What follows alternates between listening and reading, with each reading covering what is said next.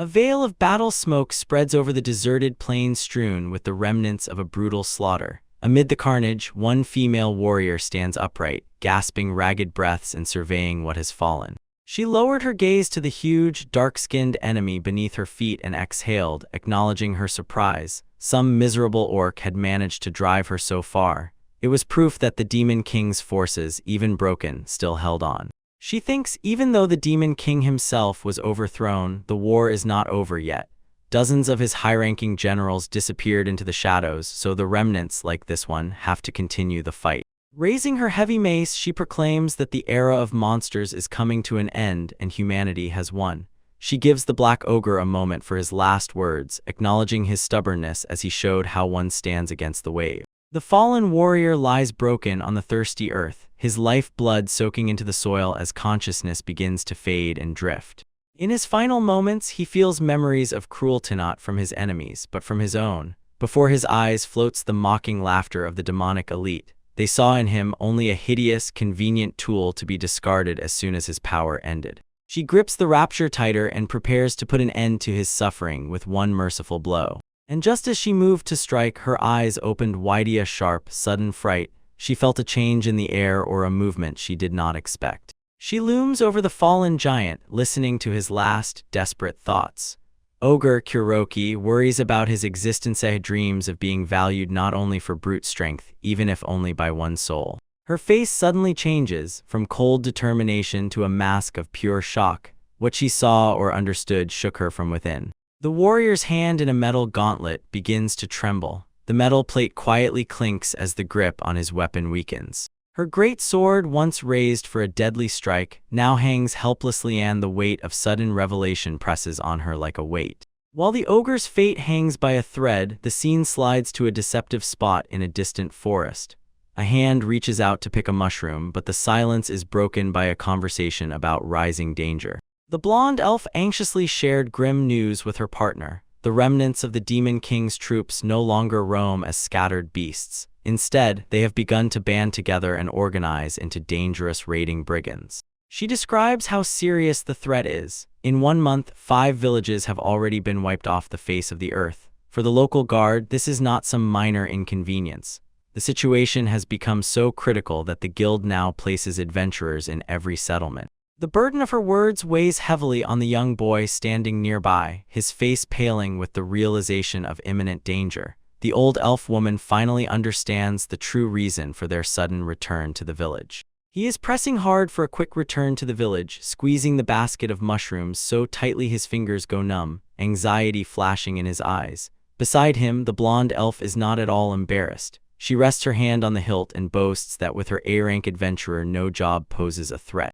To prove her point, she draws her blade and releases the wind edge, a magical storm gust that effortlessly cuts through a thick log. The sight makes the young boy freeze with his mouth agape in awe, but in response to his praise, she merely grins arrogantly and smugly. Her display of power is immediately extinguished by sharp condemnation from the senior elf. He scolds her for thoughtlessly cutting down trees in the forest. The erudite schoolgirl reminds her that she was warned about this since childhood, and the warrior looks depressed and irritated by this reprimand. Their quarrel breaks off as he freezes. Ears catch a dreadful crackling echoing through the forest. While the women are still processing what they heard, the boys instinctively shout that something is wrong, and his gaze tears toward the source of the disturbance. The forest itself seems to groan as the crack of the splitting tree only intensifies, forcing the trio to simultaneously glance at the dense thicket. Heavy silence falls between the cracks, thick with the awareness that a piece of the forest has already been shattered by the approaching force. Suddenly, a huge dark-skinned hand flies into the tree trunk with all its might, crushing the bark until it cracks. The sight of the giant limb instantly paralyzes the group. Their eyes widen as they watch the bare, furious strength of the alien. He emerges from the shadow. A gigantic figure of muscle and horns looms over the broken logs. Beneath the terrifying appearance of the ogre, the grating face of an orc is visibly. The boy's worst fears about organized monsters lurking in the wild wilderness are confirmed. She quickly recovers, moves ahead of her comrades, and orders them to stay behind while she prepares a defense. With a defiant cry, she releases Wind Edge across a powerful X-shaped airstrike that tears through the gap and rushes toward the approaching enemies. She watches as the warrior lunges forward. The blade flares with a hurricane of magical fire. The knight shouts the name of her technique blaze saber and brings down the shining edge on the huge monster. But the black ogre does not even flinch. He crosses his thick dark arms to absorb the blow. The warrior's eyes widen in disbelief. The enchanted steel does not bite into his flesh. The strike only sparks against his unnaturally hard skin. Stunned by the monster's endurance, the knight remains standing and only watches as the giant does not move. She cannot shake the thought. What kind of creature can have a body so incredibly hard that even a blazing blade becomes useless? The tension thickens as she realizes her strongest attack is completely neutralized by the mere physical endurance of this beast. Suddenly, the ogre changes pose and it becomes clear that his defensive stance was not only for his own salvation. He carefully unfolds his gigantic palms, which were holding something pressed to his chest. At what he revealed, the whole group freezes in confusion. Their hostility momentarily quiets, and they look at sheer bewilderment at the unexpected gesture of the giants. In the protective embrace of the ogre, a small human girl clings her cheeks burning with an unnatural, deep heat. She gasps convulsively for air, her eyes glassy from fever, and she quietly whimpers in pain. Understanding strikes the blonde elf girl like a physical slap. The monster they fought was not an aggressor, but a desperate guardian for the dying child. Kneeling in the final act of submission, the ogre hands them the girl. His voice deep and hoarse sounds like bottomless despair as he begs to save her life. He has already abandoned all hints of fighting, and the fate of the one he protected completely falls into the hands of the enemies they were just moments ago. The silence of the forest returns as soon as the momentary threat of violence recedes. High above the dense line of trees, distant snow-covered mountains silently testify to the strange wrapped figure between a monster and an elf. After the ogre's plea, the group heads back to the safety of the village. The peaceful settlement, nestled between rolling hills and sturdy wooden houses, sharply contrasts with the life and deadly struggle that just unfolded in the deep forest. Inside one of the modest homes, a young girl finally lies peacefully on a soft bed. A blonde elf, a scholar apprentice, and a village boy stand nearby, watching intently as she regains consciousness. In the room, the quiet clinking of medicine bottles and the soft light of the afternoon day can be heard. This begins a new, uncertain chapter for the child and her amazing safety. She lies motionless, her face flushed with a deep, unnatural heat as the fever takes hold. A damp cloth rests on her forehead, a tiny salvation against the illness destroying her fragile body. Seeing the child suffer, the young elf recognizes the symptoms of the cursed gate black fever. The ailment is stubborn and at the same time dangerous. With a heavy heart, she understands a hard struggle awaits them ahead. Shifting her gaze from the bed, she asks what happened to the giant creature that brought the girl here. The village elder assures the beast is securely locked in underground chambers beneath the village's bars, forged from magically infused iron hold it firmly. The elder continues, explaining, the cage is impenetrable to everything except the strongest magic, a power far beyond the capabilities of an ordinary orc. He approves the decision to keep the creature in chains while they assess the situation. With an unwavering gaze, he orders her and the boy to keep continuous watch so that no unforeseen complications arise in the village during their unusual guests. While he speaks, a high-ranking elven knight interrupts the conversation. Her voice is sharply tinged with anxiety, whether it is worth simply putting that creature down and that's it. The elder holds his position. He will decide the orc's fate himself once all the facts are known. While she expresses her concerns, an experienced elven warrior prepares to depart, promising to return as soon as he deals with those who still pose a threat in the surrounding forests. He gives the young elf a word of reassurance, and in his eyes is a mixture of excitement and determination. When he leaves, the village scholar begins the delicate process of preparing a healing elixir, and her thoughts race one after another.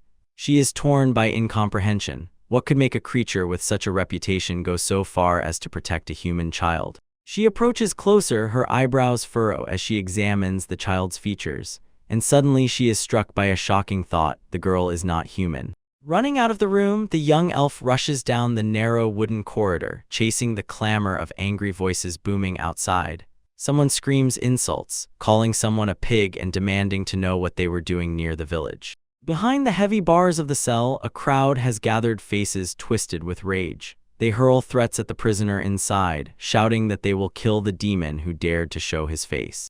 In the cage, a huge man-eater kneels on the stone floor, his head bowed low, a silent display of endurance. Several arrows are deeply embedded in his back, dark blood pooling around, but he does not move. When the young elf woman reaches the crowd, the villagers turn to her with shouts of joy and praise. They greet her for capturing the beast, hail her as a true traveler, and do not notice the conflict reflected in her eyes. Standing nearby, the armored warrior watches the prisoner with a cold, calculating gaze. She insists that leaving such a creature alive is too great a risk and suggests ending its life immediately. Despite the pain and threats, the giant man-eater finally responds, his voice slow, hoarse, like thunder inside. He ignores talks of execution and only asks whether the sick child will recover. His words only add fuel to the fire. The guard responds with a new round of violence. One of them delivers a heavy kick to his side with full force. Their curses roar with anger, their weapons can barely pierce his dense shoulder and thick muscle mass, and the young elf just stands and watches everything, stunned and silent. She rushed forward and her voice broke as she ordered the crowd to stop, citing orders from the high authority. No one is to touch the prisoner until an official decision is made. The elves behind bars silently watched, a mixture of confusion and rage fueled. In response to her plea, the elf scholar sharply jerks. The elf lashes with a glance and, twisting his face in a thirst for revenge, demands a weapon so she herself can put an end to the beast's life.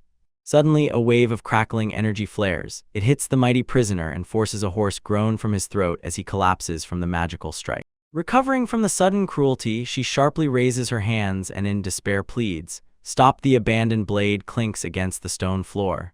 The tension in the air is so thick it suffocates, and the villager's bloodthirstiness clashes headlong with her convulsive orders. Tears of the elf researcher rise to a scream. She demands an answer why anyone would protect such a monster when her own husband and son were exterminated during the war by his kind. Her words are a living wound, exposing a deep trauma that fuels hatred in the village. Touched by the accusation, she clenches her gloved fist, lowers her gaze, and struggles with the impossible choice between duty and the pain eating away at her people. She admits, she too wants to charge the attack, but something stops her hand. Against the backdrop of screams, the broken giant stirs. His voice is only a hoarse rustle, yet he ignores his own pain to whisper a plea for the child's safety. Nanoe watches him. Her face softens, changing to a deep, utterly unfathomable amazement at this wondrous selflessness of the creature. He looks at her intently, tiredly, with a single glance, begging, "Watch over the girl, even if it will be his last breath." He cares for nothing else but this. She freezes in place, unable to reconcile in her mind the image of the bloodthirsty demon with the figure of the father who desperately pleads. The crowd begins to stir as the heavy atmosphere of the dungeon settles and the weight of the ogre's plea hangs over everyone like a shroud. Despite stubborn resentment, the nearest slaughter quiets and instead remains a tense, wary silence. Alicia's eyes widen sharply as a sudden fierce tremor shakes the village. Outside, the air is cut by the sharp crack of explosions and the desperate cries of her people. She turns to Krez, her voice firm even in this chaos, ordering him to stay hidden while she rushes to the place where the noise breaks out. Having reached the open air, she encounters a nightmare. A huge horde of armed orcs has broken through the perimeter. The men in the village are frozen with fear. Their voices tremble because they have no idea if it was not a captured ogre who called this wild army. Having no other choice, the young elf raises her weapon and plunges headlong into the thick of it. She knows she must hold the line. Her face is fixed in a mask of stern determination as the first wave of monsters advances on her. With a sharp cry, she calls the power of the storm and releases the Tempest Blade. A blinding burst of magical energy tears through the orc ranks, scattering them like leaves in a storm. Yet even as her strike lands, from the darkness behind her extends a cold, bony hand and whispers a silent curse.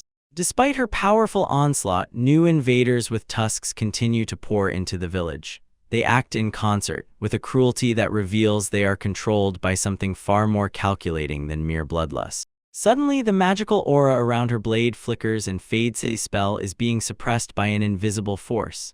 She gasps convulsively, disbelieving, while the orcs press closer. Hoarse laughter echoes in the corridors of her growing terror as a bony finger counts potential victims.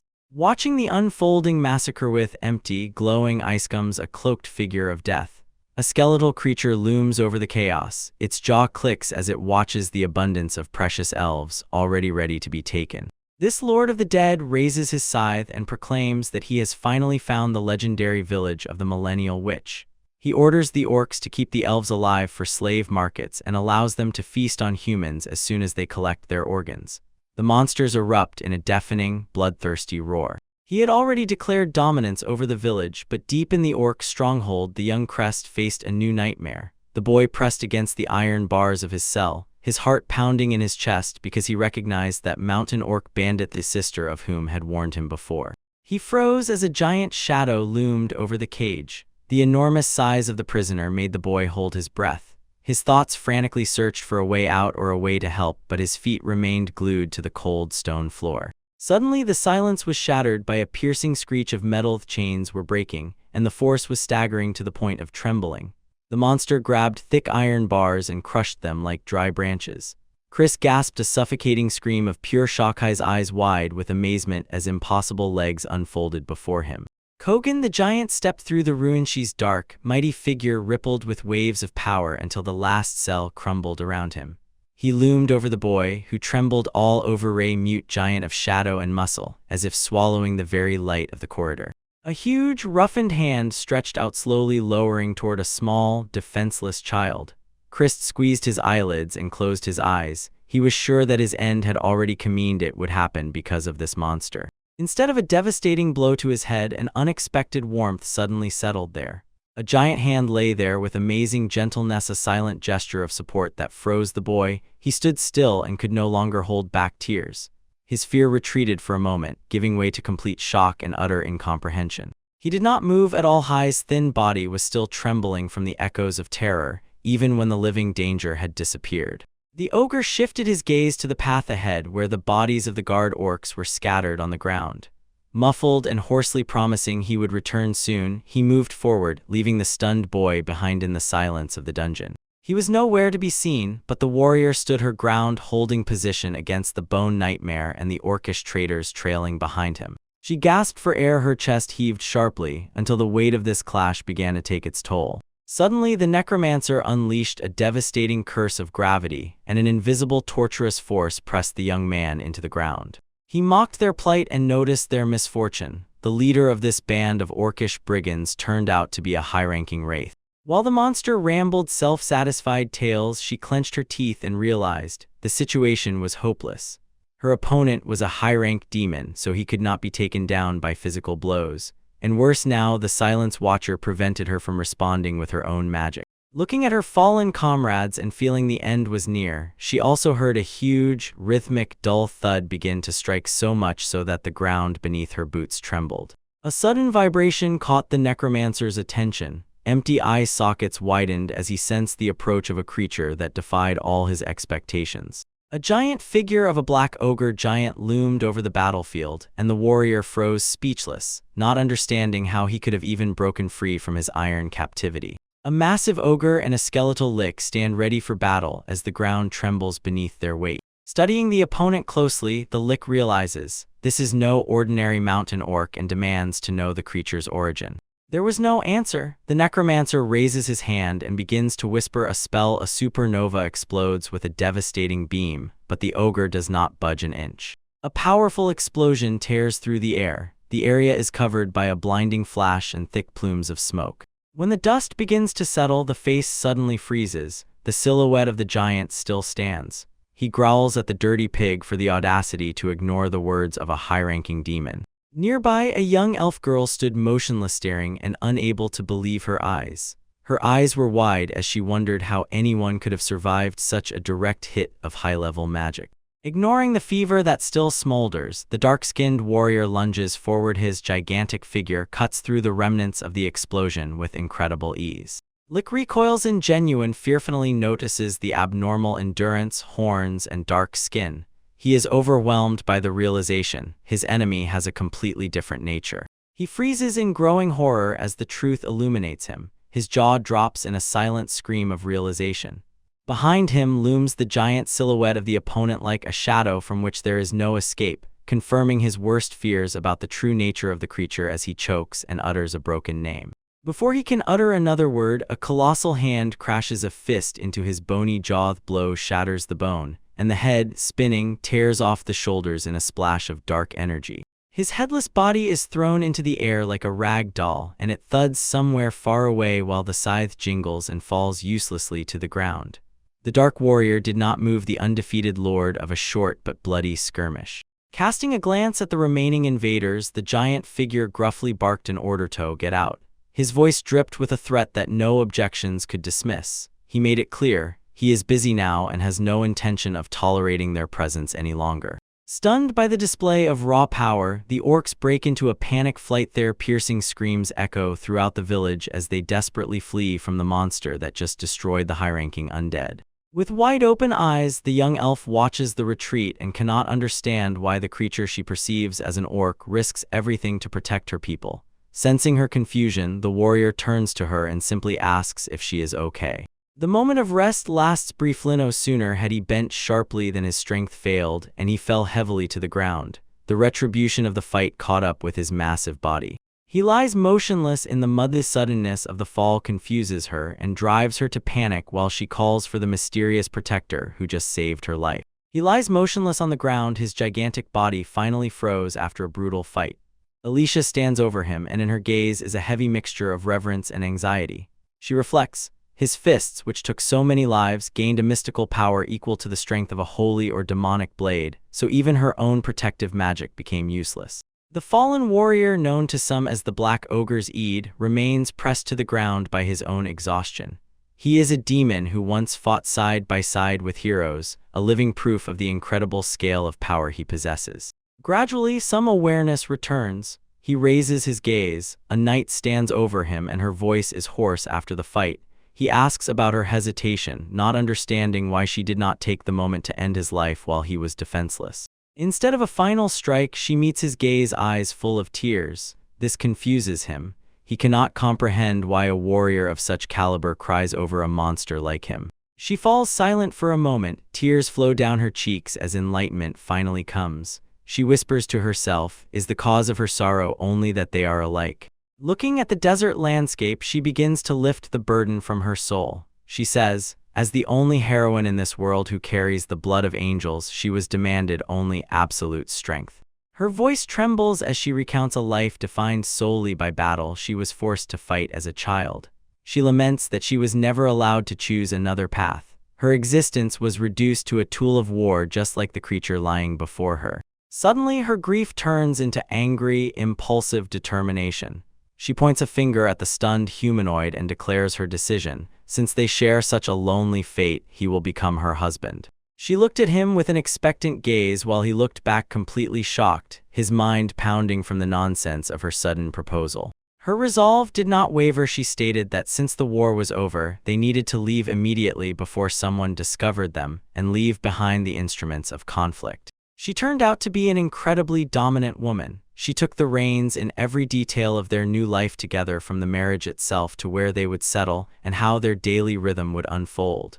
She simply decided everything and pulled him along with her desires. She led the way, establishing a home and daily order with food gathering and trips to hot springs, while he realized. He chose to stay by her side, though he had no obligation, and found strange comfort in the life she built for them. He stayed because of the memory of her tears, a rare moment of vulnerability that pierced her iron exterior and tied him to her. She revealed to him the depth of her loneliness, and in response, he silently vowed never to let her cry like that again. He understood. Now he had only one desire: to see her smile, a simple wish that displaced violence from his former life. His longing for a peaceful life began to bloom like a lonely flower in a quiet field, putting down roots in the sanctuary they found together. He felt deep pride in being the cause of her joy. When they settled into their new life, Daria's laughter no longer ceased, whether she was tending to the laundry or simply spending quiet moments beside him. Late in the evening, the two sat side by side in the tall grass, their silhouettes outlined against the endless starry sky. A single streak of light cut through the darkness like a silent messenger crossing the celestial vault. She watched a star fall and shared a story from her past, wondering if he knew. Wishes made upon them supposedly come true. Before her eyes appeared her elven mentor. Once she had squeezed from the starlight, she managed to capture and created a legendary panacea. She turned to him with a gentle gaze and asked if he had something he wished for. The question hung in the cool night air and threw him off balance. He looked at her, the flickering starlight reflected in his eyes as he searched for an answer. Before he could speak, she leaned closer and the playfulness vanished from her gaze. Only sincerity and vulnerability remained. In a quiet, tense tone, she confessed her deepest wish: she wanted to have a child with him. The truth struck him as if he had been hit, his breath caught from the weight of her words. In the ensuing silence, his large, dark hand reached forward and gently covered her palm among the blades of grass. It was a silent vow, the physical embodiment of the bond they forged in the silence of their exile. He felt profound steadfastness. This bond was exactly what he had sought all his long, lonely life. For the first time, he allowed himself to believe without a shadow of doubt that this happiness was real. But what they had built was fragile, and the end came suddenly, cruelly. Daria collapsed, her body convulsing with a violent cough. Crimson blood splattered on her clothes, and the light of their shared dream began to fade. She lay weak in the bed they shared, her strength fading under the weight of their choice. Zed stood nearby, his towering figure cast a shadow upon which the realization fell. The union of a demon and someone of angelic blood was perhaps too great a trial for the body. Despite the cost it took, she lifted her gaze to him and met it with a faint, reassuring smile, insisting, "Everything will be all right." Her voice was a fragile thread of resolve as she vowed to protect the life growing within her, no matter the outcome. The decision blazed brightly in her eyes. Maternal instinct outweighed physical pain. She reminded him that her role now was to be a protector, a duty she embraced with all the remnants of her spirit. With each day her strength waned, and she spent hours gently touching her swollen belly. As if consciously pouring her own life force into the child, a quiet sacrifice made in the silence of their home. She watched as finally the silence was broken by the loud, healthy cry of a newborn girl. While the giant ogre held the small, wildly crying infant in his large hands, the woman who had given everything lay still. Her grand task was finally complete. In her last breaths, she whispered a name, Nan-Oe, and begged Zahid to show their daughter the world beyond the trees. The light faded in her eyes, and her life force burned out in the final act of creation. She spoke of a future where the child would no longer be trapped by the shadows of the forest, but instead would see the expanses and beauty of the entire kingdom. And since the baby carried the blood of both their lineages, she believed the girl could become anything from a legendary hero to a ruler of demons. She reached out one last time and asked him to hold her, seeking support in his strength. He took her palm. His face froze into a mask of grim determination as he promised to fulfill her last wish and guide their daughter through a world she would never see. He presses the infant to his mighty chest, the weight of a promise given to a dying woman upon his face. In his memory, she cries, her voice a barely audible whisper as she apologizes for leaving him alone against the world and with her child. Standing before a simple wooden cross adorned with flowers, he listens to the echo of her words still lingering in his mind. He is free to find love again and need not feel bound by duty to her memory. In a blooming, bright field, the giant ogre holds the crying infant, and the memory of his wife's voice playfully calls him the most handsome man in the world. He is certain his kindness will draw others to him. Giant's frame harden in his gaze, grief and determination are mixed, and he looks into the distance, feeling the weight of a new reality settling on him. Years later, he watches a young girl as she stirs in bed. Her delicate figure strikingly contrasts with his gigantic form. Next to him, an elven girl explains that she has already infused the child with a powerful highborn elven panacea to ensure her recovery, but she cannot hide her shock that the legendary hero had a child from a demonic lineage. His eyes sharply widen in an instant flash of understanding or anxiety, in other words. He stands before the elf, his gigantic figure casting a shadow as she explains her actions. She admits to spying on his memories using a magical mirror, justifying her suspicion by reminding him of his demonic nature and the need to be cautious. She continues her assessment, recounting the exhausting journey he undertook, crossing the continent without rest to find medicine, enduring the violence of frightened peasants, and even fending off the dark magic of a lick, having only 2 hours of sleep. She looks at him intently. On her face are both distrust and a grudging acknowledgement of his exhaustingly senseless endurance. As a sign of gratitude for her treatment of the child, he speaks sincerely and thanks her from the bottom of his heart, but she brushes it off and demands, what exactly drives him to go so far for another? She presses him further, acknowledging his devotion to the fallen hero, but probes how he can look at the child, the very cause of her death, without a single drop of envy or hatred. His gaze remains unchanged, and the weight of her words hangs in the air as he prepares to respond. He simply brushes off the complexity of her question, saying that as a mere orc he lacks the intellect to ponder such heavy burdens or tangled emotions, and instead focuses on the simple reality before him. His thoughts repeatedly return to a single moment of patience from someone who usually fights with the strength of a warrior. The memory of how she waited for him, as if bearing his entire existence and justifying every trial. He stood upright, his gigantic figure testified to strength as he looked back on the past. Without hesitation, he accepted the path laid out for him.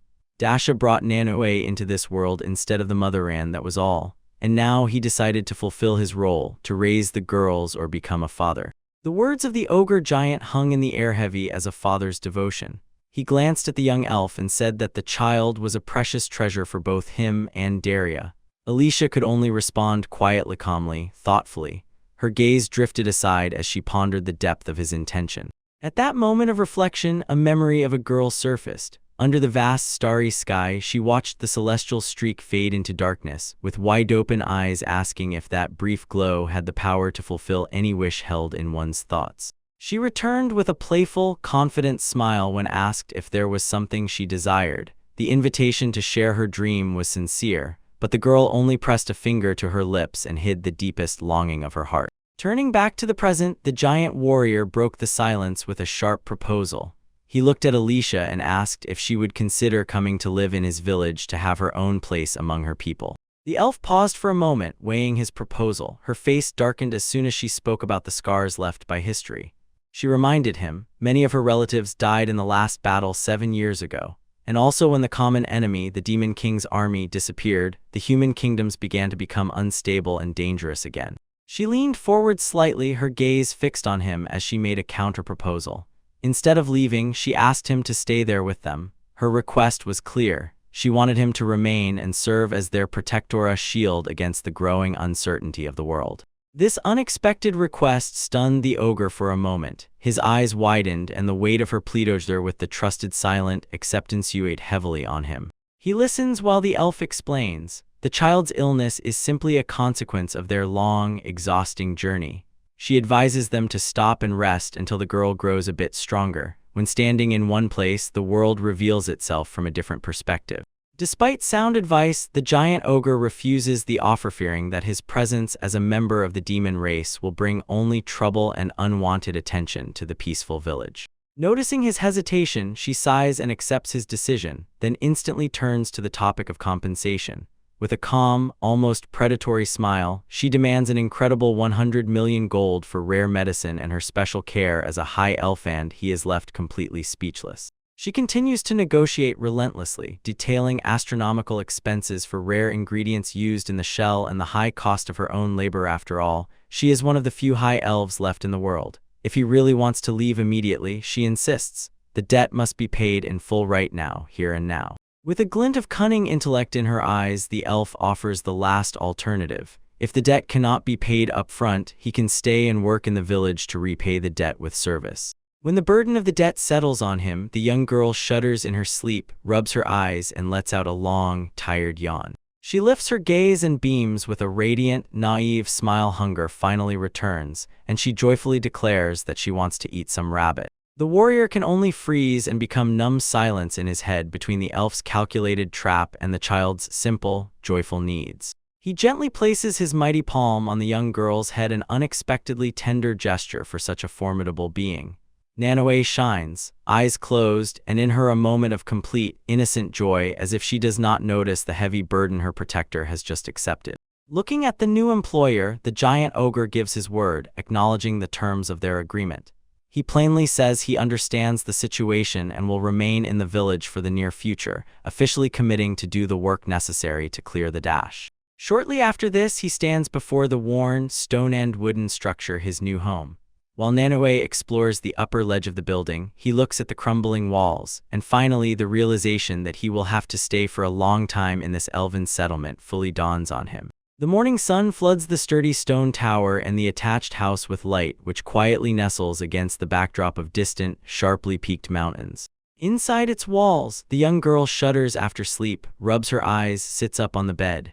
Nearby, on the floor, the giant ogre still sleeps, his heavy, even breathing echoes in the quiet of the room. She looks around the room with wide, restless eyes, and slowly, as if from within, the realization comes. She is finally outside, far from the dark, narrow places she once knew. Just as a butterfly darted through a crack in the wooden wall, she remembered the recent journey and that they really had moved to this new refuge. The delicate insect lands right on the giant's nose, and he snores and twitches in his sleep, which quietly amuses her as she watches the contours play across his massive face. Suddenly, a cruel explosion tears the silence boards and stones fly in all directions. Further away, several pairs of boots crackled on the forest floor step by step, confidently, through thick leaves and dappled sunlight. It turns out that it is a knight, a young elf, and a schoolboy. They are making their way through the forest, continuing their journey to an unknown destination. She listens as the scholar explains the elder's decision to settle an orc and a child in the old windmill cabin. She was entrusted to guide them through the forest and teach them the village laws, yet doubt still flares in her soul. Is it wise to invite such beings into their circle? As they walk, her companion comments on the unexpectedness of the situation. He finds it hard to believe that the hero who once saved humanity could fall in love with an orc. The scholar continues, and her voice softens as she reflects. This job stood as a shield for all of them. From this, she forms the thought that he might not be the monster they fear. Still, Alicia quickly intervenes. She warns her sister that such hope is dangerous and says that many people in the village are still deeply shocked by the elder's choice. Her words are cut off by a sudden, cruel explosion echoing dully among the trees. Seized by the thunderous roar, she and her companions realize everything is coming from the windmill. The young elf girl immediately turns cold with fear. What if the orc has finally lost control and started a massacre? They rush madly toward the source of the sound, but come upon the only structure. It has turned into a chaotic pile of broken wood and stone. Reaching the ruins, the young elf girl screamed in complete disbelief, seeing the leveled house, her eyes wide open in shock. In the ruins, they find a huge ogre who looks confused, and next to him a young girl bursts out laughing. She joyfully explains, it was not ill will, but the result of a giant sneeze that was much stronger than the fragile cabin could withstand. He stands straight like a protective wall of strong muscles, and the young girl holds onto his leg. Opposite, two elves watch, their anxiety visible. They do not know how to act after the chaotic destruction of the home. Emerging from the safe shelter behind his huge figure, the child does not utter a single word, only her eyes are wide open, full of both curiosity and still unrelieved fear of strangers. Hearing her hesitation, the giant gently places his hand on her head. In a low, soothing voice, he explains that these are exactly the people who helped her recover after the illness. He asks if she is able to greet properly.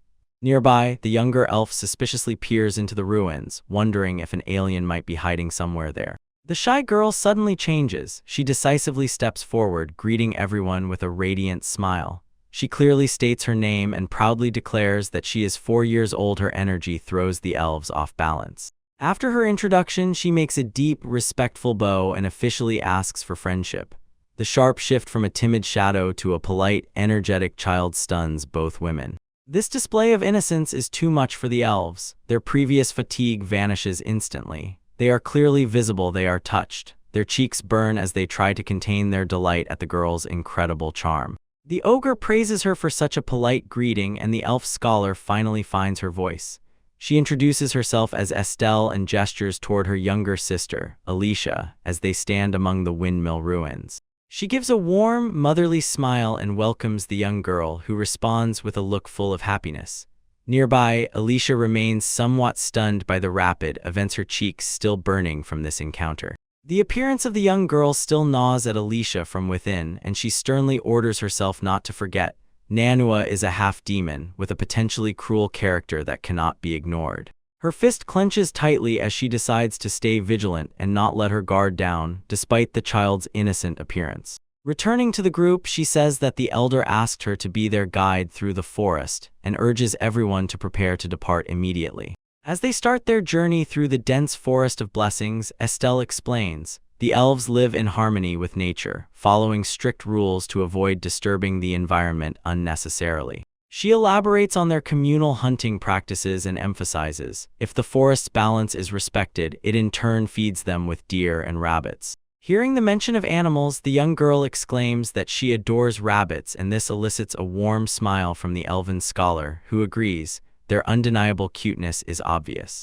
She explains that hunting animals is strictly regulated, but the group can gather as many mushrooms as they need, although the child's remark about "look how I stand, so see me" momentarily throws them off track. She leads them through a dense patch of mycelium. Alicia picks up samples clearly different and tests the novices, let them determine which can be eaten and which are deadly. She freezes in stunned silence as a giant ogre snatches both mushrooms from her hands and, without a second thought, throws them into his mouth. In response to his reckless act, she chokes with horror and whimpers pitifully while he chews the mushrooms with a dull crunch, showing that both specimens she offered him are actually deadly. While she contemplates the legendary resilience of his kind to toxins, the elf woman first breaks the silence and rushes forward. Her face pales with anxiety as she checks the giant warrior.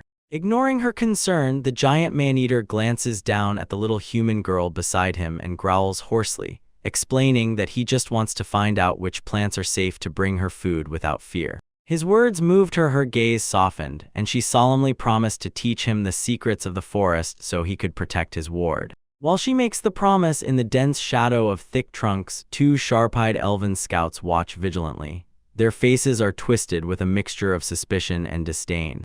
As they watch from the trees nearby, the young girl begins her own exploration. Her face contorts in a grimace of pure shock as she bites into a cluster of sharp mountain peppers. As she reacts to the burning heat, the senior sage makes his way to a sunlit glade and proudly gestures toward a lush grove of fruit-bearing trees. The giant creature stood in the very center of the lively glade, a true flower field that seemed alien here among the dense forests. Crowned with an elegant wreath and wrapped in a dense garland of white flowers, he remained completely motionless, entirely absorbed by a single moth fluttering in the air. It was a moment of deep, quiet stupor, a sharp contrast to his bulky, monstrous figure. Estella says that the riverbank is the best place to stop for a midday rest because the water is teeming with grayling and trout. She adds that she brought her own spices to cook the catch. When the group considers this idea, a huge ogre man-eater steps forward and suddenly seizes the elven women. Little Nunoa shines with delight, and Zaid announces that he will host the banquet himself and begins waiting, standing in the stream. He sharply enters the shallow water. His stocky figure casts a long shadow on the water. Suddenly, he makes an explosive movement, raises a huge hand, and with a crash slams it onto the riverbed. The strike thunders so that it, driving into the current with bare, unrestrained force, throws a wild squall of spray into the air. In an instant, the water surface is covered with fish. They float belly up after being stunned by the incredible pressure of the impact. Elven women froze in silence, stunned by the efficiency of the hunt. While Estelle marvels at the size of the prey, Alicia begins to doubt whether the ogre has any culinary skills at all. After he prepared the ingredients with his own hands for some time, the warrior looks around and announces that the dish is finally ready. A strange dish appeared, a stargazing hamburger made from trout which he ground into mince solely by the strength of his own grip. He arranged the fish heads so they peeked out of the meat upwards, intending to create a festive mood for the whole company. The creation of a giant ogre causes a complete physical recoil in two elves. Their faces twitch with horror and incredulity as they look at this unconventional. Unfazed by their shock, the young girl cheerfully offers a portion to the blonde elf and encourages her to taste the dish, the one they prepared together. She shines with innocent pride while the elf warrior, without looking away, gazes down at the bowl. Cold sweat rolls down his cheek. Her companion behind looks as if she is about to faint just from the sight of it. Despite her doubts, the warrior woman takes a cautious bite. Her cheeks puff out as she forces herself to chew and cope with the course that has a delicate texture.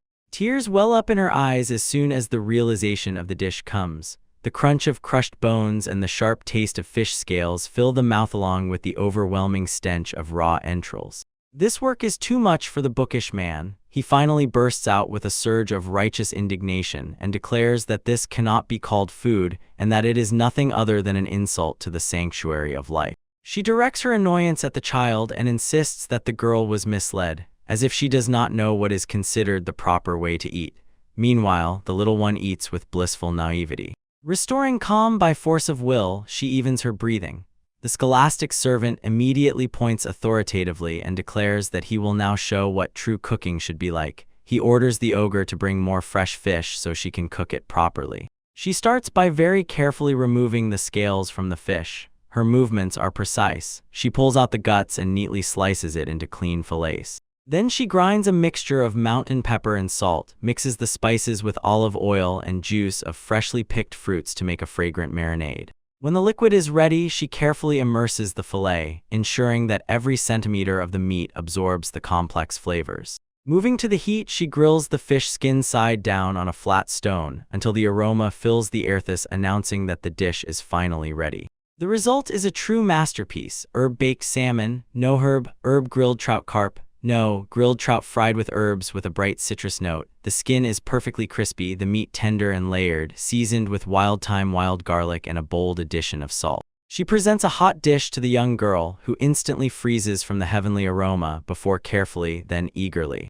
As soon as the flavors touched her tongue, the child seemed to be transported through time and space. Her eyes opened wide, and a whole universe of taste exploded in her head. At that moment of culinary enlightenment, she froze with an empty gaze and finally forced herself to admit the food her brother had served so far was truly terrible. She continues to eat with gusto, despite the shock visible on the ogre's face as he realizes the scale of his culinary defeat.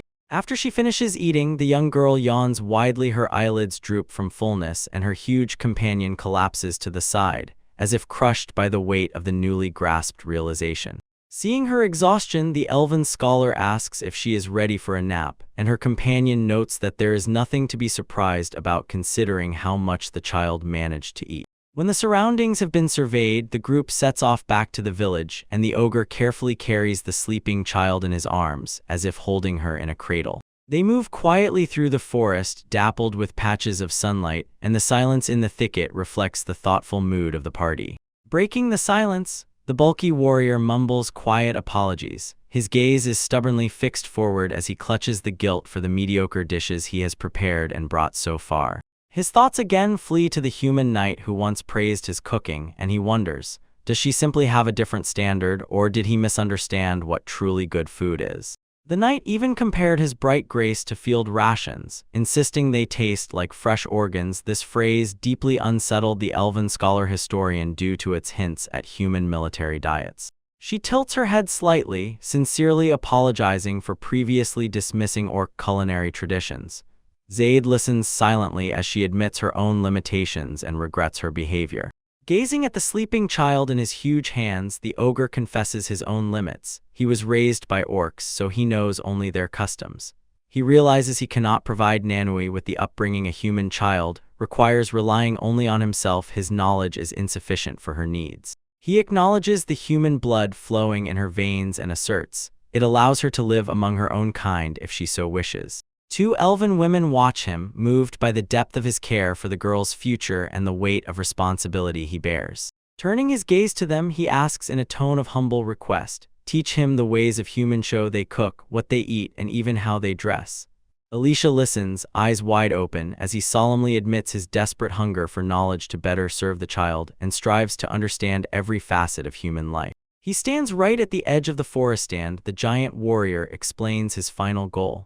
He wants Nanoya to have the freedom to choose her own path, to be ready to live as a human if that is what she later desires, and he will not allow his own past to limit her future possibilities. She responds with a warm, supportive smile and immediately agrees to help, reminding that they are all companions living in the same village, so such cooperation among those who share a home is quite natural. Her gaze softens, a new determination and a sense of connection with the unusual family before her appear in it, for she deeply cares about their satisfaction. She remembered the image of the elven warrior who once promised to fight for their future before setting off to a battle from which he never returned. The memory remained bitter for his daughter. She felt a burning resentment for being abandoned. Standing nearby, the scientist noticed how trouble was growing in the young girl and felt that a storm of emotions was already rising inside her. The girl's gaze abruptly jumped to the dark-skinned giant cannibal, and her face was distorted by pure, unadulterated torment. In a fit of rage, she accused him of her father's death. Her words struck like a real blow while the baby he held looked at her wide-eyed and frightened. Hearing the scream and feeling the tense sorrow in the air, the young human girl could not hold back. Her loud sobs filled the surrounding space. Then she turned her gaze to the ogre, and her voice trembled with pity as she apologized for the outburst, noting that the girl had always been extremely close to her father. She watches as the huge ogre remains motionless while the young human girl in his care sobs. She finally realizes how much he values the child, a bond that transcends the hostile history of their species. A little apart from the others, a young elf girl sits curled up by a tree in the silence of the forest. She is drowning in self-contempt, whispering scoldings to herself, how ashamed she is for losing her temper like that, and all in front of such a small child. Her quiet suffering is interrupted by a familiar voice that admits that the pain she feels is understandable. Embarrassed, she looks up and sees the one who found her in this loneliness. Her relatives gathered nearby and shock a whole crowd, including the village elder. She is choking on words and does not understand why they all came here. One of the women steps forward. Her voice trembles with both rage and sorrow as she admits she sneaked through the forest after the ogre, intending to take his life. She says the demonic race kidnapped her husband and son, and no elder's order can make her forgive them. Next to her, a man closes his Aishi's face, heavy with his own grief, which he never dared to speak. He admits, although he intended to, he still could not strike. He explains to the gathered crowd and the stunned girl that after witnessing the gentle care of the ogre over a human child, he finally understood the depth of this creature's heart. The realization that an orc is capable of feeling such boundless love overturned his own foundation. She can only stare back frozen, tears streaming down her face as the weight of his words settles inside. The hatred she wore like a shield begins to crumble under the burden of a truth that can no longer be denied. She stood silently while her father confessed the burden that oppressed the village. He admitted, realizing that their supposed enemy was no different from themselves, they lost the relief of simple hatred and now felt confused, not knowing what to do next. Wiping tears from her eyes, she raised her gaze to the gathered elvisand, and it burned a new determination. Solemnly, she asked if they agreed to hear the proposal she had kept in mind, a way forward for all of them. The sun continued to slowly crawl across the sky, casting long shadows on the mountain peaks that guarded the ancient forest. Beside them, a giant ogre and a young girl were making their way through the forest when she suddenly stopped, her eyes wide open at the incredible sight lying ahead. In front of them stood an old stone tower, no longer a ruin but a fully restored house. She cried out with joy, and her voice echoed through the clearing as she realized their home was whole again. The pack of elves stood waiting by the entrance, led by the warrior who had spoken earlier. He explained, outside they managed to fix everything, but inside it remains bare and unfinished, and there was not a trace of anger in his tone. Caught off guard so many strangers at once, a little girl stepped back behind the massive figure of a giant, peeking through him with a spark of curiosity and a fear not yet extinguished. With a gentle expression on her face, she stepped forward, sat down to meet the girl's gaze, sincerely apologized for her outburst yesterday, and confessed. She knew everything in advance. The child was not to blame for anything. It was just her own pain that clouded her mind. She stands silently while her father speaks for the whole group. His voice is heavy with regret as he admits their past treatment of the aliens was unacceptable. Against the backdrop of a giant warrior and a little girl, the elves explained, this new home is both an apology and a sign of gratitude for her protecting their home, a sincere invitation from the village. He lowers his gaze and a low rumble of voice bursts out as he asks if they are capable of truly forgiving someone like him in their heart, and the young elf closely watches his reaction. She admits directly, without any embellishments, that she does not yet have a clear answer. The weight of his question slowly softens on her face. Continuing the thought, she explains, she simply refuses to be the adult who humiliates the father or mother right in front of their child and chooses the path of maturity, not lingering on pranks and spying. A young girl lifts her gaze, her big eyes blaze with wonder and quiet understanding of the kindness shown to her protector. Nearby, the village elder, together with a group of craftsmen, assure the giant his new home will be ready in 3 days. They boast that it will withstand even his strongest sneeze and invite the pair to live in the elder's house while everything is being done. While the giant and the girl stand nearby, she calls out to them once more. Her gaze lingers on this incredible pair, and the tension of the past days finally begins to ease. She watches as a young human girl shines with pure, unblemished joy. Nenoha shouts her gratitude to her at full volume, thanks the villagers for repairing her house, and then bows so low that she almost touches the ground with her forehead. This sincere expression of gratitude momentarily stuns the gathered elves, who stand in a silent line, their faces a mixture of wonder and quiet reflection as they observe the child's heartfelt gesture. Seeing how they finally build a bridge between their peoples, the young elf cannot hold back. Tears gather in her eyes. A radiant, sincere smile blooms on her face, reflecting the deep relief and happiness she feels in this moment of reconciliation. While work on the new stone housing continues in the distance, the same warm feeling returns in response. The peasants acknowledge gratitude. Their own thankfulness for this new beginning resonates in the air as they work together to build a future for their new neighbors. A giant creature sits right outside the stone tower, its sturdy body bent over the log, and it methodically splits the firewood for the village, chopping them one by one. He effortlessly breaks a thick branch in half. With a flick of his wrist, he sends the split fragments onto the growing pile. From a close distance, the elvish men look stunned. His efficiency is impressive, as the pace easily matches the work of 10 ordinary workers. They approach him with a request. Since the equipment was lost during the recent conflict, they need his help transporting heavy building materials as soon as he finishes with the wood. He responds with a silent, solemn nod. Soon he drags a colossal weight of timber onto his broad shoulder, moving to the massive logs as if they were mere twigs. As he resolutely heads to the construction site, the elves notice that his arrival has accelerated the village's restoration, and this gives hope. Their homes will soon be rebuilt. From the shadow near the forest, a young elf girl watches him attentively. Her eyes fill with a quiet, still budding respect for the mighty stranger. She whispers his name softly, barely audible as he passes by, and although he does not stop working, he vows to return quickly, so she has to stay a little longer in the silence of the forest.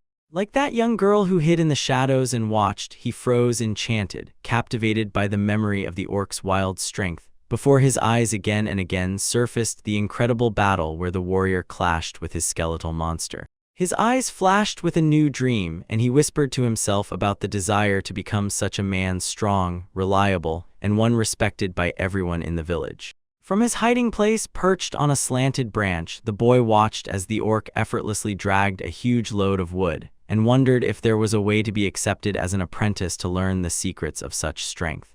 Suddenly, the giant warrior felt a presence and sharply jerked his head, fixing a predatory gaze. The young elf shuddered, retreating at that moment out of fear. York looked at the thicket with a confused expression, unaware that just a few steps from his gaze, the boy's heart was pounding in his chest in a mixture of fear and excitement. Climbing out from behind the rough bark, he realized his courage had failed him. The distance between them was too great, so words alone would not suffice. While the boy remained hidden, a group of scouts from the village approached the orc.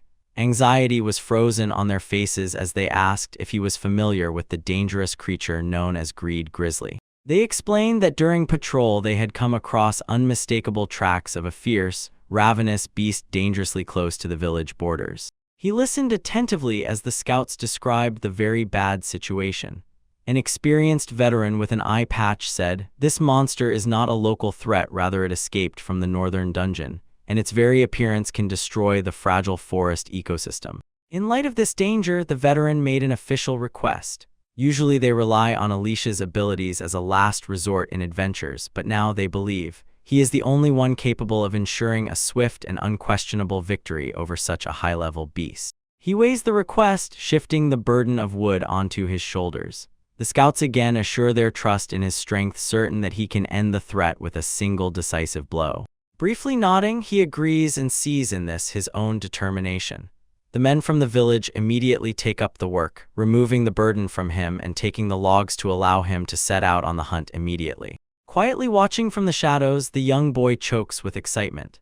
The news turns him inside out. He cannot hold back and leaps for joy, eager to see the legendary strength of the orc warrior finally tested. His face shines with a mixture of delight and anticipation. The chance to see a real monster hunt with his own eyes is a dream come true, and a wave of courage rises in his chest. He pauses for a moment and weighs the risk, understanding that his sisters will scold him for going alone, yet he realizes, if he retreats now out of fear, he will never become the strong man he aspires to be. He is steeling his own nerves. He begins to follow the warrior's trail deep into the forest thicket. He is determined not to retreat a step from every movement, striving to find the true path to power by watching how the orc acts. They are being watched from the darkness near the village. Nano peeks out from behind the wooden wall and says that her brother has been holding onto a massive orc for some time.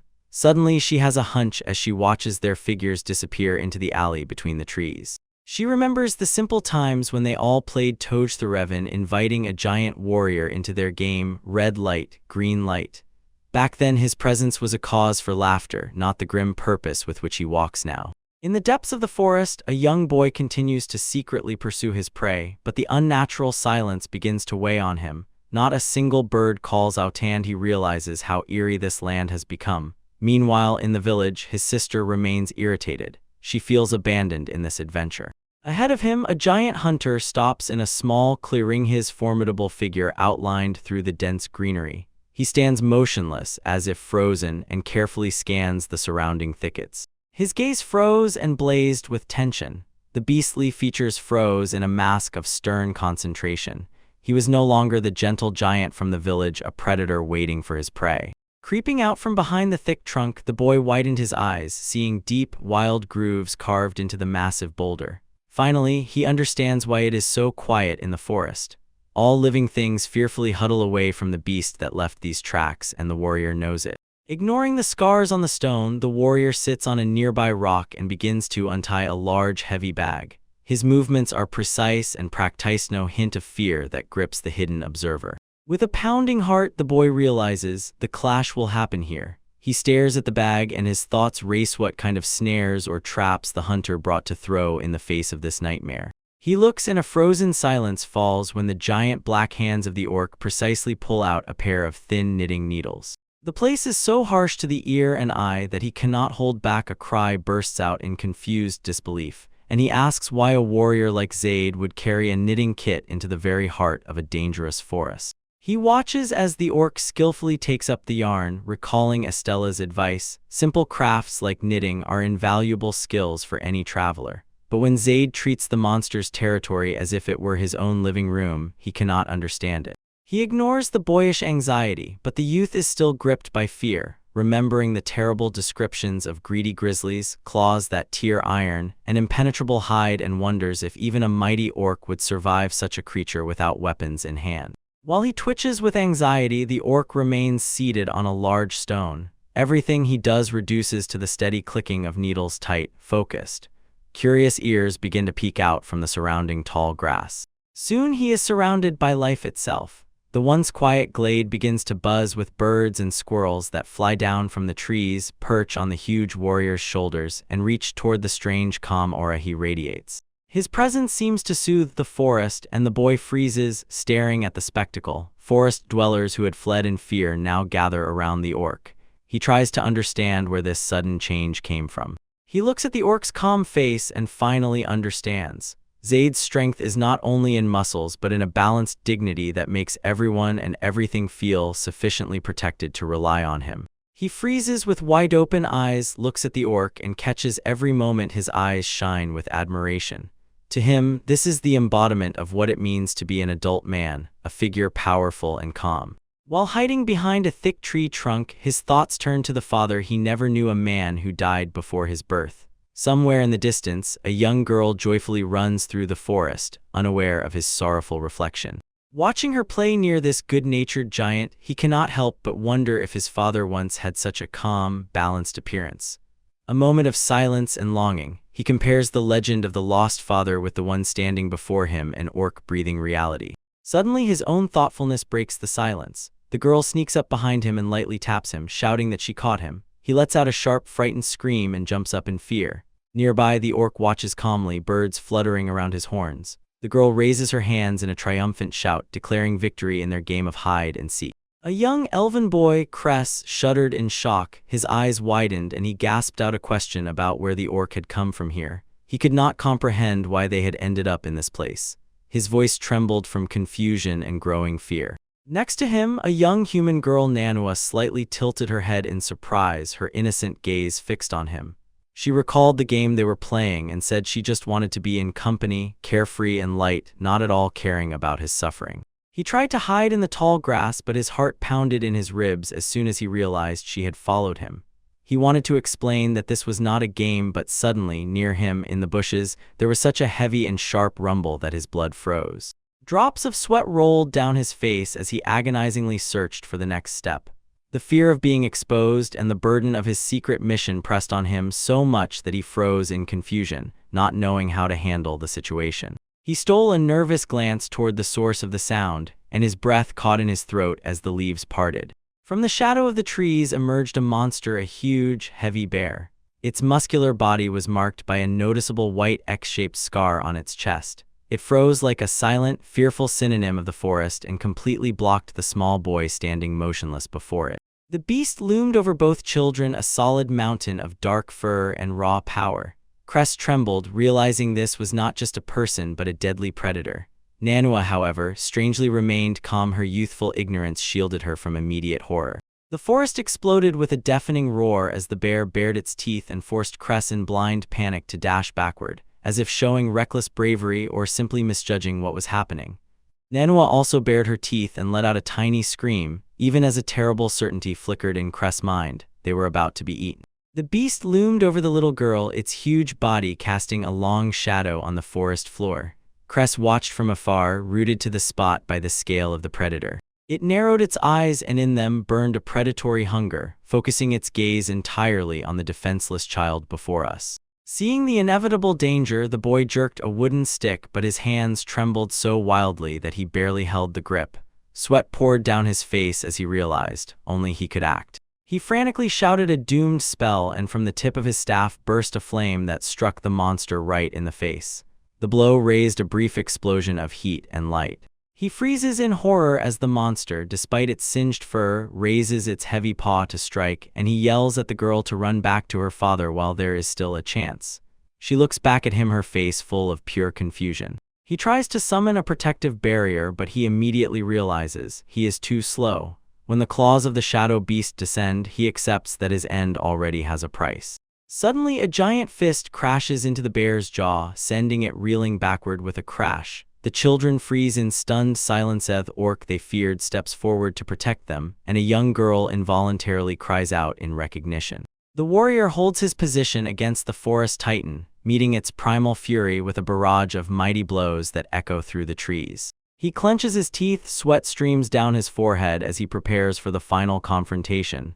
His gaze is fixed on the predator. Facing a huge beast, the orc and the bear both exhale heavily, gasping for air. In the cold haze, their fatigue is visible as they size each other up before the final strike. With a sharp, explosive movement, he drives his massive fist into the bear's skull. The blow echoes dully across the clearing, and the creature collapses. He straightens up and looks around, checking that the children are unharmed. On the ground, a young boy trembles, his legs buckling from wild fear and relief after a narrow escape. He barely finds words to express gratitude. Gradually, the fury of the forest changes to the quiet, gentle murmur of the river near the peaceful camp, where laundry hangs to dry in the light breeze. Standing waist-deep in cold water, the boy looks down with sorrow. The orc asks why he followed him into such deadly danger. The warrior demands to know why the boy risks his life in such a reckless manner. He raises his eyes and his voice is quiet but firm. He says he simply wanted to become strong like the warrior who saved them. He admits that he admires the orc's strength and wants to emulate it. He explains, after his father's death, he remained the only man in the house, so he must protect his sisters. Guided by this duty, he asks the orc to take him as an apprentice so he can gain the strength needed to fulfill his role. He freezes in tense anticipation as the mighty orc repeats the word apprentice again, and genuine surprise is visible in him. The request clearly confuses the warrior. The heavy warrior watches as the boys break down into sobs. Their resolve vanishes like gunpowder.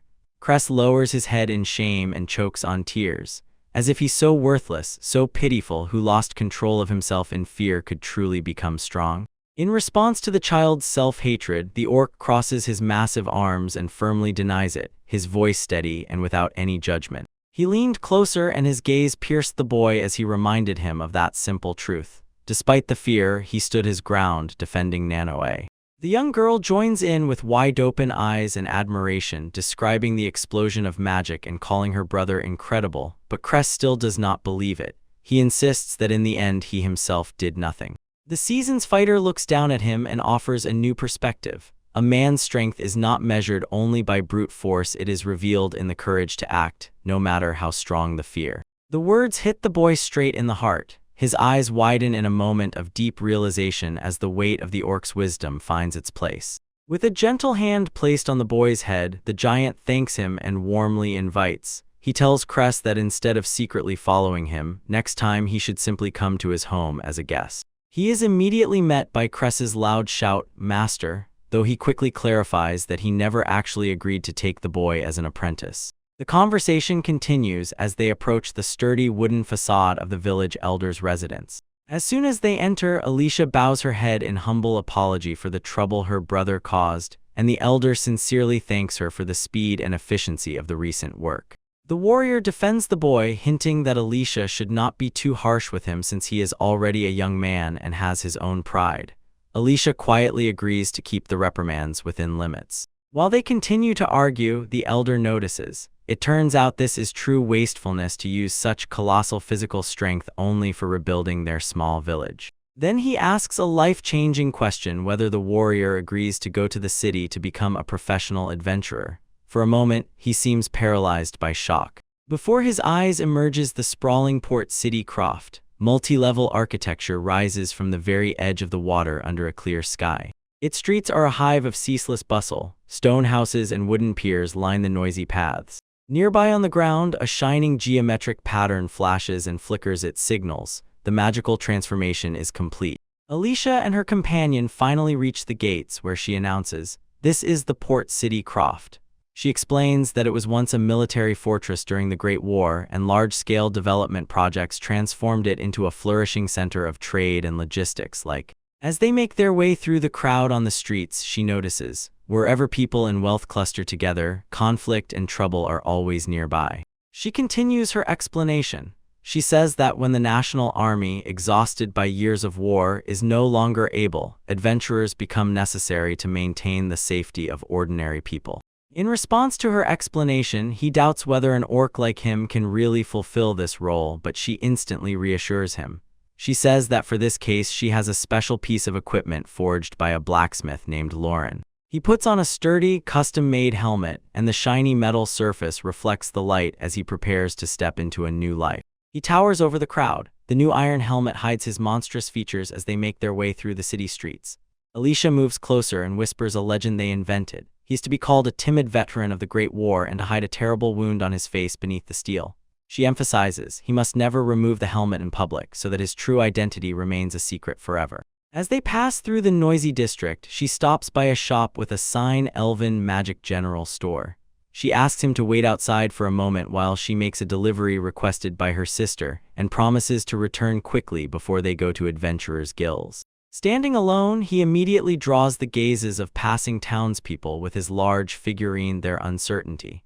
He feels the weight of foreign footsteps on the stairs, but his attention is torn by a sharp cry of distress from the nearest alley, cutting through the rescue noise of the market. There, a man with a torn scar on his cheek clung to a young woman. She begged him to stop, her voice trembling with despair, but he disdainfully brushed her off, mockingly sneering as if to say he was only inviting her for tea and got offended when she refused him. His accomplices join in and start boasting. Supposedly, he is a B-rank adventurer and a decorated frontline veteran, and the man himself pokes at the scar, covering his current behavior with his old service, demanding respect for alleged heroism. He continues his tirade, loudly declaring that he fought in that great war to protect those he considers weak, insisting that even now, as a wanderer, he maintains order and demands to know why she does not show him the gratitude he believes he deserves. The woman is pressed against the wall and visibly trembling. She stammers that she is truly grateful to the travelers for their protection, but she is currently in the middle of work. Her eyes are wide open with fear as she tries to maintain a polite distance from the growing aggression. Ignoring her pleas, he reaches out and grabs her by the shoulder, his face twisted in a contemptuous grimace, telling her to stop pretending and show gratitude with her behavior. His aggression growing as he looms over her and he does not notice a giant figure watching from the shadows. He turned around with a contemptuous snort, and the irritation grew until someone dared to interrupt his harassment of the shop assistant. But his bravado instantly vanished as soon as he looked up. Above him loomed a huge horned figure of an ogre, like a mountain of dark muscles. While the traveler froze in shock at the immense scale of the creature, the giant man-eater calmly told the frightened woman to run while she still could. She barely managed to breathe a short "thank you" and fled, leaving the director Stindy alone against the giant. Gaining some courage, the injured man began to beg and shout, demanding an explanation for why the beast was meddling in his affairs, and the ogre just poked with his thick finger and said that the girl clearly did not enjoy his company. Towering above the crowd, the cannibal repeated his frank thought against calm voice easily drowned out the traveler's bustling protests. Public humiliation hit him like a cleaver and the crowd of townsfolk, encouraged by the ogre's intervention, burst into mocking laughter. They began to openly mock him, telling him that a man of that kind had no chance against this girl, and advised him to go look at himself in the mirror to understand why he was being rejected. His face flared up with a mixture of rage and shame. The adventurer glanced at the ground, squinting his eyes while boiling over the blow to his pride. He reaches for his weapon, his gloved hand grips the hilt until his patience finally snaps. The enraged adventurer bursts into the neighboring wooden shop with a fierce kick and smashes it to pieces. Splinters fly everywhere, and the crowd around recoils in shock. He continues the attack, growling at the giant armored figure before him and reproaching the giant for being too arrogant only because of his size. Behind him, his companions are already drawing their own blades, ready to escalate the fight further. The unmoving giant remains still, his face hidden behind the cold, narrow slit in the steel helmet as he intently watches his agitator. The tension suddenly falls when Alicia bursts onto the scene. Her voice thunders, demanding to know what the hell he thinks he is doing. She does not stop there. She calls him a disgrace, drawing a sword in the middle of the street, and warns that if this foolishness continues, she will go straight to the guild branch leader. Reluctantly, the man slides the blade back into its sheath, a sharp metallic click, and acknowledges the weight of her words. Turning away, he spits out one last poisonous insult, ordering the elf to keep her thoughts to herself and calling her a dirty half-human, which makes her tremble with indignation. She watches as the battered traveler retreats into the crowd, leaving behind a heavy silence, and beside her Zaid, the giant armored figure stands silently, like a mute synonym. She shifts her gaze to her companion, softly apologizes for her interference, and aloud wonders whether her appearance was unwelcome, or if, unable to hold back, she crossed a line while he was behind her. The armed warrior woman admits with amazing sincerity her help truly became a real relief. She confesses that he really did not know how to save himself from this situation without causing extra trouble. He throws a bright, sincere laugh. His wish is delighted by the very thought that a person with such strength as his was afraid of accidentally crushing such a weak opponent if he tried to fight back. They continue walking through the city streets while she explains. Such unpleasant clashes have become common, especially after the Great War, and she has learned to let insults go in one ear and out the other instead of dwelling on them. Their path leads to a large, well-maintained building croft branch of the Adventurers Guild. In the turbulent city, it maintains its order. Life is bustling here and everything is subordinated to order. As soon as they enter the establishment, they are immediately greeted by a loud, middle-aged man behind the counter. He waves his arms and energetically shouts a warm greeting to the young elf. The guild manager notices how quiet it is in the guild today, then shifts attention to the newcomer, thanks for the help, and admits that he has long been eagerly awaiting a promising recruit. He raises his gaze to the massive armored figure before him, comparing details with Alicia's report. Noticing the incredible stature of the man, he feels no magical power, but his physical presence is beyond human, like an orc or troll. He loudly bursts into boisterous laughter. The manager continues his comparison, and the situation seems very funny to him. Alicia joins in the laughter, and Silent Warrior does not move, at his face hidden behind the cold steel of the bucket helmet. The director changes his manner to a more professional tone. He takes a goose feather and prepares to start the official procedure. He looks directly at the recruit and asks the main question: what drives a man of his position to seek the life of an adventurer? In a quiet, even voice, the warrior reveals his motivation. He has a 4-year-old daughter, and he has decided to fight for her a life without hardships. When asked about his family, he replies that his wife has already died, and the child is now under the care of an elven elder. The manager, understanding, nods sympathetically, recalling how lonely such a small child must feel. Feeling logistical inconveniences, Alicia intervenes and clarifies, the new recruit will not live within the city walls. She says she will handle his transportation herself using teleportation magic, and the manager considers this a perfectly reasonable decision. Linking the matter to the journey, the manager returns to the papers confident that the agreement is practical. Before moving on to the final steps of registration, he once again steals a curious glance at this majestic figure. But one critically important detail remains. The manager leans forward and politely but firmly asks, He explains that for a proper interview it is fair for him to see the face of the man he is hiring, so he asks finally to remove the heavy helmet. A pause hangs in the air, a heavy silence stretches between the three of them. Alicia looks at her companion, in her eyes both impatient waiting and anxiety. And the warrior stands motionless, the mystery of his true nature precariously balanced on the verge of revelation. He is silent for a long time, and the metal of his helmet flashes under the office lights until finally he offers an excuse. Supposedly, he is just too shy to show his face. His gigantic, muscular figure looms over the table, sharply contrasting with the small, cluttered office where the guild manager and the young elf await his next move. The manager meets him with a sudden burst of loud laughter. He points at the giant and declares how absurd it is such a huge warrior claims to be shy. The official decides the situation is funny. His face instantly reddens and he tries to take a deep breath with a gasp. He finally pulls himself together and states that the interview and the application is successful, visibly reassuring the elf standing nearby. Closing his notebook with a final click, the official explains, a practical test is still needed, but he has little doubt about his physical ability due to the high-ranking recommendation he received from an A-rank adventurer. He shifts his gaze to the elf woman and asks if she agrees to become an opponent in the upcoming demonstration battle, and she accepts without any hesitation. Suddenly, a voice from the doorway interrupts him. The young elf turns around in surprise, and the conversation abruptly changes course. A boisterous traveler with scars leans on the frame and confidently smirks crookedly while arguing. A fight between friends would not be a real test. He raised his hand to himself, claiming he is the more ideal opponent, and eagerly awaited to see what the newcomer is really capable of. He issued the challenge so bluntly that the young elf, shocked, began to stumble and barely pronounced his name. But the guild leader paused, considering the proposal, and finally decided, a fight against an experienced adventurer is the best way to test what the newcomer is truly capable of. He watched as the manager gestured to call the group and announced, the duel will take place at the training ground behind the guild house.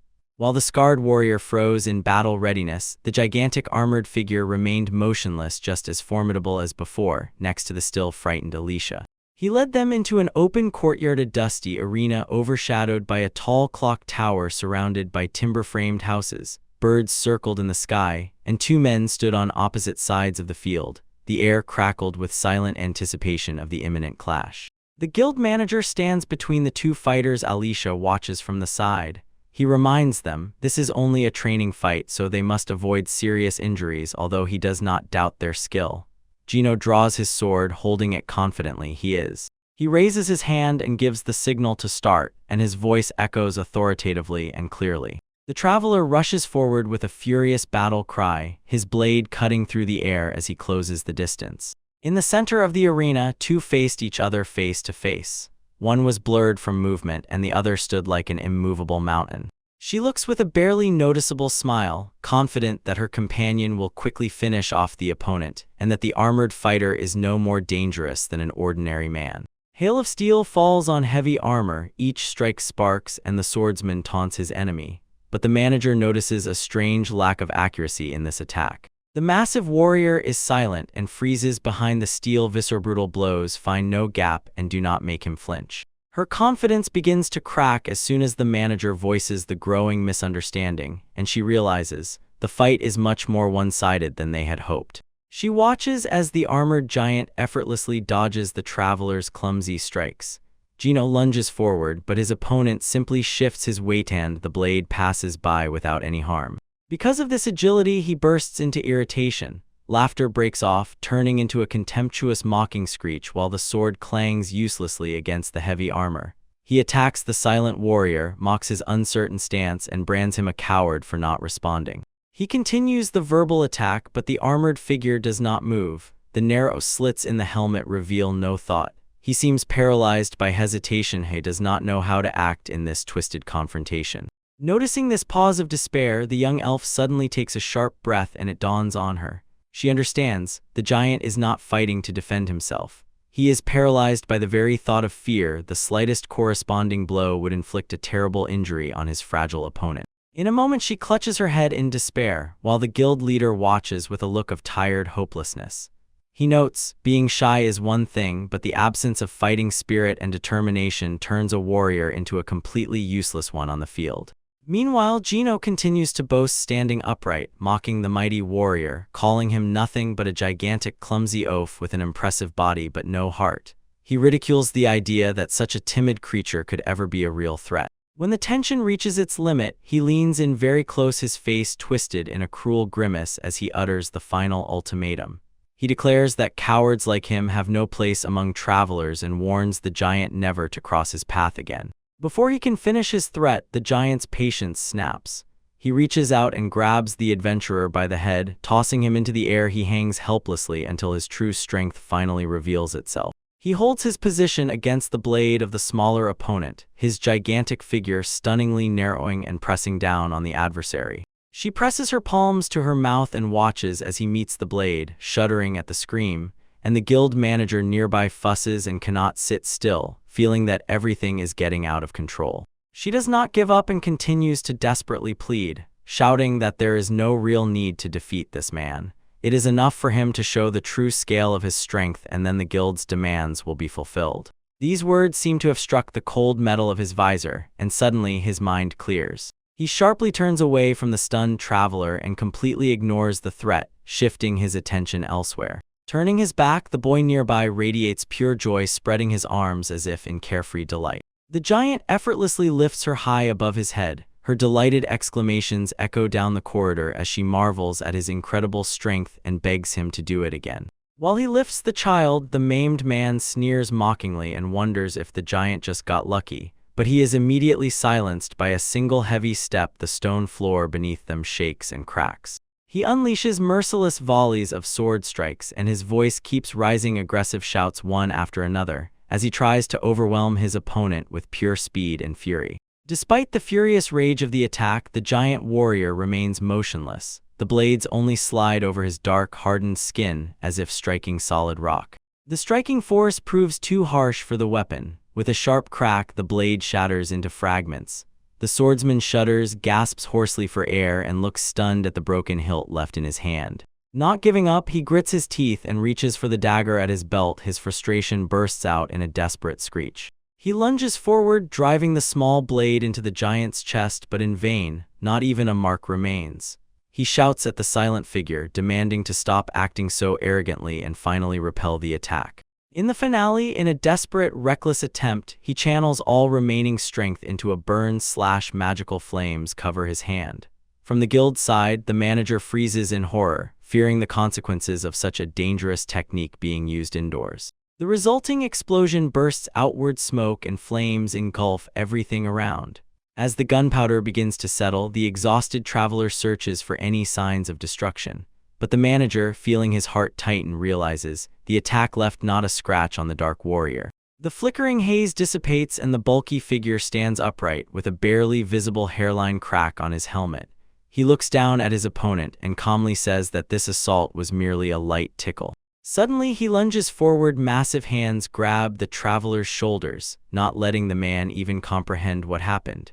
Gino can only let out a confused sound as he is firmly gripped in the ogre's claws. Seemingly without any effort but with terrifying strength, the giant figure lifts the man high above his head, ignoring the stunned spectators frozen aside. Then the giant ogre forcefully throws him upward with a sharp push, and the opponent flies headlong into the clouds. The traveler's thoughts wildly scramble in panic. He cannot understand what is really happening in the air and seems unable to stop his ascent, wondering how high he will be carried. He keeps flying until the ground beneath him begins to rapidly collapse, and the whole town spreads out below like a miniature model. Approaching the peak of his involuntary flight, the traveler freezes, staring down with eyes full of horror, begging to stop this acceleration as the true height finally reaches him. Soon gravity takes over and he begins a terrifying descent back to stone-paved square, with houses flying towards him to catch him. A primal scream of pure terror bursts from his throat as he falls rapidly, certain that life will soon be cut off by a merciless blow to the hard ground. Before the deadly collision, a giant warrior grabs him by the cloak collar with one hand, and Gino hangs like a lifeless thing, falling into catatonia. With a calm, almost bored face, the ogre asks if he wants another round, and his victim can only stare blankly, foam already bubbling at the corners of his mouth. He looms over the fallen traveler. The latter twitches and is completely broken on the cobblestones after the terrible trial adventure. This sight causes an explosion of raucous laughter in the guild manager. He finds the whole situation utterly incredible. He continues to shout in amazement, showing that launching a person to such heights without a single drop of magic is a feat of pure, primal strength that defies common sense. While they laugh at the absurdity, the massive warrior remains unmoved behind his new metal visor, and the elder man jokingly notes that the recruit turns out to be surprisingly shy. After that, he switches to a more professional tone and notes, "The strength is impressive, but the fact that the warrior can shrug off direct magical attacks without a single scratch finally seals the deal, so he receives unconditional admission." He admits that inviting someone of such caliber to them is a huge relief, especially given the current situation where every drop of help is worth its weight in gold. When the formalities are finally over, he raises a finger indicating that the work starts immediately. There is already an urgent matter for the two of them to take on. He explains that the client is none other than St. Cross Church, the very institution that, during the ancient, devastating war against the demonic race, stood at the forefront and held the defense of humanity. He explains that the request from St. Cross Church is a matter of the highest priority, and full cooperation from the guild is needed for success. Alicia listens, and concern grows on her face. Her eyes are wide open as she comprehends the weight of the task. Meanwhile, Zed stands motionless, and his thoughts cannot be read behind the transparent reflection of the helmet in the new iron helmet. As the burden of the mission settles on them, the quiet streets of the town remain calm. Sun-baked roofs and wooden facades give no hint of the dangers already awaiting the recruits ahead. A horse-drawn carriage rolls along a quiet path through an alley of trees toward the distant mountains. It continues at a steady pace. The wheels crunch on the dirt road as it passes through a lush forest. In the cramped wooden parlor next to Alicia sits the bulky frame of the ogre, Kuroki, and the carriage shakes. Each bump throws it from side to side. She slowly looks outside a quiet, focused contemplation. Her thoughts seem far from the conversation between the companions and the guild leader. While she listens, the guild leader explains the situation. Recently, a fire dragon settled in the southern mountain pass that connects this town with the capital.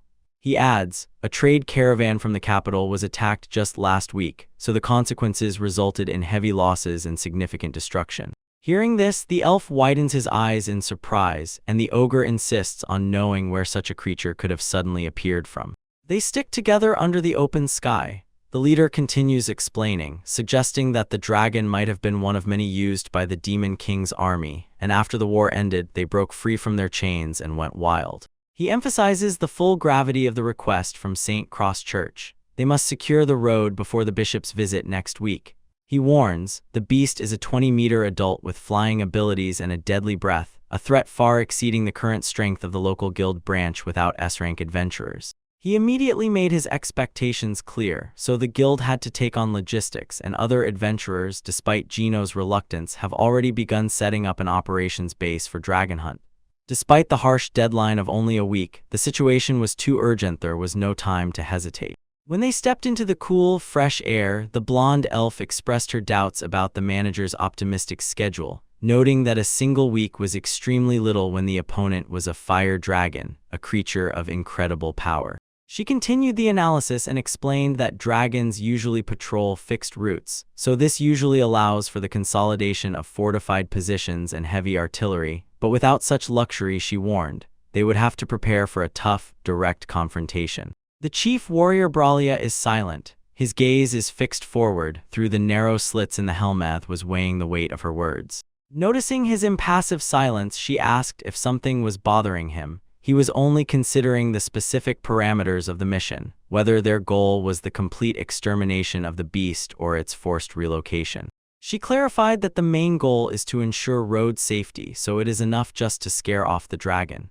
She added, although dragons do not have human civilization, they are very intelligent and almost never return to the territory if they have been defeated and driven away. She admitted killing the creature is the ideal outcome, but she sighed and said that under such time constraints, it is most likely beyond their power. He nodded briefly as if he understood everything while they were dismantling her into parts.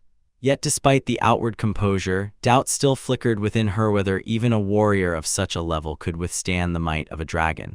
He is sitting next to Alice in the carriage when a sudden, sharp suspicion covers them both and pulls their gazes toward the horizon. Through thick black smoke rising from their base, she sharply pulls the reins with desperate urgency, forcing the horses to run faster as a terrible suspicion tightens her heart. Where they arrive is a complete ruin. The former fortified camp has turned into smoldering remains, and debris is scattered under the suffocated sky. When the carriage stops amid the ruins, the heavy silence is broken only by the crackling of flames and the eerie sight of fallen comrades scattered on the ground. She freezes in disbelief, her voice trembling as she tries to comprehend the scale of the disaster that unfolded without them. Without a single pause, she jumps out of the vehicle, notes that there is no trace of the dragon, and shouts for help immediately take care of the injured.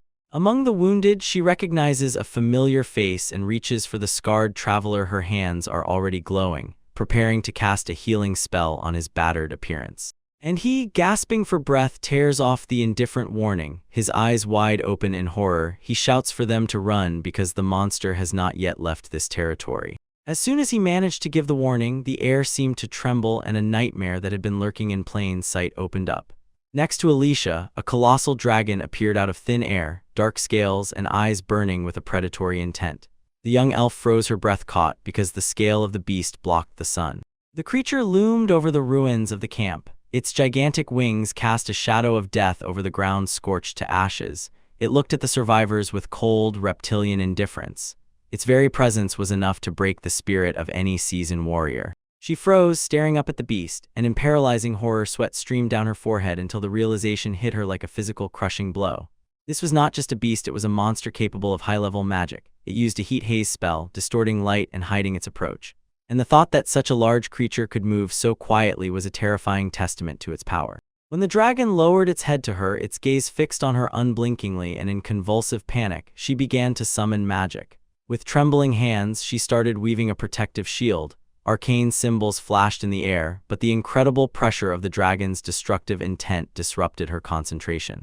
It did not wait for her defense to fully strengthen. Its jaws opened with a rush, showing rows of serrated teeth and a throat burning with the heat of an impending fire. Seeing that the beasts were about to launch an attack, he rushed forward with such a burst of speed that even his gigantic body could not withstand it. He pushed Alicia and the wounded Gino aside, throwing them out of the danger zone. In that moment, he already knew he would not make it back. The dragon was too fast and the distance too short. The screech of the monster's jaws broke out, its mouth slammed shut on him with bone-crushing force. Instead of the elf, it grabbed a huge ogre. Its teeth sank deep into his mighty shoulders as he struggled against the predator's unstoppable force. It threw its head back and with one jerk lifted the warrior off the ground as if he weighed nothing. The struggle continued even as he was firmly held by the dragon's maw, a desperate fight for survival against an ancient horror. He was stuck in the dragon's crushing hands, and Alicia cried out in despair, begging for his safety. He is not finished yet, showing raw, monstrous strength. He presses his hands between the massive teeth of the dragon and tears the jaws from the inside, calmly assures her that he is even to the point that the beast is clearly confused. With a sharp leap, the fighter escapes from the dragon's jaws, landing safely on the ground. He reassures again that he is unharmed, and the elven girl trembles, feeling both relief and disbelief that he survived. Watching him flee, the dragon takes a deep breath. Its throat ignites with devastating energy. It unleashes a terrible blast of power, a true dragon's breath meant to burn everything in its path. Before the explosion reaches them, the armored heroine rushed into the very hell of the line of fire. She throws her hand forward and hums a protective spell to manifest a shimmering geometric barrier force shield. She holds the line as the dragon's beam slams into the magical wall and roars so loudly it rings in the ears. But the barrier does not yield. The energy disperses and is diverted, shielding the group from the deadly barrage while the knight stands firm against the colossal force. Alicia gasps for air, her body trembling from the exhausting battle. She understands, an ordinary barrier would not withstand the dragon's flame, all would have perished. Only by using a high-level reaction barrier was she able to save them, but afterward her strength is almost zero. While she struggles to recover, the dragon hangs above her, and its throat begins to glow with a familiar, menacing light. When the beast is already ready to deliver the second strike, she is suddenly overwhelmed by a wave of panic. She knows her mana reserve is critically low, and creating another complex barrier in such quick succession may not be possible. Suddenly, a huge shadow looms over her. A terrifying armored giant moves forward to intercept the explosion that is about to burst. He orders her, the rest is on him. The armored giant meets the dragon's flame head-on and with one earth-shaking blow shatters the energy beam to pieces. When he holds his position, she freezes in complete shock and stares intently, her mind racing, as she needs to understand how the immortal could neutralize the dragon's roar with sheer physical strength alone. Even the great abomination is momentarily stunned by the display of power. Ignoring the shock of the creature, the warrior clenches his massive fist-sized determination as unshakable as the iron of the helmet. He bursts upward with explosive speed and strikes a devastating blow to the dragon's jaw. The giant creature falls and wildly shakes its head. He delivers a crushing blow to the dragon's jaw. The shockwave passes through its huge skull. The beast tears its throat with a piercing scream of pain, recoiling from the sheer force of the hit. The scales clink from the vibrations. Standing high amid the settling dust, the giant warrior raises his fist, a silent declaration of victory. He calls his comrades. His voice is muffled but steady, covered by the cold steel of his new helmet, assuring them that all is well. In a moment, the former mighty predator turns into a pathetic, writhing lizard in his powerful palm. He watches the creature with indifferent curiosity. Its former grandeur is now just a memory as it weakly struggles in his grip. The dragon, or what remains of its pride, wildly beats its wings, trying to break free from this place. Its cries of defeat echo through the valley as it disappears into the distance, leaving behind the battlefield and only a desperate flight for survival. Watching the retreat, Alicia and her companions stand in stunned silence. She can hardly believe that a single man, by sheer brute force, managed to repel the threat that had pushed them to the absolute limit, and she whispers her amazement at his feet. As night falls on the jagged, uneven landscape, the tension of battle releases, leaving only the quiet crackling of the campfire. The team sets a secure perimeter. The flickering light of the tents becomes a small beacon of safety in the boundless dark wild desert. Juicy pieces of meat sizzle over the open flame, and the savory aroma fills the air. It is a well-deserved feast break, a moment of rest for the weary travelers after their terrifying encounter with death earlier that day. As the newcomer barely arrives at the site, the camp erupts in applause. The adventurers raise their glasses to their savior. He is called a hero, they laugh and drink, and aloud they speculate that even an S-rank status for someone of his level might not be far off. They urge him to eat and drink to his fill, pleased that the supplies will last at least a week, while he sits quietly an unshakable pillar in their noisy, festive bustle. He stands amid the celebration, still squeezed into the heavy horned helmet. Jayara moves closer and encourages him to remove the suffocating headgear, for the danger has passed. Meanwhile, Alicia quietly explains to the others that their savior is simply very shy. Yielding to persistence, the bulky warrior reaches to unfasten the metal clasp. Just as he begins to lift it, Dara offers him a generous portion of meat. She is eager to see the face of the man who saved them all. The helmet is finally removed, revealing a face that suddenly paralyzes the onlookers with horror. Gino gasps sharply in disbelief. His eyes widen as he examines features that bear a chilling, monstrous resemblance to an orc. A heavy silence falls over the gathered travelers, and almost immediately it is replaced by a wave of awkward whispers.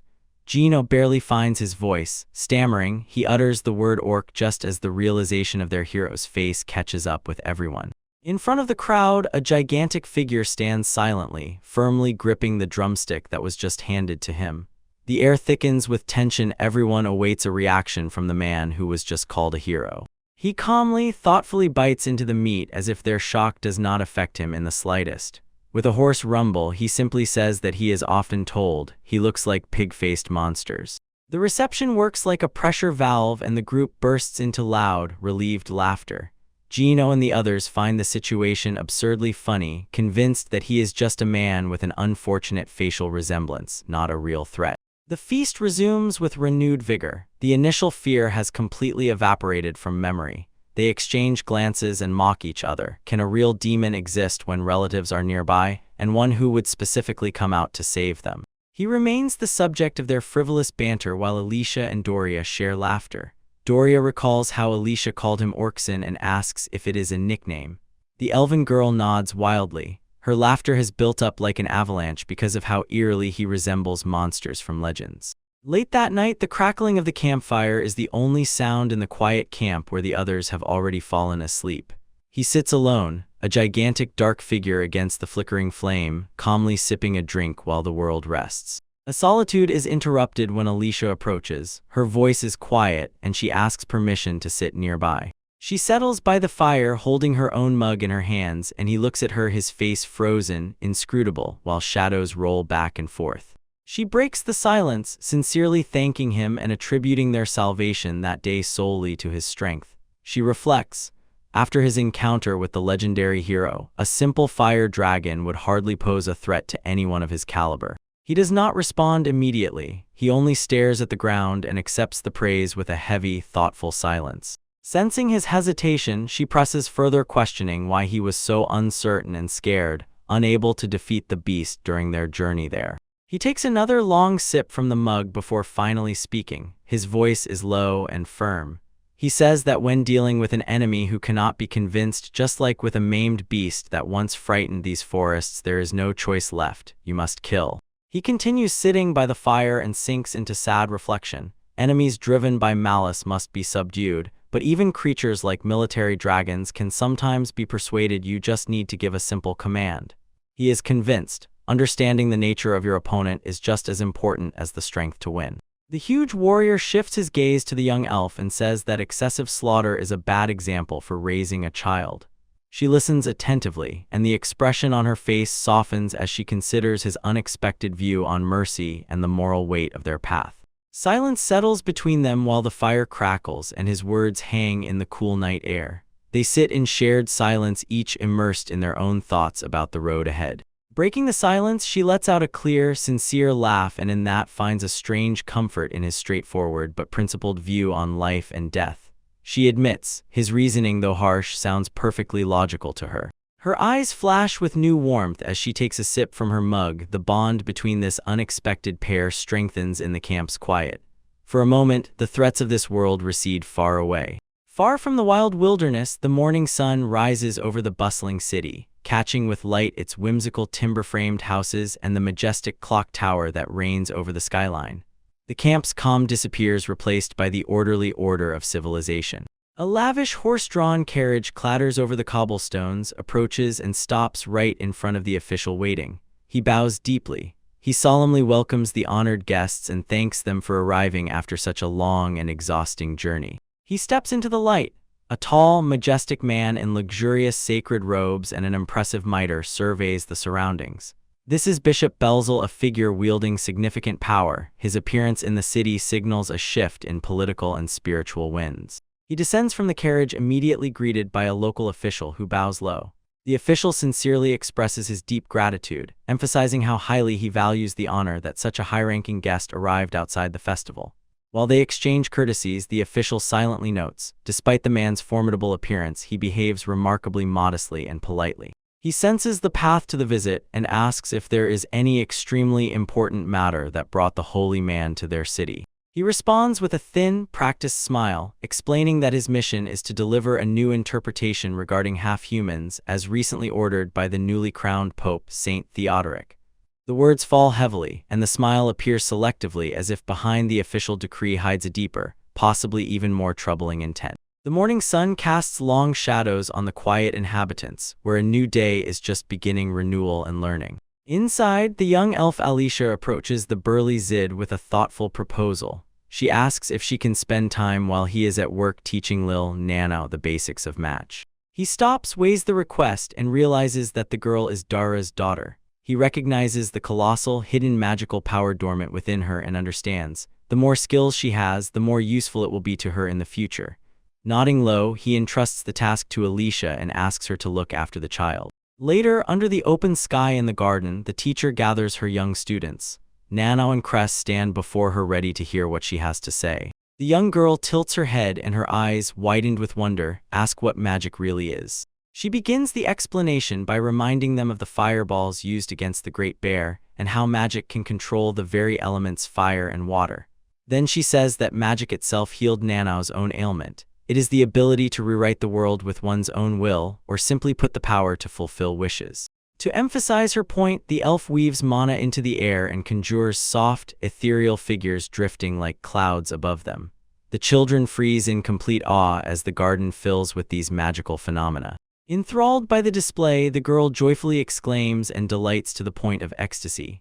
The prospect of mastering such a wondrous art overwhelms her with happiness, and she declares her own passionate desire to grasp magic. She eagerly nods at the command and, as the lesson is just beginning, hurriedly runs to one of the nearest flower pots to pick it up.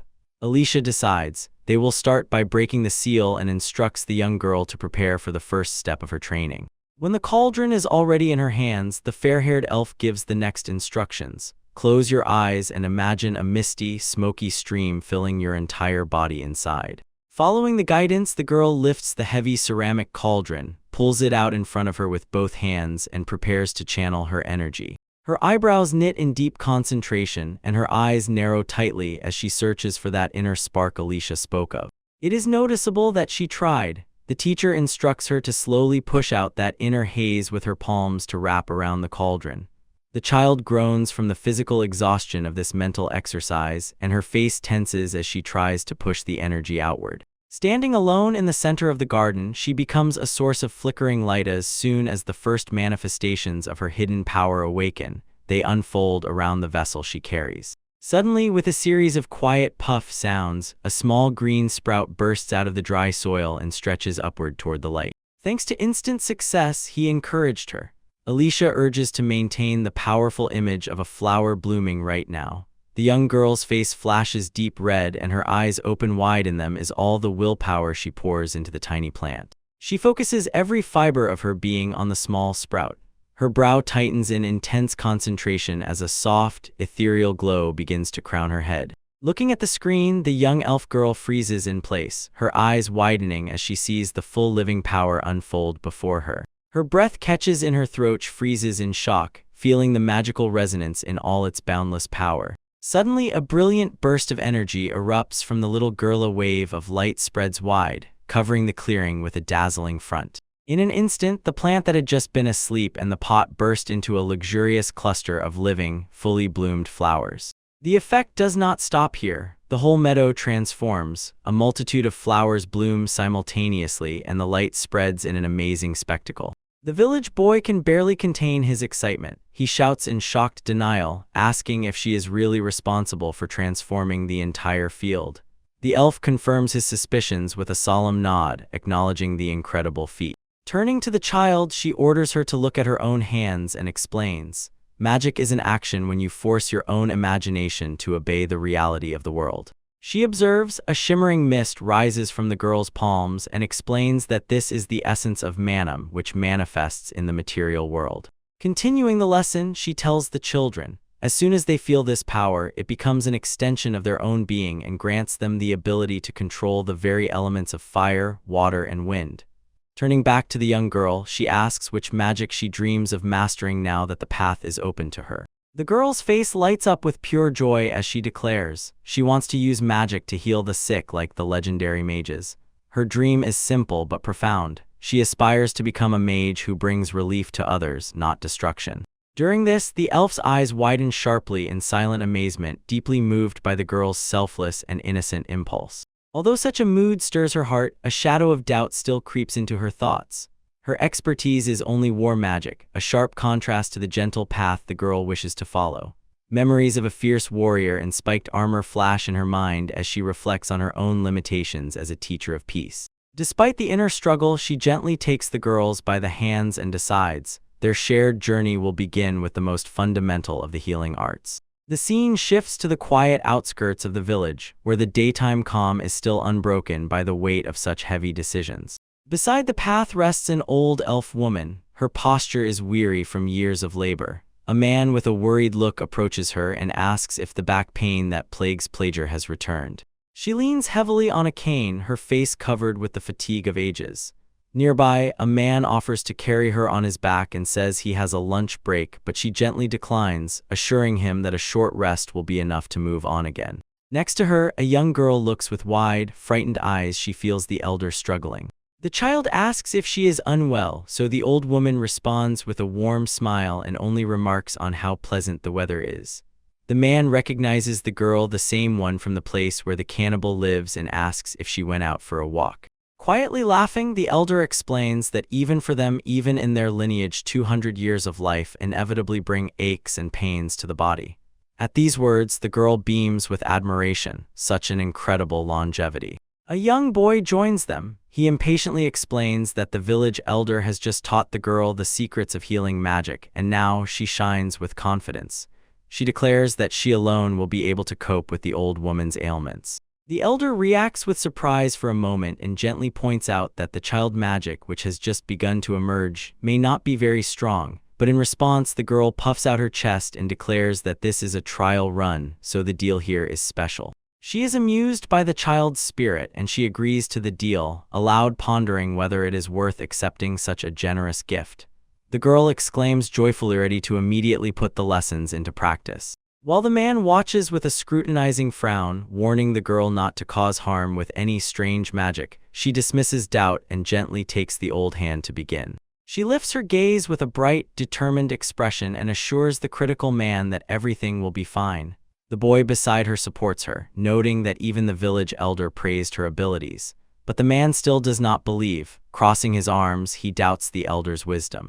Reaching out, she gently places her palm in the hand of the elderly elf. As soon as the skin touches, a faint magical glow flares up from the point of contact, and the healing begins. With a playful smile, she hums a simple, childish rhyme to drive away the pain and treats serious magic as if it were a game.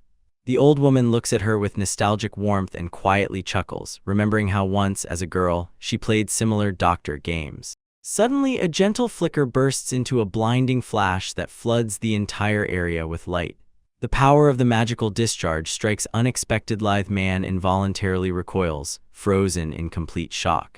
Against the dim glow, the eyes of the elderly woman sharply widen in complete disbelief. A sharp breath bursts from her chest as she feels a deep, unfathomable change rolling like a wave through her limbs worn by years. Seeing her reaction, the man cries out anxiously and rushes forward to check if the sudden magical flash did not injure her. He calls her by name, his face a mask of worry and confusion. Instead of being overwhelmed by pain, she begins to jump and spin with an energy she hasn't felt in decades, and exclaims with delight that the chronic back pain that tormented her for 30 years disappeared instantly, and her body became lighter than ever before. He seems frozen in place. His jaw literally drops when he sees the impossible restoration. Nearby, a young boy, simply Smilish, had from the very beginning many times more faith in the strange power of the young girl. He lowered his gaze when the young girl noticed the mark on his face. Her eyes flashed a demand that could not be brushed off. Taken aback, he explained, the scar was a reminder of the war that happened 7 years ago and hardly troubled him anymore, but she was already reaching out to him decisively. Suddenly, a bright light flared between them, and the air buzzed. Magical energy quickly spilled out. Because of this, he froze in place. His hands trembled as he ran his fingers over the now smooth skin where a torn scar had been just a moment ago.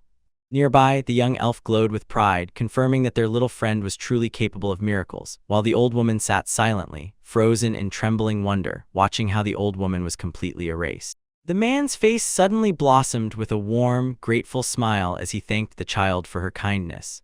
Others whispered among themselves, guessing whether such an act was a result of her heroic lineage or if simply an amazing healer was born among them. While the praise continued, she simply extended her small open palms to him and looked eagerly, as if waiting. With a smile reaching her ears, she asked for payment for her service and caught him off guard. He blinked in confusion, his hand reaching for his chin as his mind processed the sharp transition from miracle to ordinary business deal. He cautiously asked if she had a trial period or a free sample of her services. She shook her head and explained that the free treatment was a one-time offer, strictly only for the first patient. Resigned to the agreement he himself had pressed for, he reached into his pocket, took out a wrapped candy, and placed it into her waiting palms, which were already expecting it. Near the tired elf who watched them with his gaze, a young boy walked alongside the girl and did not hide his sincere admiration for her skills. He said her magic was incredible. Elves were generally extremely difficult to heal, making her abilities all the more impressive. However, he was quickly put in his place. She wagged a finger and looked with playful self-love. She insisted that he stop addressing her so casually and instead call her Master Nanoe. She undoubtedly had a habit of taking praise too much to heart, and he found this trait both amusing and touching as she stepped forward with new confidence, step by step.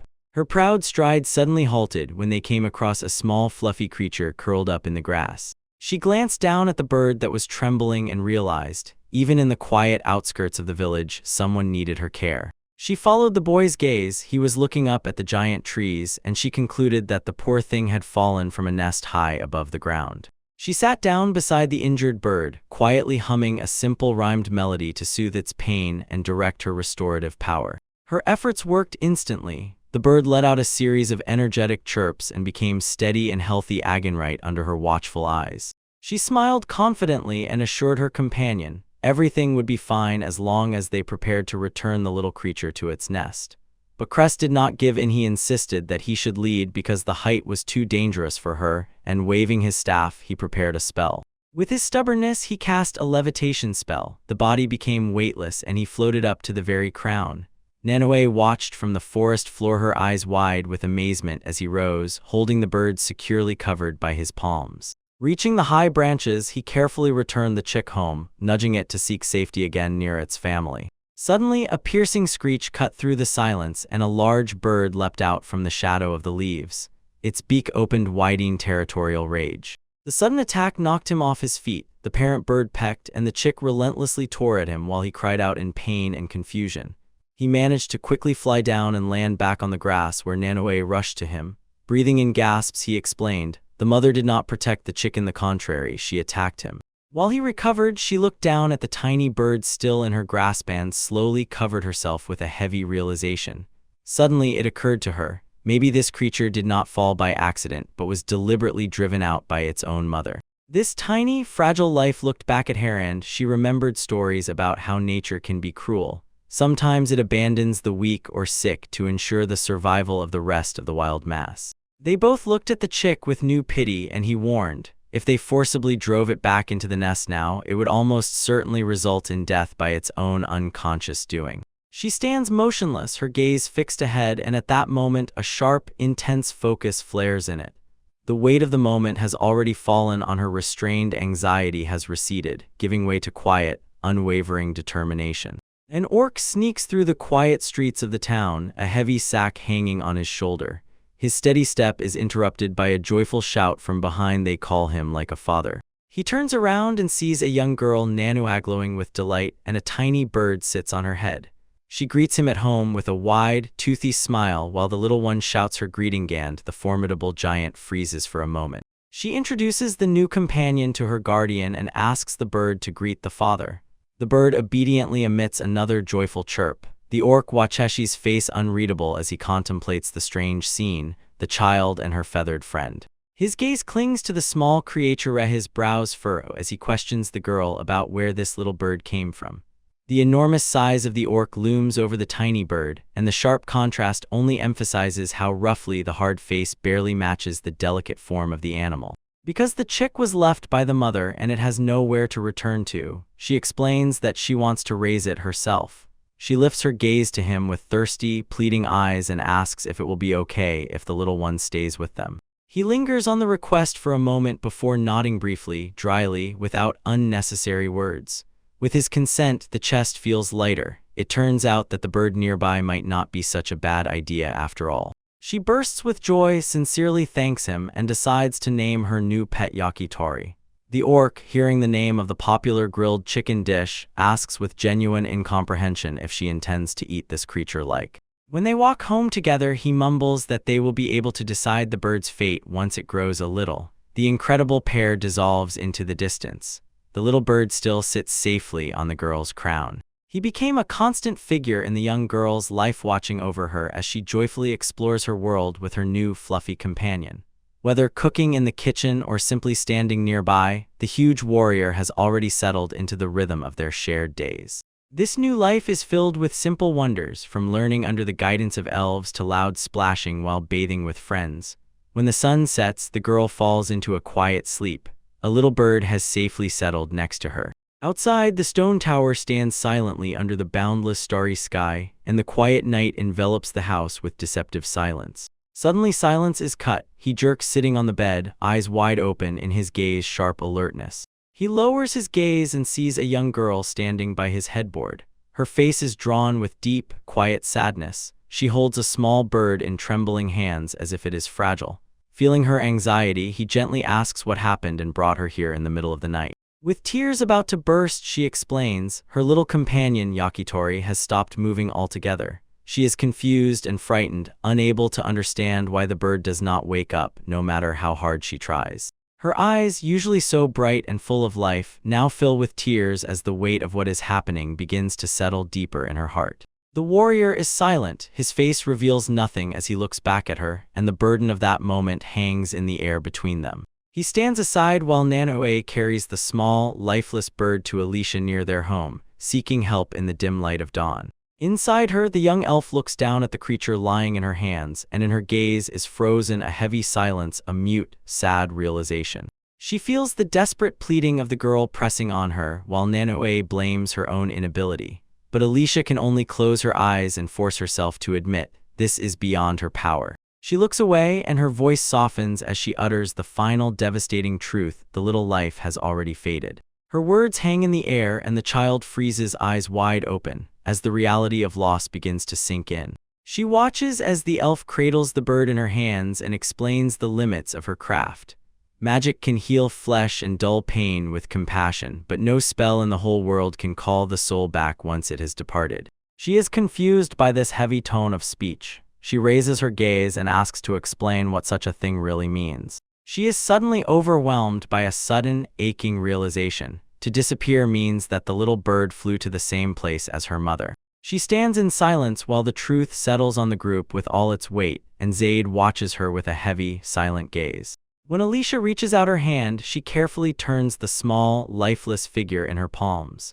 The young girl raises her eyes, and her voice trembles as she asks if this means she will never see her friend again. Holding the small creature in her hands, she listens as the elf explains. She must release it peacefully with her own hands, and that the bird probably wanted to find tranquility through her care.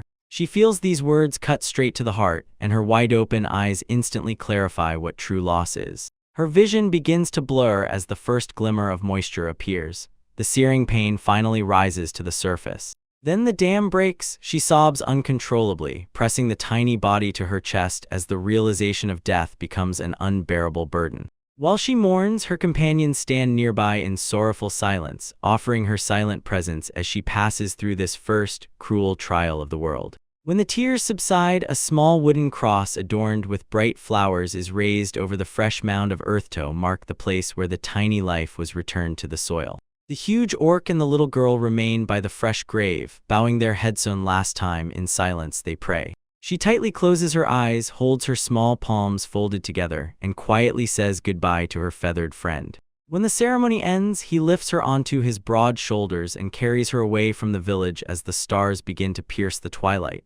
She holds on to him, and her voice is very quiet as she calls him. Thighs makes the giant gently ask. While they walk through the quiet thickets, she asks a heavy question whether he felt a similar sadness when her mother died. She rests her head on his shoulder, seeking comfort in him as she waits for an answer. He looks up at the endless, shining sky and with a heavy heart admits that he is truly deeply saddened.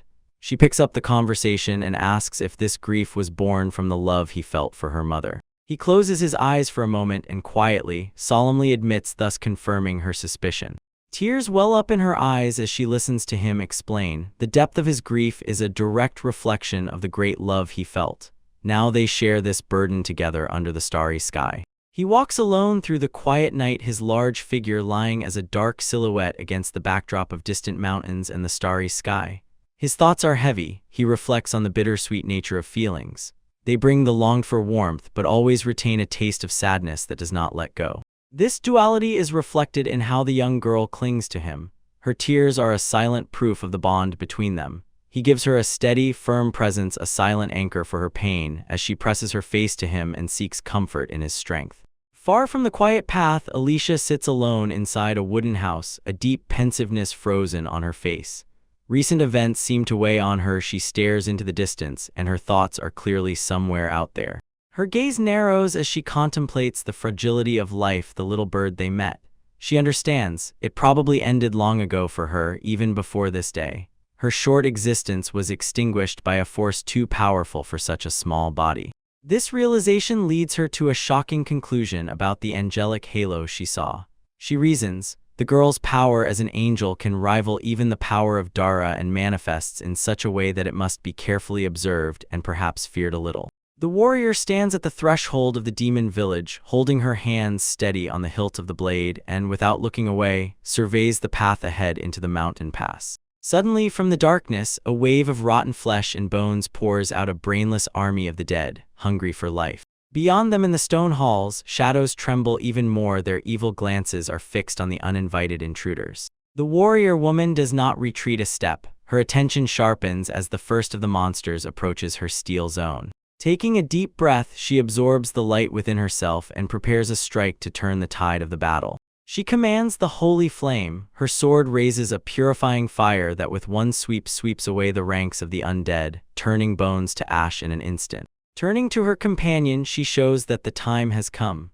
Zed, a huge ogre, in response, lifts a stone the size of a mountain high above his armored head. He forcefully hurls the boulder into the cave's mouth. The impact echoes in the valley as the entrance is buried under thousands of tons of solid rock. He stands with the group behind them. Towers a massive boulder, silent proof that they managed to hermetically seal the cave.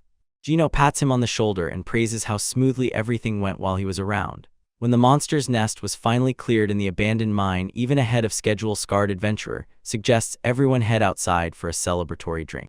The heavy warrior with a clumsy stature remains unmoved under his massive, slashed helmet. He refuses, explaining that his daughter is waiting for him at home.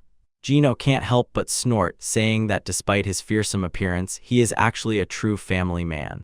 Alicia intervenes, her face stern. She warns the men not to waste time idling and to return straight to their families. Darian nods in agreement. Her thoughts are already drawn to comfort, to the warm home-cooked food her mother prepares. Far from the dusty mines, the focus shifts to the majestic and formidable architecture of the mayor's residence in Croft City. In the quiet corridors of the manor, a worried maid approaches the mayor. He sits slouched at the table, his head buried in his hands. She informs him of a troubling shift. She speaks in a whisper, noticing his obvious shock. He raises his gaze, his face pale, sweat streaming down as he struggles under the weight of the latest political upheavals. He had heard rumors that the new emperor holds radical views, but the scale and severity of what is happening turned out to be much worse than he had ever imagined. The heavy office doors creak as Bishop Belzel briskly enters the hall. His towering mitre and ceremonial staff clearly indicate his high rank. The mayor rises to greet him, but the tension in the air still hangs thick, as if it could be cut with a knife. Sitting opposite the high-ranking clergyman, the mayor listens with growing anxiety until the conversation turns to the treatment of other races. He asks the bishop why he uses the term demi-human when speaking about elves and dwarves, emphasizing that such language is becoming a basis for dangerous discrimination on the streets. He silently watched as the bishop calmly sat, sipped from a small cup, and the weight of their conversation hung heavily in the air. The bishop explained that during the recent coronation of Holy Emperor Swedrich, an official decree was issued. Demi-humans, such as elves and gnomes, are now officially classified as demons. This revelation made the officials noticeably flinch as the bishop continued. He emphasized that this city is especially famous for its close ties with elves. They teach medicine and magic, and even work side by side with human travelers. Leaning forward and barely smiling subtly, as if he knew everything, he said with cold directness that the Pope is afraid. This city has become a refuge for heretics who threaten the safety of humanity. The official recoiled, raised his hand in a desperate attempt to stop the conversation, and ask for a moment to process the full weight of these accusations. Finally, he found his voice, shouted in disbelief, and demanded to know what evidence the new emperor could have to justify branding such peaceful people as monsters. He only indulgently snorted at their question about evidence and asked what else was needed besides people's own terrifying Aish, insisted that this was an unmistakable sign of a demon. When the official broke out in a sweat from fear, the bishop added, "The Pope is ready to forgive the city its past connections," explaining everything as a simple mistake in the laws of the previous emperor. He listens, stunned and frozen, while the bishop lays out the treacherous path for the city's survival. Bezel suggests, if Croft captures the elven inhabitants and hands them over to the Order of Training Knights, the city's past crimes will officially become part. The bishop's eyes flash behind his glasses as he tells about the terrifying truth of this pardon. He explains that the prisoners will be subjected to exhausting interrogations until they confess that they are demons, and then they will be executed to enlighten the world with the supposed truth. This cold-blooded proposal makes the mayor slam his fist on the table. The wood groans from the force of his outrage.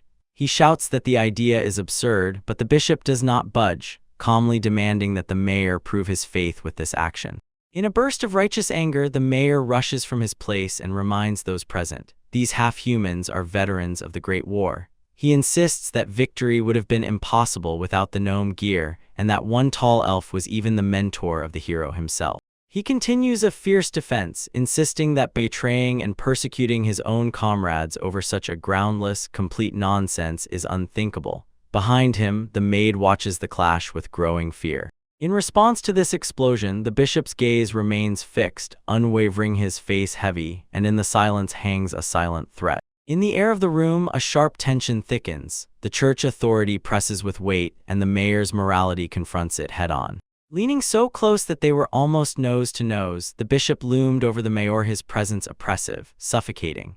He fixed his gaze directly into the man's eyes, preparing to deliver the final, devastating ultimatum to the one who dared boldly challenge the new imperial order. He narrows his eyes behind his glasses and lowers his voice to a dangerous whisper, repeating how the mayor dismissed his words as nonsense. Leaping up from his seat with sudden and fierce energy, the bishop loomed over the trembling official and demanded to know how he dared to call the divine decrees of the Pope God's very voice on earth nonsense. His face twists into a mask of righteous anger. He looms very close and bares his teeth, holding within himself one decisive, deadly, dangerous answer. Is he the legacy? Frightened by the accusation, the mayor shudders and recoils, sweat streams down his face, and he convulsively shouts denials, swearing that he is not like that, and that his faith in the Almighty remains unshakable.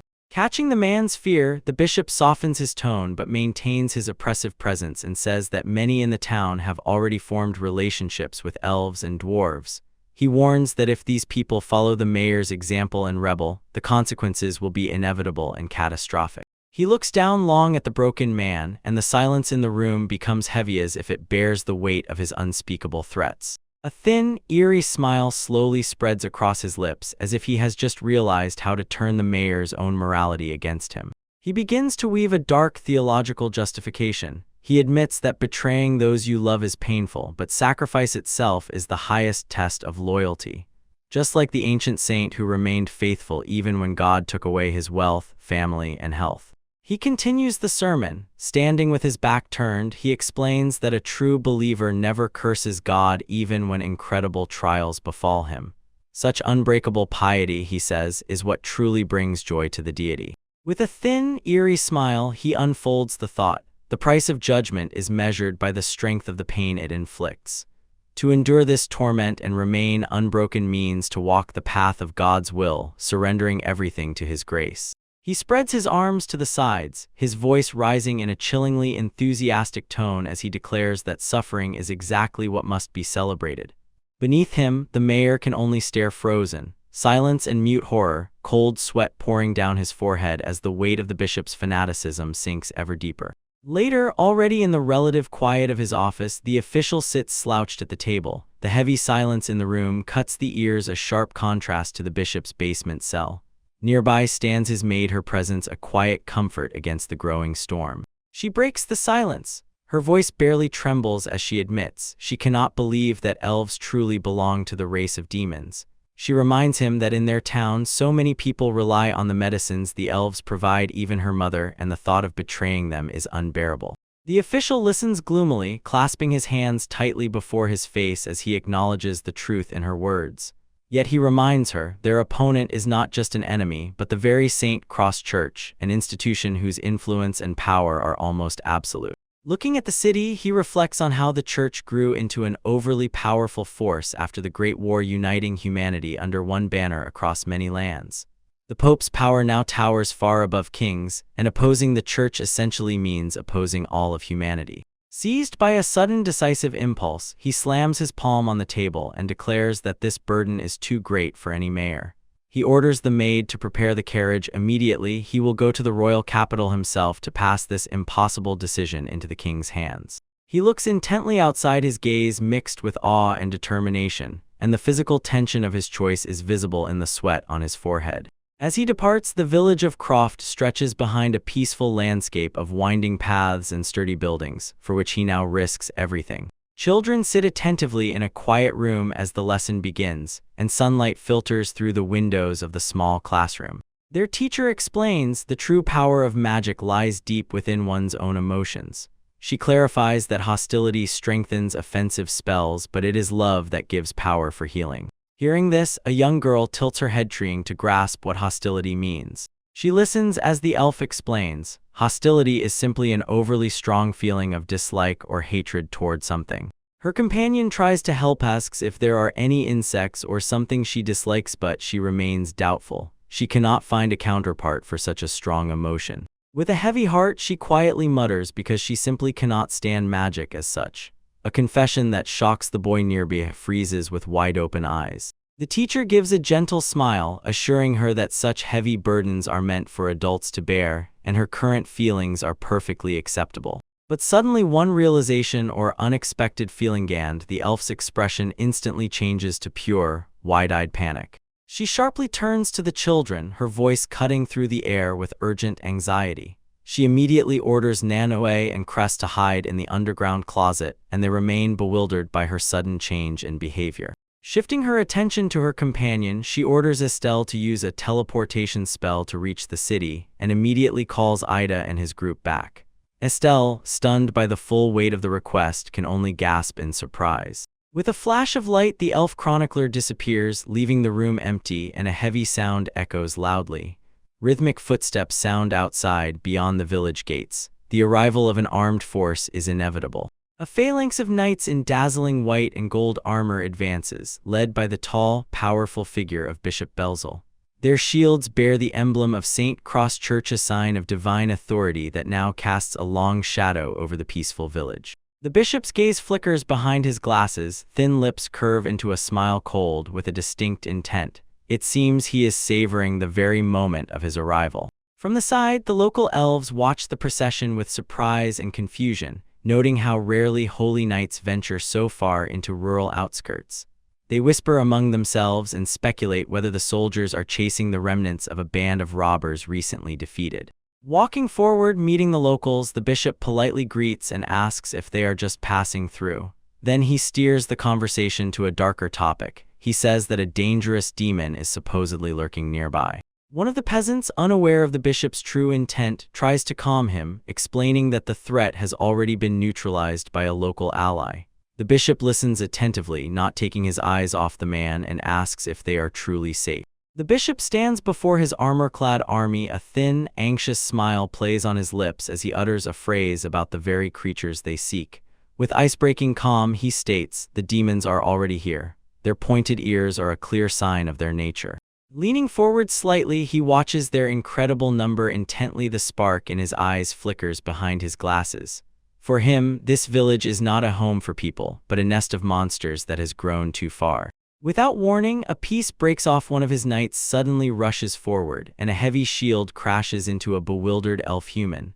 The peasant barely manages to exhale a surprised breath as the shockwave knocks him to the ground. Blood splatters from the point of impact. Seeing the sudden brutality, Alicia lets out a piercing scream of horror. Nearby, another man is thrown to the ground. The sound of steel cutting into flesh rings out as the knights begin their grim work in the clearing. The entire line of holy knights then surged forward like a steel wave, and as soon as they fell upon the defenseless peasants, their weapons were already drawn. Cries of pain and panic filled the air, and the peaceful settlement turned into a slaughter in an instant. Amid the carnage, the bishop lowers his head in feigned mourning, adjusts his glasses, and sighs. He laments that he had to do all this, insisting, "The tragedy is that they were forced to wait so long to drive out this corruption." He continues his sermon of death, reflecting, "Although these creatures lack the necessary faith to be saved, the church must lead such lost souls even if that guidance is on the very edge of a blade." He looks and stiffens, and the feigned sorrow disappears as soon as he gives his final, merciless order to the training knights. He commands to burn the village to the ground and slaughter all the inhabitants, leaving alive only the high elves. He launched his plan, and the armored ranks of the holy knights begin a grim advance. Somewhere in the distance, elven peasants break into cries, trying to stop the inevitable march. At the invasion, the elven warrior steps forward stubborn as a stone. His voice trembles with rage as he asks how they could be branded as demons if they fought side by side in the Great War. He throws a sphere of fire at the invaders, but the leading knight raises a heavy shield. The fire dissipates without a trace against the enchanted metal. The knight stands motionless. The patterned cross on his helmet coldly flickers as the smoke from the failed attack disperses. When their magic fails so helplessly, the elven defenders seem to freeze in disbelief. Their faces turn pale with the realization that their main defense is futile. One of the knights mocks their efforts and declares that such cheap magic will never break the defense of those blessed by God. A sharp metallic ring, he draws his sword and orders the long-eared demons to prepare for death. Suddenly, a cry of agony bursts from the front line as the knight throws back an unexpected flash of light. Even the bishop watching from the side is bewildered by the sudden change of course. From above, a hail of fiery shells falls upon the holy knights, breaking their formation and forcing them to squeeze into defensive fortifications. Standing amid chaos, young Alicia grips her staff, her eyes blazing with a new familiar, formidable power. She is preparing to defend her home. She bursts out with a look filled with righteous anger. Her voice trembles with indignation as she demands an explanation of how those who call themselves defenders of the weak can justify directing their blades against the innocent. Above the battlefield from a height, she directs her gaze at the man leading the invasion and calls Bishop Belzel, demanding an explanation for this unprovoked attack on her people. He does not flinch at her challenge. His face is a mask of cold, calculated indifference. With a creepy, self-satisfied smile, the bishop declares that their actions are beyond mortal doubt after all. They are simply carrying out the divine will of God. Standing before his vast army of armored knights, he radiates an aura of absolute power. His conviction is unbreakable as he leads the holy crusade forward. After the clash, away from it, the village remains eerily quiet under the silent eaves of the huts. In the safe shadow, the boyish silence, a young girl lifts her gaze wide and frightened, whispering to ask why she is forbidden to go outside, there where the sunlight is. His companion, a face already etched with such adulthood that it is hard to believe he is still a child, admits he has never seen the village elder so grim and begs her to stay hidden while the storm of war rages somewhere else. He hid in the silence of the storeroom, but suddenly this stillness was broken by a voice without a body. It asked if their current course of action was truly right. The little boy's eyes widened with pure fear as he abruptly turned around and demanded in a trembling voice, "Who is there?" Nearby, a little girl squeezed his hand, lost in guesses. Before they could wait for an answer, a dark, viscous substance began to burst out from between the floorboards, bubbling and pulsating with unnatural energy. The mass quickly expanded, seethed, and foamed, flowing into a puddle on the wooden surface, growing larger every second. It rose from the ground like a shadow taking shape, looming over the frightened children who could only stare frozen in paralyzing silence at the dark monolith that was growing. From the depths of the dark sludge emerged a woman in a pointed hat. Her face was calm as she said they must hurry and help before it is too late, leaving the young girl staring at her, stunned and motionless. The mysterious woman in the witch's hat stands before two children in a room full of herbs and bottles. She looks down at them calmly, with predatory sophistication, and her presence fills the cramped space. Leaning closer, she addresses the young girl Manhwa with cold urgency. She warns, if they do not go to save now, it may already be too late for those they care about. Next to him, a young guy, Cress, suddenly cannot move from his spot. His body becomes heavy and indifferent to his will as if an invisible force pressed him down. He looks around in panic, not understanding where this force comes from and who this woman really is. While he remains seemingly frozen, the witch does not take her eyes off the little girl. Her shadow looms over the child as she waits for an answer. A little girl silently looks back, eyes wide open, fear and hesitation clutching her chest. She remembers being told never to follow stranger sand. This warning grows louder and louder in her head as she struggles with the choice. Hearing her distrust, the woman throws a reassuring smile and says there is nothing to fear. She insists she is a friend of Nanano's father, trying to bridge the gap with a lie or hidden truth. Noticing the girl's reaction, the woman sees the mention of her father hit right on a nerve. The child's face shifts from fear to a faint glimmer of hope mixed with confusion. When the child retreats, the witch continues her manipulation, painting a grim picture of the current state of the village.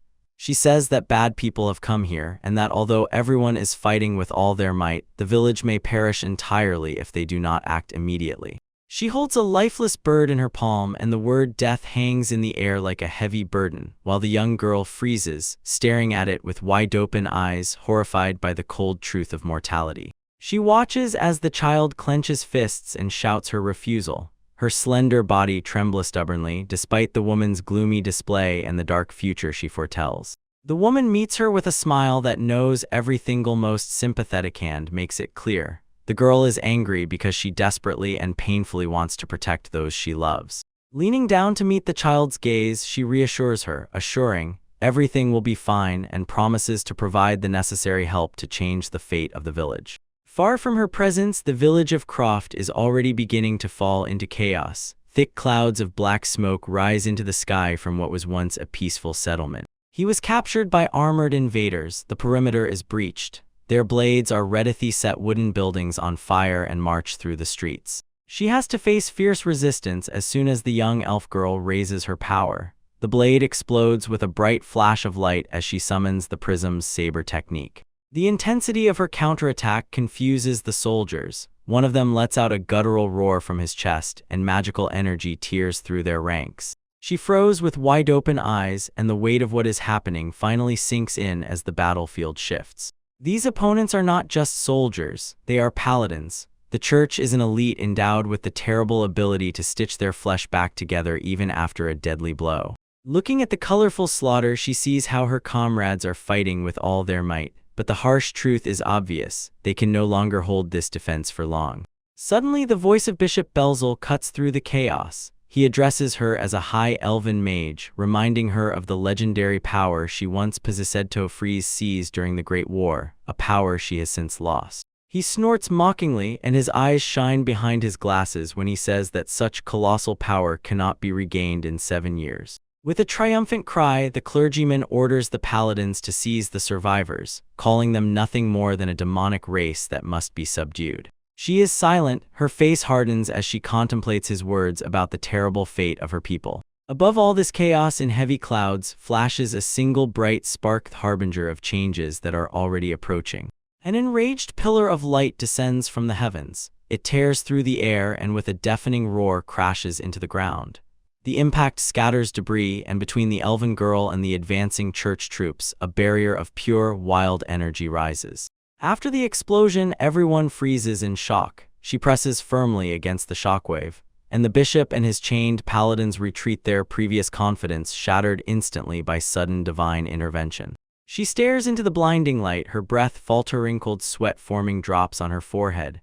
But the force bursting from the blow is unlike anything she had imagined, so for a moment she is seized by helplessness, intertwined with a deep sense of distrust. Above the battlefield, amid swirling storm clouds, a small silhouette begins to descend. Above the figure's head, a faintly flickering ghostly ring of light marks its presence against the dark sky. When the figure approaches, the halo pulses with an even, otherworldly glow. It hangs just above the crown of dark hair, and the soft light cuts through the darkness of the gathering storm.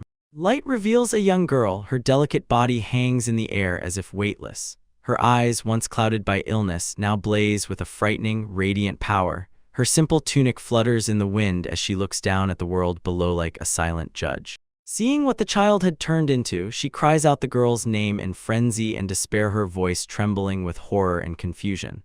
The fact that the frail human girl she tried to protect now displays such heavenly power is a reality she is not yet able to comprehend. A young girl froze in icy horror, staring at the massacre before her. The knights, led by a woman in armor, stand among the fallen peasants. Their blades are still wet with the blood of those they were supposed to protect. She lowers her gaze, and above her head a flickering glow flashes as if a heart is torn in half. With a trembling, very quiet voice she asks why they commit such cruel acts. Her innocence is completely destroyed by the sight of senseless slaughter. Tears stream down her face as grief turns into coarse, burning hatred. She whispers this word again and again, and her voice, drawing on new strength, a terrible resolve, becomes steady. This hatred bursts forth in a dazzling display of power. Sparks of white, scorching energy dance around her delicate figure. She screams her disgust into the very sky, clutching a huge sphere of light between outstretched arms. The explosion of celestial energy shakes the battlefield, forcing armored soldiers to shield their eyes. They freeze in disbelief. How can an ordinary boy direct such a focused stream of lightning? Nearby, the high priest watches the spectacle and fear grows. His composure cracks. He understands, even their cursed armor will not withstand the direct blow of that incredible magical power. His eyes widen behind the glasses as he focuses on the glowing ring above the girl's head. The realization hits him like a real physical blow. He recognizes that halo and the ancient divine power it embodies. Before he can react, she releases a full fury of light, screaming for her enemies to vanish from existence. A giant beam of energy burns the ground, and the knights are covered by a blinding white flash as they beg in fear. She stands at the center of blinding white radiation. The very force of her awakened power presses and pushes away the air as the energy begins to merge into a single devastating point. When the light devours the battlefield, Alicia bursts into the fight. Her own mana manifests as a complex rotating geometric seal that directs a scorching beam of energy at the approaching riders. The young elf strains under the weight of the spell. Her face flushes from the effort as she must maintain such even intonation. Behind her, Nanoe hovers in a trance-like state and the divine halo pulses in rhythm. Seeing the devastating counterattack, the elven warriors exclaim in shock, not believing their eyes, and ask why their leader risks everything to protect those who brought such ruin to their home. Mocks the cries of her relatives, grinds her teeth, and directs every drop of will into the staff, declaring that she has reached her limit and will no longer allow the innocent to suffer. Her heart aches with pain for the human girl while she herself grieves. A child who has not yet known the warmth of true love is forced to endure such bitter hatred and bear the inhuman burden of killings. Sweat rolls down her forehead like hail and her eyes blaze with fierce, desperate determination. She swears that this cycle of tragedy will end here and never happen again. Suddenly, the magic circle cracked under the colossal pressure of mutually contradictory energies, burst out in a storm of glass shards, and through her back a sharp pain seized her. She refuses to surrender, even as the magical tension tears her body apart. A defiant scream, and she rejects the very thought of defeat. She decides to stop this attack with all the strength left, no matter what it may cost her. Through this hopeless determination, a dazzling pillar of light bursts forth from its place, a bare, unrestrained manifestation of power that suddenly rises outward. The shockwave is so colossal that it throws the armored knights off balance. Their shields barely protect them from the incredible force of the explosion. In a moment, the light goes out and it opens as she falls forward, her breath breaking out in ragged, painful spasms.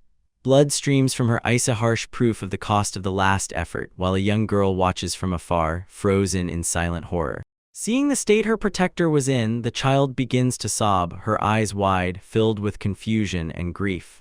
She barely finds the words to ask why such a sacrifice is needed, and her voice trembles as she calls the woman. In response, the elf woman squeezes out a weak, bloodied smile, and her gaze warms as she looks at the girl, quietly explaining that she has already told her. Such burdens are meant for adults, not for someone so young. With a gentle movement, she extends the stick and lightly touches the tip of her finger to the girl's head, a playful gesture meant to relieve tension and distract her from the slaughter. The girl twitches from the touch, tears still flow as she tries to compose herself and comprehend the calm expression of the woman who just risked everything to save her. Finally, the elf woman gives the last advice. She tells the child not to get involved in such dangerous matters. Her face is full of motherly warmth despite the horror that hides her features. A young elf makes a sacrifice and a little girl freezes in shock, wide-open eyes, tears about to fall as she sees with her own eyes the cost of this battle. Her face twitches and the first drops of sorrow make their way down her cheeks as she looks at the one who protected her. Seeing the child in despair, the beaten mage suddenly pulls her into a strong embrace despite the blood still streaming from his own eyes. She exhales through a sigh, gently reproaching the girl for recklessness and for touching a power that the small body simply could not withstand. When she presses the girl closer, the elf's gaze hardens. The bloody stains on her face blur her vision. She shifts her gaze to the approaching army and feels growing fear of whom, or what could have forcibly awakened such a dormant, dangerous power in an ordinary child. The fields stretch out and the high priest stands at the head among his armored legion, his gaze fixed on the strange, ethereal glow streaming from the steam. His jaw drops from pure, sheer shock. Words get stuck in his throat as he comprehends what he sees before him. Suddenly he bursts out with a mad scream. His face is twisted with both religious fervor and greed.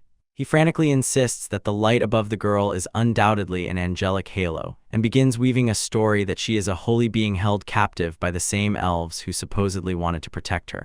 Consumed by this new divine obsession, he orders his knights to charge forward with double strength. He declares that the capture of the High Elf is now a secondary matter. Their true prize is Angel herself, and only she matters now. He roars to his men to immediately seize the angel and demands to bring her before the Pope without delay.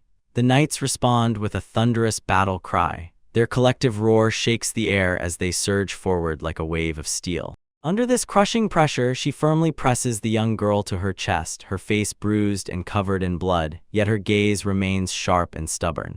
Behind her, elven warriors watch the approaching knights with grim determination. Weapons in hand, they prepare to defend their home from fanatical invaders. She shifts her gaze to her own. Her face flickers with a trembling glint of recognition and fatigue as they prepare for the upcoming clash. But the knights instead show only contempt. They mock the elves, calling them small fry, and declare that they will destroy anyone who dares to stand against them. Elven men stand firm against such insolence. The echo the village heads resolve and swear. They will not let the child bear the burden of their protection. They will be the shield that covers Nano. She sends her warm word of thanks to her people, keeps her voice steady despite the complete chaos, and calmly, without unnecessary movements, announces, their help is no longer needed.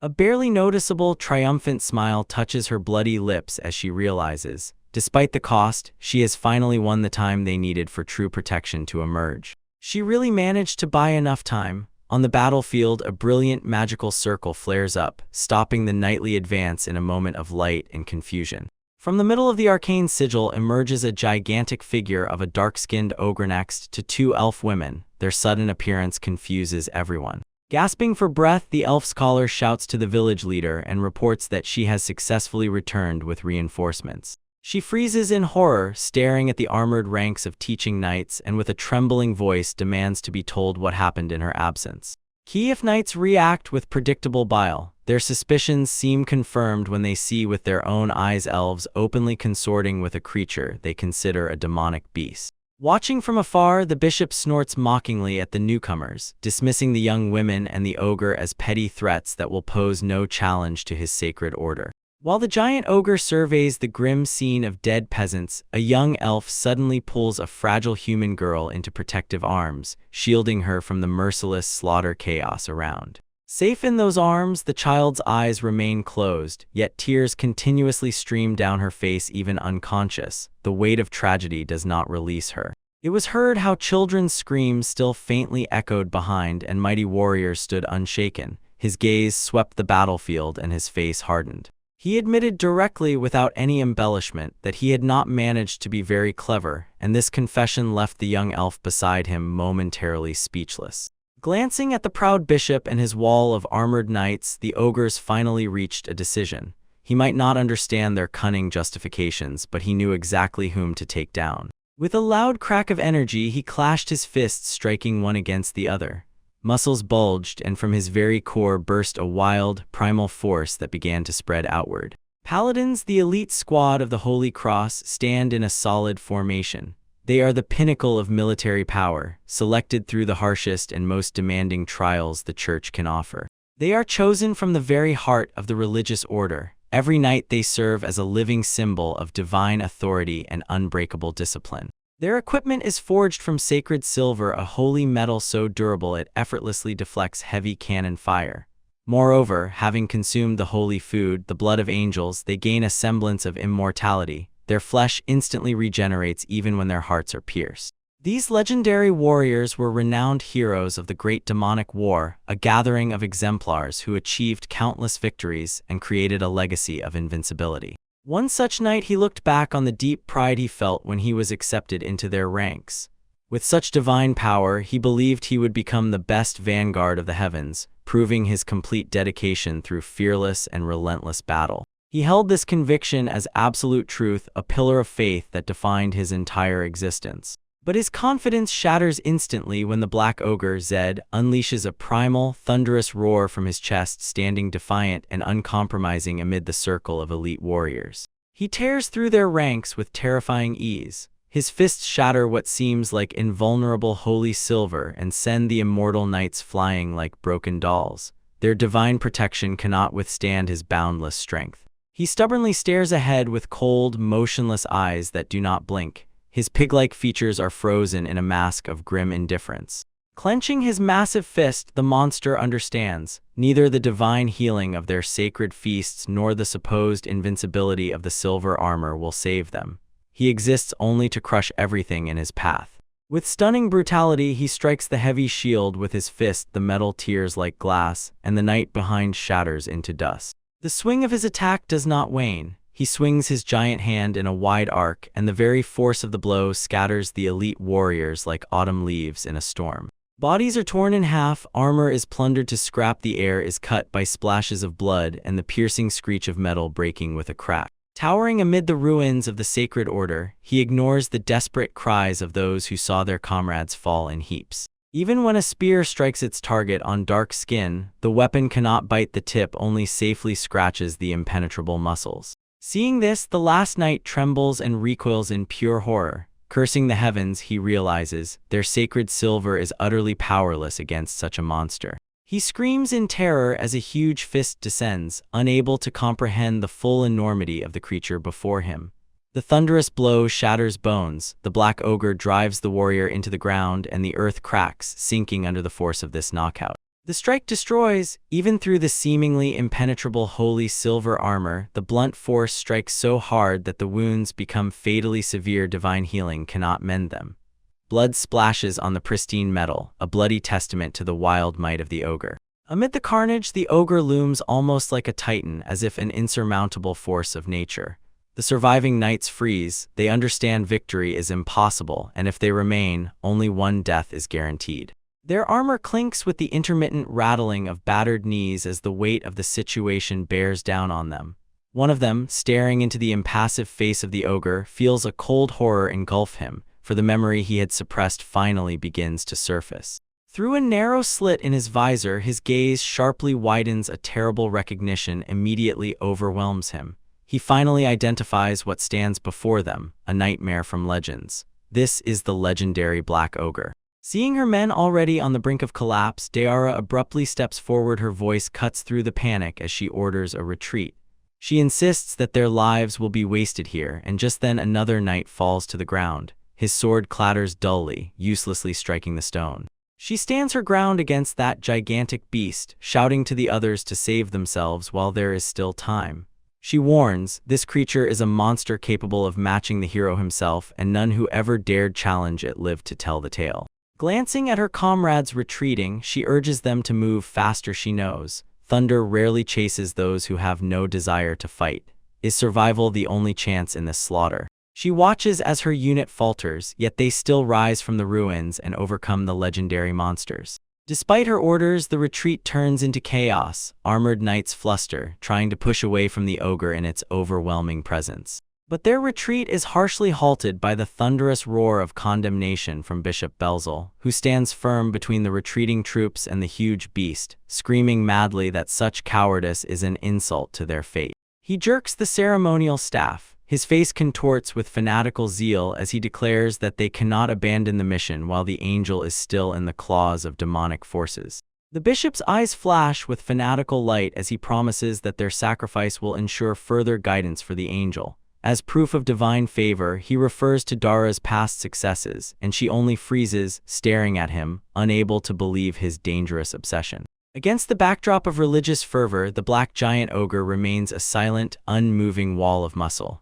His gaze is fixed and unreadable. He begins a slow, measured advance, heavy steps echoing as he looms over the comparatively fragile bishop. Facing certain death, the old man does not flinch. Instead, a grim, triumphant smile spreads across his face as he reveals a shining holy medallion, hinting that he has one last desperate gambit. He holds the diamond-shaped relic above his head and says that this fragment of divine power came to him the day he ascended to his domain. With a sharp, violent thrust, the artifact explodes in a pillar of blinding light and searing heat, the embodiment of what he calls the fourth miracle. The massive ogre stands in the very heart of hell. The smoke swirling around him is undisturbed, his bestial features drift in the background as the earth cracks and splits under the pressure of the explosion. Continuing the attack, the bishop channels holy energy through his staff. A complex magical sigil weaves in the air to focus the destructive creature. He laughs with fanatical joy, mocking the demon and praising the power of the church, while nearby a witness freezes in shock, staring at the boundless, unspoken flames. In response, the eyes of the giant man-eater blaze with harsh inner light, and with a single thunderous snort he exhales a gust of wind so powerful it extinguishes the holy flame. The bishop's face pales, his jaw drops in pure shock as he realizes his divine miracle has been neutralized with just one breath. Before he manages to digest the defeat, the giant ogre suddenly leaps forward. His massive hand squeezes the old man's face and tosses him into the air effortlessly. He holds the bishop in a merciless grip, his powerful fingers pressing into the skull, while the priest vainly flails his hands, which helplessly cling to his thick, dark forearm. Looking down, he mixed pity and cold rage in his gaze. He whispers that this man knows no truth in what he claims to represent. Nearby, the warrior stood silently frozen, stunned as she stared at the screen. Tears ran down her face, and the burden of what was happening finally broke her composure. The ogre's eyes flash with a dazzling white light as he leans closer. His voice, a slow, dangerous rumble, warns the bishop never to utter the name Daria so carelessly again. The bishop's legs twitch weakly in the air, his body hangs unnaturally helpless as if held by nothing but the ogre's all-consuming force. With a contemptuous snort, the giant monster calls the armored knights waiting into formation, then easily hurls the high-ranking cleric through the air like a rag. The man screams in horror, crashing into the line of paladins, and the force of the blow throws several holy warriors backward into complete ruin. Standing towering against the village backdrop, the ogre issues the final, grim command, "Take your broken leader and get out." And he swears that from now on they will never dare show their faces on these lands again. He stood motionless, a silent sentinel watching as the armored knights scattered in a frantic retreat. The dull, heavy clatter of their boots and the jingle of silver armor faded into the distance, leaving only dust settling behind. When the last invaders disappeared beyond the horizon, several columns of dark smoke still lazily stretched toward the clouds.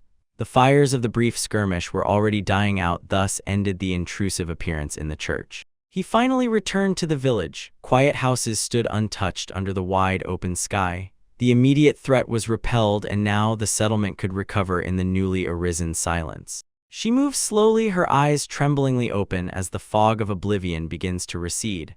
A quiet moan escapes through her lips as she tries to comprehend where she has ended up. The dim light in the room slowly becomes clear. A gigantic ogre figure looms over her. His usually terrifying features soften, true concern appears in them. He watches her intently, waiting for a sign of recognition or the return of full consciousness. He speaks quietly, a deep voice rumbles as he asks if she has finally returned to the awakened world. Confused, she can only whisper his name, and he immediately asks if she feels any pain after her idea. She freezes in place, not taking her eyes off him while pondering his question, and aloud she uncontrollably asks if it should hurt her. The memory of recent events still remains blurred. A sudden spark of clarity flashes in her eyes as memories of chaos begin to hammer back, shattering her quiet confusion and replacing it with an increasingly intense feeling of horror. With her friend to cry, she suddenly shudders and sits on the bed. Her voice breaks as she yells at her father and her friends. Ogre immediately approaches to hold her back and points to the other side of the room, so she can see that she is not alone and that the danger has already passed. Uvalda, resting in a luxurious chair, the young elf magi, gives a tired but reassuring smile, her face bandaged, but her spirit unbroken. She quietly tells the girl that everything is fine, explaining that thanks to the timely intervention of the ogre and treatment, everyone survived the clash. She suddenly becomes confused when the child throws herself into her arms, clinging, trembling with despair, pressing her whole body against her. When she holds the girl, the mage's expression suddenly turns serious. The conversation shifts to the mysterious woman who, it is claimed, infiltrated the warehouse. She watches as Nanoe breaks down into tearspure, relieved. With the cry of a young girl echoing through the room, the weight of their salvation finally sinks in. Next to him stands a giant ogre proudly. His presence silently holds the silence in the room as he agrees, at least for now nothing else matters except this thing. He watches as the girl finally falls into a deep, healing sleep while the elf does not close his eyes. Her delicate figure is tightly wrapped in a cloak, and she vigilantly guards her companion. A warm hand reaches out to gently stroke the girl who is sleeping, an encouraging gesture of comfort after the horror ordeal they have to endure. The elf turns his gaze to her figure and she remains unshaken, thanking him sincerely for not letting the child suffer, but he immediately dismisses the praise, insisting that the true credit belongs to her. He looks down at her with a gloomy expression and admits, maybe he did protect the village, but it was her actions that truly secured the future of the young girl. The word hangs in the air and she freezes for a moment, a quiet pause as she contemplates the burden of the responsibility she has taken upon herself. She listens while he continues to explain, battles to protect others are inevitable, but these burdens should not yet fall on someone so young. She accepts these words with a silent, resolute gaze. She stands before the gigantic giant while he sincerely thanks and notes. The knight Daria also expresses gratitude for everything that happened. Her gaze softens, the weight of his words sink into her thoughts as she contemplates this rare display of vulnerability and gratitude from this great warrior. Next to her, a young girl Nayua gives a gentle, calm smile. In her gaze one can see newfound peace and joy, for the danger has already passed.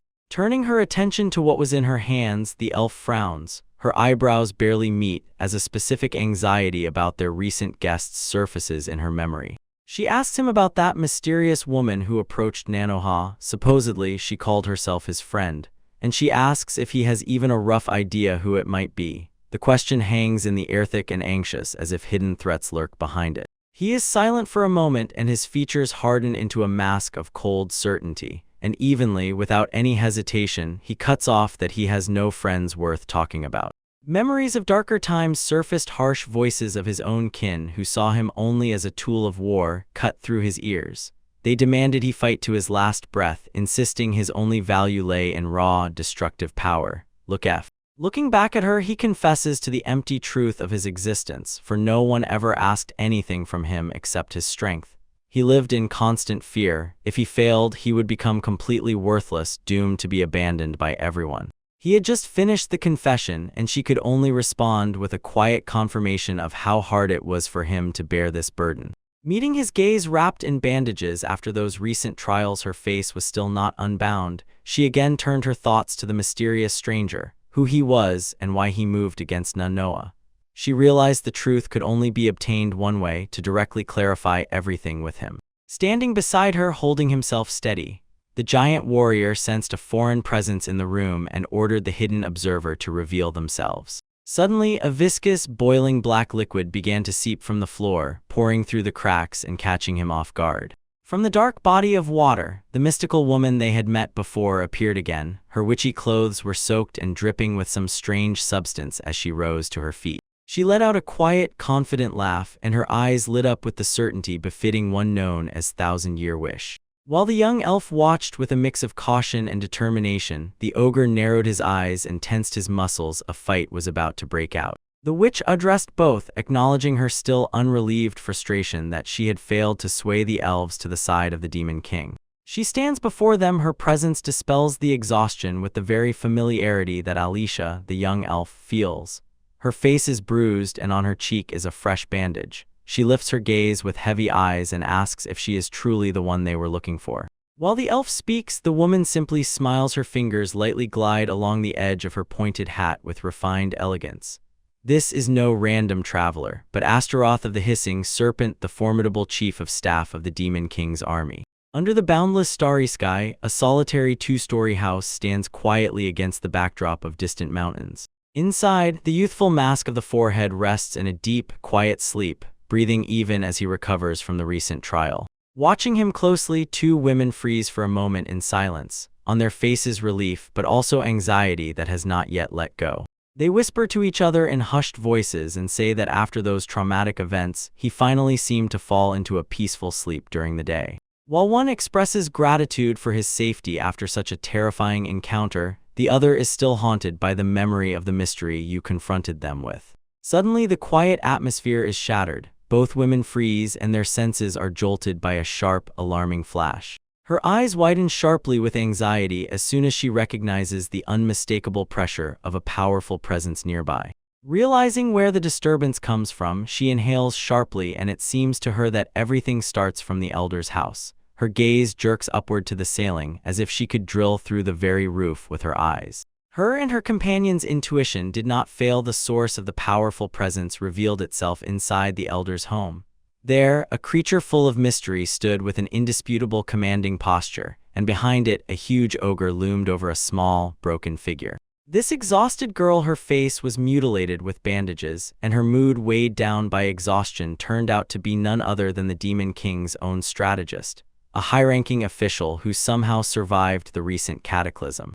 Glancing down at the survivor, the witch spoke with a mocking intonation, emphasizing how the strategist still survived despite the hero's devastating victory and the complete destruction of her troops. She did not soften her taunts, laughing at the bitter irony of what happened and belittling the heroine's charms as if it were a trifle, while the silent ogre watched the exchange with a stone, expressionless face. Her gaze narrowed slightly, a glint of calculation flashed across her face, and she shifted the conversation to a clearer, more specific goal. She turned her gaze to the bed where a young human girl was sleeping a deep, restorative sleep.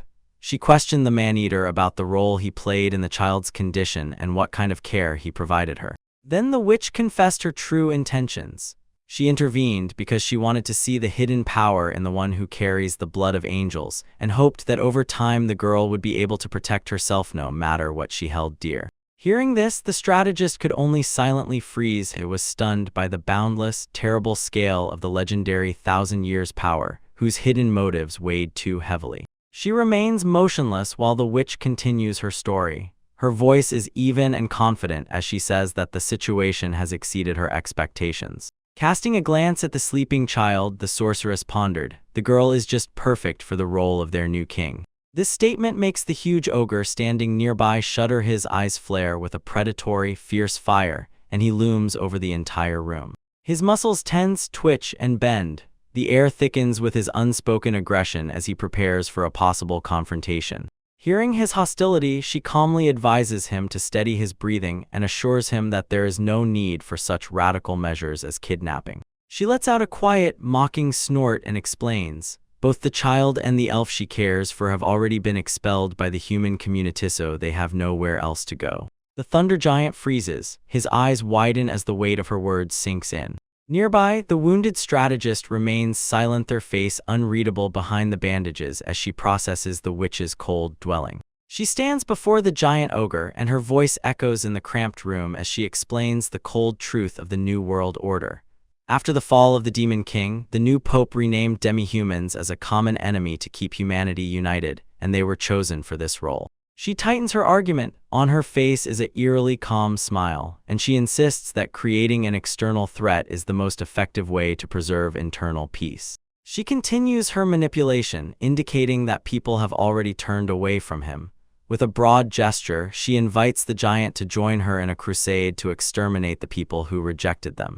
The heavy warrior freezes, weighing every word. He admits that the hidden power of the young girl can indeed give the monsters the final victory, yet he still responds to her roughly and without hesitation with a firm refusal. Sudden disobedience throws her off balance. Her confident face hardens and her gaze hides behind a mask of cold calculation. He squints, his gaze calm and firm, one that cannot be moved by her promises of revenge. She quickly recovers and reminds him, as a member of a monstrous race, he has no luxury to choose in a world that has already passed judgment on him. Standing still, he replies, "His path may be determined, but this girl is different.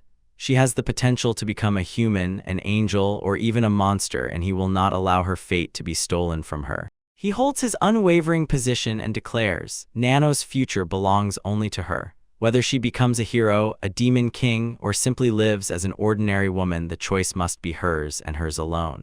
Hearing this, the witch acknowledges the validity of his argument. The freedom to choose one's path is truly a fundamental right.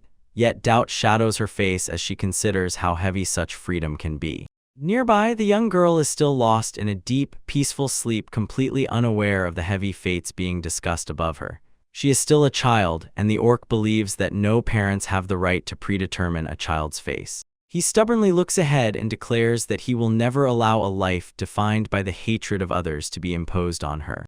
Joining the conversation, the elven strategist rises to her full height, leaning on her staff. She makes it clear they will not submit to the fate of victims, nor do they intend to join the Demon King in his genocidal crusade for the extinction of humans. She looks further tired, yet her eyes betray no lack of determination. Her bandaged face speaks of past trials as she explains, their only true desire is a simple hope for a peaceful tomorrow. The witch responds with a barely noticeable, mysterious smile. Her eyes flash with secret understanding as she watches those she tried to recruit suddenly show unexpected determination. The strategist and the scientist burst through the door. Their faces were etched with panic. They shouted about the elder, begging that he be all right. Instead of the elder, they find a mysterious woman in a wide-brimmed hat standing between the shelves of a quiet room. She meets their gazes with an eerily calm expression, and her dark eyes give no hint of anxiety at their sudden intrusion. Recognizing the true nature of the stranger, the strategist sharply shifts her gaze, and as soon as she recognizes the woman, she shudders with realization. She is of the demon race. Without hesitation, she draws her blade, lunges forward sharply, and the steel rings as it prepares to strike down the threat. The blade passes through the witch's body with a disfigured calm, but instead of blood, her figure explodes into a mass of dark viscous orbs. As the dark liquid swirls and churns, the witch begins to reconstruct herself. Her body seems untouched by the deadly blow. She turns back to the stunned elves, and the huge orc throws out in an indifferent tone that it has become too cramped for her taste and decides to leave this day. She stands straight, her face unreadable, as she addresses the monstrous figure before her. Barely tilting her head, she asks why he allows the child to choose such a dark path, and aloud wonders, is he really going to let her become a demon queen without any interference? The giant warrior freezes silently for a moment, staring straight ahead and contemplating her words. Finally, he speaks, a low rumble in his voice as he declares, if the young girl Manhwa truly desires that future, you will not stand in her way. Hearing this, the sorceress lets out a quiet, confident chuckle and, considering everything, says, if so, the girl will inevitably rise as the Demon King and later come for their help. Nearby, the young human girl still lies in a deep, feverish sleep and does not suspect that behind the elven scholars this serious conversation is being observed, increasingly filled with anxiety. Then she suddenly breaks out with mocking laughter. A hand clamps her mouth while she points to the harsh truth: people will never truly accept that they are stained with orc blood. The warrior silently snaps his gaze at her, but she does not stop. She continues reproaching and accusing him of looking at the essence of humanity too naively. She insists that people lack the inner strength to accept someone who is naturally different from them. She changes her facial expression to cold calculation and says that St. Cross Church is only a symptom of a much deeper problem. Turning her gaze sharply and piercingly, she concludes, human tendency to reject others arises purely from their own innate weakness. She continues her devastating verdict. In a cold voice, she declares that people are by nature weak, cowardly, and cruel. The group stands before her and absorbs every word as she dismisses humanity as a bunch of miserable creatures. Unfolding her dark prophecy, she asserts, even in a world without monsters, people will still find reasons to exterminate each other over trifles such as skin color or origin. She warns that Nanava, as she grows, will inevitably face persecution, so the girl will have to hate her fate and ultimately seek the destruction of the very humanity that rejected her. As if to emphasize the ruthless urgency of this grim future, attention falls on the young girl Nunoe, who sleeps peacefully and does not suspect. It will take only 1 decade for the child to become an adult and face such a cruel reality. With a terrifyingly calm face, he simply says, let him wait and see how the seeds of hatred grow in a child. Since for a demon a whole decade is just a moment, she begins to dissolve, turning into a cluster of dark, flickering spheres, and her body simply disintegrates right before the eyes as she prepares to depart. In a matter of seconds, the space she occupied will empty, only a few faint traces will remain on the wooden floor, fading away. The sudden disappearance throws the companions into a state of stunned silence until the elf scholar finally breaks the silence, demanding an explanation of what just happened. The strategist, with a serious expression, offers to explain the nature of this meeting and the witch's true intentions. She shifts her gaze to others and admits, although she knows that not every person is hopeless, she cannot find fault in the cynical assessment of the demon of their essence, accepting the dark truth in what the witch said. Elf Strategist 1 remains a silent observer while Scholar, Elf Woman 1 recounts the grim facts of the Holy Knight's attack. Scholar admits, yes, it was an undeniable act of aggression, but the absence of casualties on their side is entirely thanks to the ogre's strength, and yet she shudders at the thought of what would have happened if he had stayed even a moment longer. Strategist 1 then turns her thoughts to the future and realizes their connection with human society must change. She understands that the way forward depends on how many people decide to side with the church's strict doctrines and how the elves will have to adapt to this reality. She continues her reasoning and says that the era of a united front against the Demon King is over, and the old isolationist methods no longer work. Instead, she emphasizes how they have already woven themselves into the very fabric of human life, acting as healers, travelers, and workers to maintain vital points of connection. Continuing the analysis, she says that the church's influence is not absolute, as many people likely retain their own doubts about its extreme interpretations. She stresses, humanity consists of different groups, each with its own motives and views which they must learn to navigate. Ignoring her complex theories, the ogre with a black inner thirst of thoughts finds this political dispute increasingly unbearable. His heavy brow furrows in a look of tired boredom. He directly asks if the conversation will continue for some time, and his patience is clearly running out while others watch. The real focus suddenly becomes much more personal. Only a week remains until Nano's birthday. He confesses the scarf he planned to give her is still not ready, and he admits that he urgently needs to return home immediately to resume work on the gift. Watching him twitch and worry over the gift that the young elf girl one left as a present, she freezes in shocked silence and can only stare fixedly, mouth agape, at the place where the formidable warrior fusses and frets over the knitting project, while the strategist looks on with a blank face nearby. While the young elf remains silent, the scientist, woman one, behaves much more impatiently. Her face twists with irritation, and she begins to scold him. She sharply reminds him that a month ago she gave him all the necessary instructions, and the ogre can only offer shy excuses that he was distracted by the desire to add a cute pattern to the work. The strategist lets out a loud giggle. The tension of the moment dissolves into genuine amusement. Through this playful pause, the giant ogre-zed emphasizes, a birthday is a serious matter. He says how sad it would be for Manhwa if she received nothing. Manhwa, sitting calmly and composed, agrees and orders them, leave everything else to her and focus on preparing for the birthday. In response to this decision, Alicia doubts whether it is truly wise given the urgent threat of the knights. She reassures the young elf and says she has not been idle. She has already taken measures to keep the situation under control. For a moment she watches Nane while the young girl sleeps peacefully in bed. The chaos outside the world retreats for a moment. Looking at the child's calm face, she thinks, in this world there is nothing more precious than a child's smile. When the night thickens, she raises her gaze to the crescent moon, remembers the mandarins she loved, and decides that this might be the perfect moment for her to finally understand the truth. Meanwhile, far in the landscape, the towers of the kingdom of Antares rise high under the same silver moon. Inside the castle walls, the knight Daria stands alone by the window. Her silhouette is cut out by the moonlight, and she does not take her eyes off the knight. She stands in silence, her gaze fixed on the distant horizon, and the weight of the crown feels heavier than ever. Behind her, her loyal official kneels waiting for a word that never comes while the night air chills the balcony. Sitting on her throne, she listens as a man explains the Holy Emperor's interpretation regarding elves and the demon race. The political picture shifts and he warns, the current scheme is much more fragile than it seems. He continues, his eyebrows knitting into anxious folds as he talks about the unstable situation surrounding the dwarves. The intertwining of alliances and the risk of clashes increasingly strain Nervous' voice barely trembles as he delivers the report. Then she holds a sealed letter, a wax seal with a formidable coat of arms, a cold reminder of the contents inside. Her companion, Eris, watches from the side as the queen realizes her deepest fears about the prophecy have finally materialized into a cold, undeniable reality. Suddenly she rises with a sharp command, and the maid startles.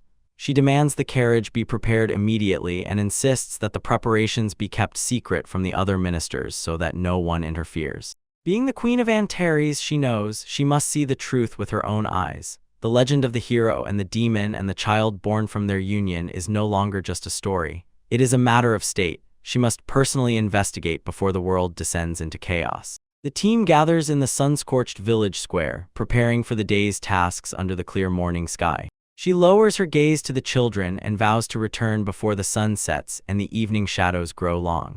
Nanoha's eyes flash with excitement as she tells how she found huge mushrooms to fill their stomachs, and Cress, always cautious, reminds, "Do not touch anything without their guardian's permission." Nearby, Estelle calls to get Alicia's attention. She entrusts the safety of the two young lads to the young elf. He responds with a confident smile and a reassuring gesture, showing that everything is under control. The plans are already in motion. The trio sets off on a journey away from the safe buildings, heading toward where the dense forest wall darkens in the distance. On the outskirts of the village, a massive ogre and a scholar watch as a small group departs. The expressions on their faces are inscrutable, and the morning silence settles around. From here, the village square looks bustling but orderly. The rest of the inhabitants are busy with their affairs, and the central figure stands still, as if rooted to the spot. From the gathering, a bunch of grim men with stone faces assemble, and one of them sharply clicks his fists, a terse hop. They nod. As soon as she leaves, they will have time until evening, and during that time they must complete all preparations before she returns. Once her plan is underway, the village square erupts with laughter and applause. The men gather together. One raises his fist and, charging everyone with enthusiasm, declares that they must begin preparations for Nanoha's birthday immediately. In the midst of the festive noise, a large orc quietly thanks one of the elven men. The elf brushes off the thanks with a friendly smile and insists that the orc leave them decorations for the square. After all, elven children are a rare sight, so the whole village rejoices and celebrates the birth of any child. The elf scholar watches the exchange with a gentle expression. Her eyes laugh behind her glasses as she says there really is no need for him to feel guilty. Nearby, the men line up and share a silent, solemn moment of agreement. They say the young girl recently endured fear. They have decided to make sure that during all the daytime festivities she knows nothing but joy. While the orc silently holds in the kindness of the neighbors, the elf scholar announces that she intends to move on and start preparing the banquet for the celebration. The bounty of this land will soon be laid out in astonishing detail. Full baskets of crunchy carrots, plump onions, and fresh greens next to piles of eggs, fish, and select cuts of meat. Standing before the overwhelming amount of ingredients, the elf scholar begins to assess the upcoming work. Calculations are already spinning in her head on how to feed the entire settlement. Considering the incredible number of guests, she thinks that barbecue is probably the most practical solution until suddenly she shudders, because behind her a huge orc appears silently. He quietly appears in the kitchen, and Estelle shudders and abruptly steps back with a frightened exclamation. Her heart pounds against her ribs as she asks what could have happened. He remains calm, explaining that he wants to prepare a special lunch for the child specifically for Nanoe. His request surprises Estelle. For an experienced traveler, this sounds unusual. She asks why he suddenly became interested in such a dish. He answers simply, he heard it as a favorite treat of children. She listens as he explains. Nanoe's recent refusal to eat her vegetables became a problem, and he hopes to hide them in a hamburger steak to lure out what she will eat. He sees that she is touched by his concern, and she immediately agrees, so he hints. A special portion must be prepared especially for the young girl. She watches as he puts on a simple apron and begins cooking under her supervision. She says the main thing is to chop the vegetables so finely that they are almost invisible, then fry them until their natural sweetness is released. He lowers the heavy knife to the carrot, and she shudders and begins to worry about the dangerous position of his hand. She quickly urges him to tuck his fingers into a claw grip to prevent a bloody accident. The large blade continues working, rhythmically striking the board as he focusedly keeps the pace and strives to master the technique. He fixates his gaze on the kitchen tool in his hand, and a slight surprise freezes on his face when he declares that it just cracked. Nearby, the elven scholar simply freezes, not believing her eyes. Her voice breaks in shock. She questions how he could have possibly broken that very part of the equipment. He watched as she quickly turned to the next stage of their lesson and spread out new pieces of meat on the wooden table. She explained that people have different tastes, but a meat mixture of beef and poultry would give the dish they were preparing a much richer flavor. She continued the instructions, explaining that the meat must be continuously beaten until it loses its original texture and turns into a mass from which spheres can be molded. He immediately got to work. Heavy hands began rhythmically pounding the pile of protein. She laughed, and the incredible burden of the process itself made him note how difficult it was. He frowned while sorting manually and untangling everything with muscle strength. She admitted that preparing large batches can really leave the hands aching. He tried to clarify, saying it was just to reduce everything to the same dirty pile. He looked at the large bullet was now filled to the brim, and she, confirming her assessment, nodded. In theory, the task was simple, but the scale of preparation frightened even an ordinary cook. She silently watched as he unhesitatingly put his natural advantages into action, plunging his massive, bandaged fist into the bowl with a series of wet, heavy, muffled blows. The unrestrained, wild strength in his hands made her freeze with admiration. He listened as she moved on to the final shaping, explaining that now they would add eggs and breadcrumbs to make flat cutlets. She warned that if there was even a little air left in the meat, the steaks would fall apart during cooking and ruin their hard work. She demonstrated the necessary technique to avoid such a mistake. She ordered him to forcefully slap the already formed cutlet against the cutting board. The meat struck the wood with a sharp, confident crack, expelling air. He raises the meat high, his massive arm tenses as he prepares to strike with all his might, following the order to be decisive. The impact is too strong, only a smudge remains on the wooden table. Seeing the result, his mentor admits her hints were weak and advises a much gentler approach for the next attempt. After perfecting the technique, the final cutlet is fried to a perfect crust, and a rich glaze of wine and pan juices is thinly poured over the shiny meat to finish the dish. Taking the first bite, the warrior freezes in surprise. The taste turns out to be deep, and the dish is both sweet and incredibly rich. They sit together in the quiet kitchen. His companion explains, the natural sweetness of vegetables is a secret, and the best way to convince a picky eater is simply to make the dish unbearably delicious. Hearing this, he hopes that young Nanoe will also taste it with the same pleasure. She gives a warm, encouraging smile and shows confidence that the child will love it, because he truly put care and effort into the preparation. A cozy silence falls over the room as soon as they both finish eating. The bond between teacher and student strengthens through their shared work. He gives a slow, solemn nod. Her words settle inside as he smiles at the simple joy of being able to provide for others. He, as always, kept an impassive face, but Estelle suddenly felt a change in the air between them. She shuddered and realized the orc had just smiled. His features remained as stone-like, yet she still felt genuine warmth in his eyes as they stood before the village houses. The sun hung over the quiet settlement low above the steep, snow-covered peaks that held the horizon, casting calm light onto the endless wild expanses, eternal and unchanging. This silence was suddenly broken by a burst of youthful energy. Nanava, noticeably regaining her strength, dashed to the edge of the clearing. Her voice rang with joy as she called to her father, "Come, look what she found." She shines with pure, untouched joy, clutching a mushroom almost as big as her tiny figure. Triumphant, she announces her find to the whole world, her eyes sparkling with the simple pride of a child who successfully wandered through the forest. With the trophy in her hands, the young girl wanders along the dirt path, the massive mushroom casting a shadow over her as she heads back to the very heart of the settlement. Her face soon stands out against the bright arch of roses. Her smile widens as she notices the village gathered for a special event. The entire community bursts into applause. Their shouts roll through the valley as they celebrate her 5th birthday. Flags flutter in the wind above the crowd of humans, elves, and orcs, all together, united in this moment of peace. Despite the festivities, she freezes for a moment. A look of innocent confusion crosses her face as she ponders the meaning of the word birthday, still tightly clutching the leg of her enormous mushroom. Her thoughts are interrupted by a sudden realization, and she lets out a piercing cry of recognition. Her eyes flash with excitement as she spots a familiar face among the guests. Leaving her quiet thoughts behind, she rushes abruptly to the huge orcs at the edge of the crowd and shouts at the top of her lungs that she has finally reached the age of 5. Cowering, she looks up at the bulky warrior and with wide, expectant eyes asks if this new milestone means that she is finally grown up, now seeking confirmation from someone she clearly admires. He looks at the little girl and explains that being an adult means being able to eat her vegetables.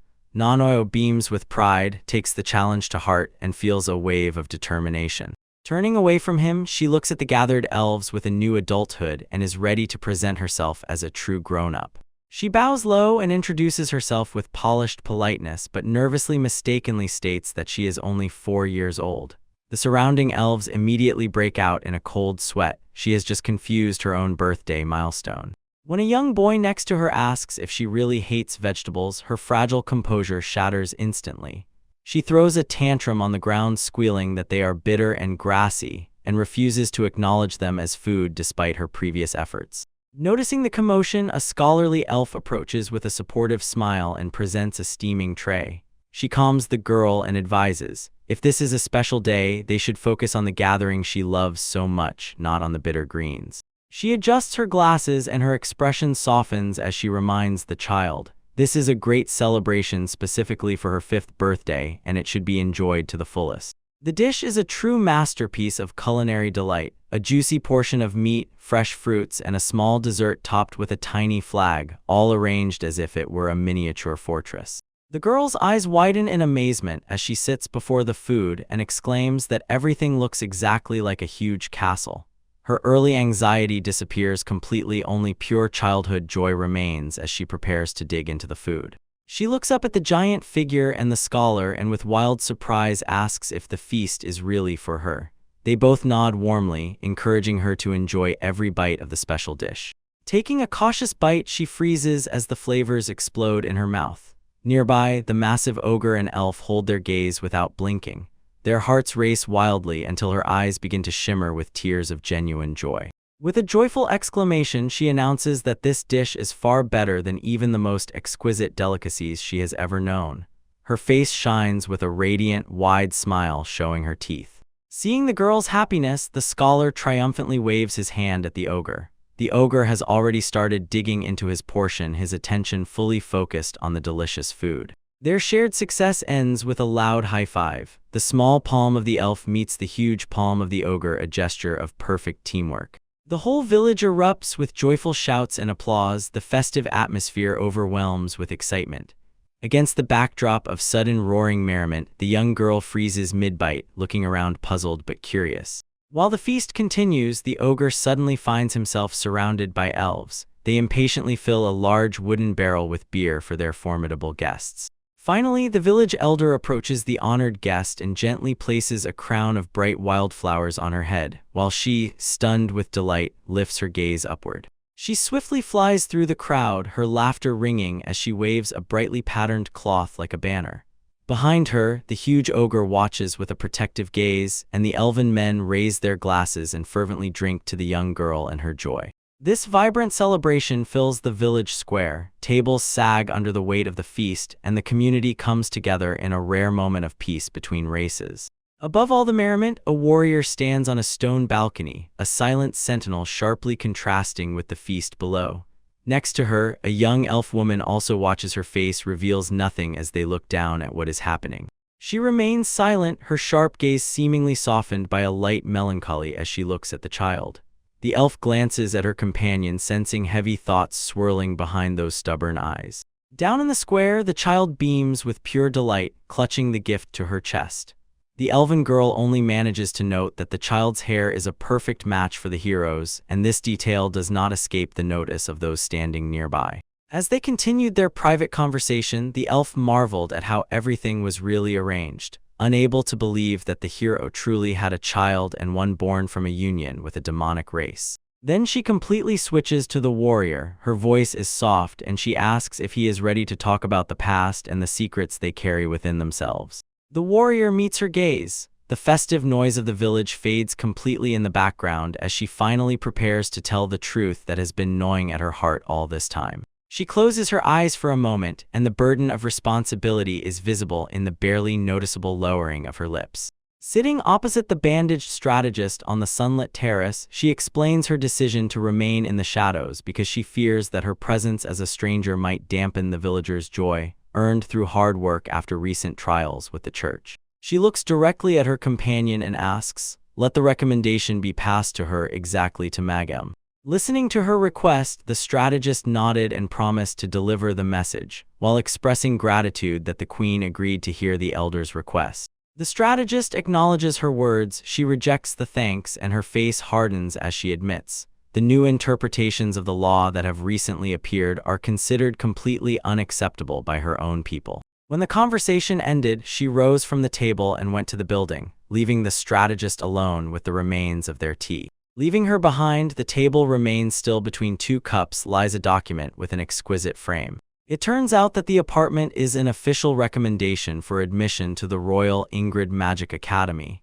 a key step for the one destined to carry it. The town quietly nestled in the shadow of majestic snow-covered mountains, and sturdy wooden buildings hide the secrets of a changing world.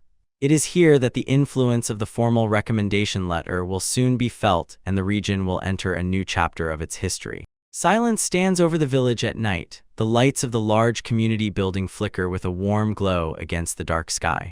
In the air, distrust thickens. The elf scholar grabs her face, her hands flail, and she freezes in shock, gasping sharply. Nearby, a giant ogre stands straight, majestic, and his gaze is just as stunned. They try to comprehend the news. The queen herself honored their place with her visit. Sitting on the high back of a chair, the young strategist explains the situation with a calm, impassive look.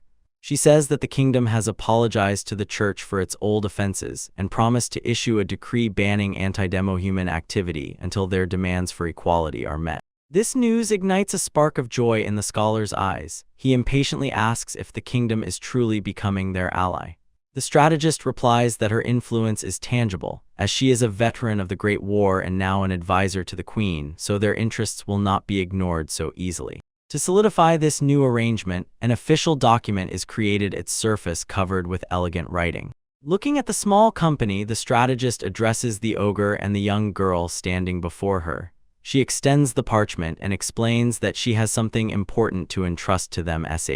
Then she lays out the specific content of the letter, an official recommendation for Ingrid Magic Academy in the royal capital. The ogre watches silently, and the weight of this opportunity settles on everyone in the room. She explains that the letter was written at her own request, and this causes a deafening shock in the huge ogre. He asks if she spoke with Nanoha or the orcs about this matter. His eyebrows furrow in confusion. Continuing her explanation, she lowers her gaze and says sadly that she considered such a course of action necessary, although other personal factors influenced the decision. The memory of the Queen Doria flickers through the conversation.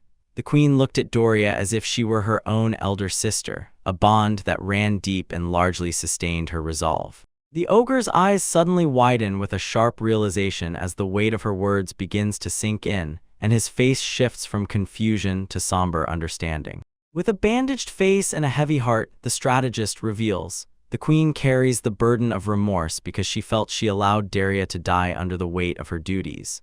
She only wanted to convey the thought that there is a man who will try to save her. Then she shows him a specific letter addressed to Zed, which was among the documents.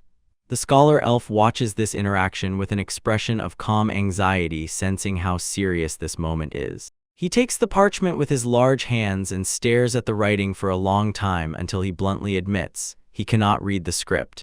Looking intently at her, he asks if the queen's name is Rose. This question completely confuses the strategist. Her eyes widen in shock, and she wonders how he could have known that name at all. He sat next to the young girl. His gigantic figure overwhelmed her with its size as he recalled the past.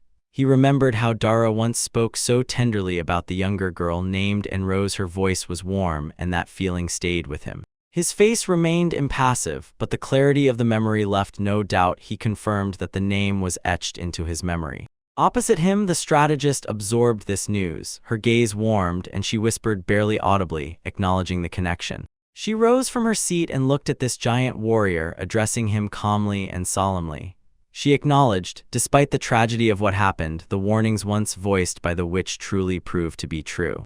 Her gaze fell on the future of the young girl. As soon as the divine firstlight first manifested around Nanoe, it became clear her presence could no longer be kept secret from the whole world. Because of this power, the girl was inevitably destined to become a lightning rod for others' strong emotions, both good and cruel. The strategist emphasized, Nanoa would have to learn to navigate the complexities of human society to survive. Although she knew enough to teach the girl arcane arts, she admitted, the subtleties of social interaction and finding one's place among others are lessons she could not provide. So she suggested enrolling the children in a truly good school where they could grow up alongside peers. She noted, by next year the young Cress would attend the same class, so in the new environment she would have a familiar face. She presents the situation as a choice, not an order, emphasizing that the final decision rests entirely with the giant warrior. Her words prompt Estelle to ask whether she should approach the young girl directly, but he remains silent. His gaze is fixed on the document in his hands. He understands as soon as you say school, usually a refusal immediately follows. It is this feeling that the young boy pours out in a loud, cheerful exclamation of joy. The energetic flash fades as soon as the warrior finds silence for himself and, concentrating hard, gazes into the parchment. Despite his strength, he admits the painful truth to others, but due to lack of education, he cannot even decipher the words in the letter given to him. Because of this decision, he states that the girl must go to school to avoid such senseless wanderings, and she quietly nods, accepting his choice. The strategist soon warns her, at the entrance exam there will be a trap. They check not the child but the parents. His explanation leaves the warrior completely exhausted, eyes wide open in shock as the weight of this unexpected responsibility overwhelms him. He stood in the midst of the sprawling city, the towering buildings and narrow streets a sharp reminder of the civilized world, and now he had to forge a path to secure Nana's future. Presented is attire of exceptional quality, sewn from the famous Naja silk. The collar is a deep royal blue, a shade reserved only for people of high standards. His exquisite gold embroidery was commissioned from the master at Barrietta Workshop, very hands that once wove the legendary Unity flag during the Great Human-Demon War. Even the buttons were crafted precisely, from polished shells. In a well-appointed tailor's shop, the nobleman admires how this masterpiece fits. Nearby stands the tailor, his face shining with professional pride as he watches his client's reaction. He is absolutely delighted, calling the coat a wonderful work of art, perfectly suited for his upcoming social debut. In a burst of joy, he throws extra coins to the tailor, insisting that he keep the change for such exceptional service as. When a satisfied client leaves, the tailor bows low, thanks and expresses hope to meet again. The enchanting melody of the doors puts a full stop to a very profitable deal. She, however, shows no impression, leans on the counter and exhales a tired sigh. As soon as the door closes, she mutters how easily her partner can weave a web of lies with an absolutely innocent face, calling him a hardened fraud. He responds with a sly smile, deflecting his sales pitch with technical details. He shows that the fabric is indeed called noxious silk, but he never directly claimed it was the famous wind-dyed version, and the embroidery really belonged to a former member of a prestigious workshop. The man rejects the accusations and does not allow doubt to consume the craftsmanship. It does not disappear just because he left his post. For him, it was not a lie, rather a precise selection of the truth to satisfy a buyer who desired it himself. He continues to explain narcissistically and emphasizes, technically, he did not lie about the pearls because they were not in the original quote. He fully justifies his prices because he considers it an honest exchange for clothing that suits a frivolous young man. Otherwise, the latter would risk embarrassing himself. His thoughts are interrupted by the bell ringing as a new client enters, but both he and his assistant freeze for a moment in shock. Such a giant stands in the doorway, a warrior in heavy armor made of silver plates. His impressive figure makes a nearby woman scream in fear. She perceives the knight as an ordinary thief, but the tailor quickly cuts into the conversation and diffuses the tension. His panic is met with a polite apology. He gestures for the giant warrior to come in and curiously asks what needs such a man might have at the tailor's. The knight leads him into the conversation, explains the strange request. He needs a suit for his daughter, who is about to take entrance exams, and the tailor involuntarily starts thinking about how to handle a full custom order for such a massive frame. He says that the elder from his village gave him 20,000 gold coins for this task, the amount he is ready to pay. His explanation is met with a bow. The tailor accepts the order and is immediately ready to take on the daunting job of measuring the armor giant. "Hey, tailor," politely asks the giant client to remove his helmet, explaining that precise measurements of the neckline and overall silhouette are needed. The armored giant hesitates for a moment, then simply agrees to the request. "Hey," the knight lifts a heavy metal helmet and the unmistakable face of an orc is revealed, a pig-like snout and noticeable tusks. The beast stands calmly, exposing its true nature to the light of the frames. Seeing him, the tailor and the client nearby recoiled in pure horror, their faces twisted, and they broke the silence with frantic screams, both together, as if they were torn from their place. The instant realization that a monster stood among them swept the hall with a wave of panic. They cling together in fear while the orc calmly notes that such reactions are quite usual for him, his voice deep and even. The woman can only utter a weak, confused apology, trying to process that a monster stands before her.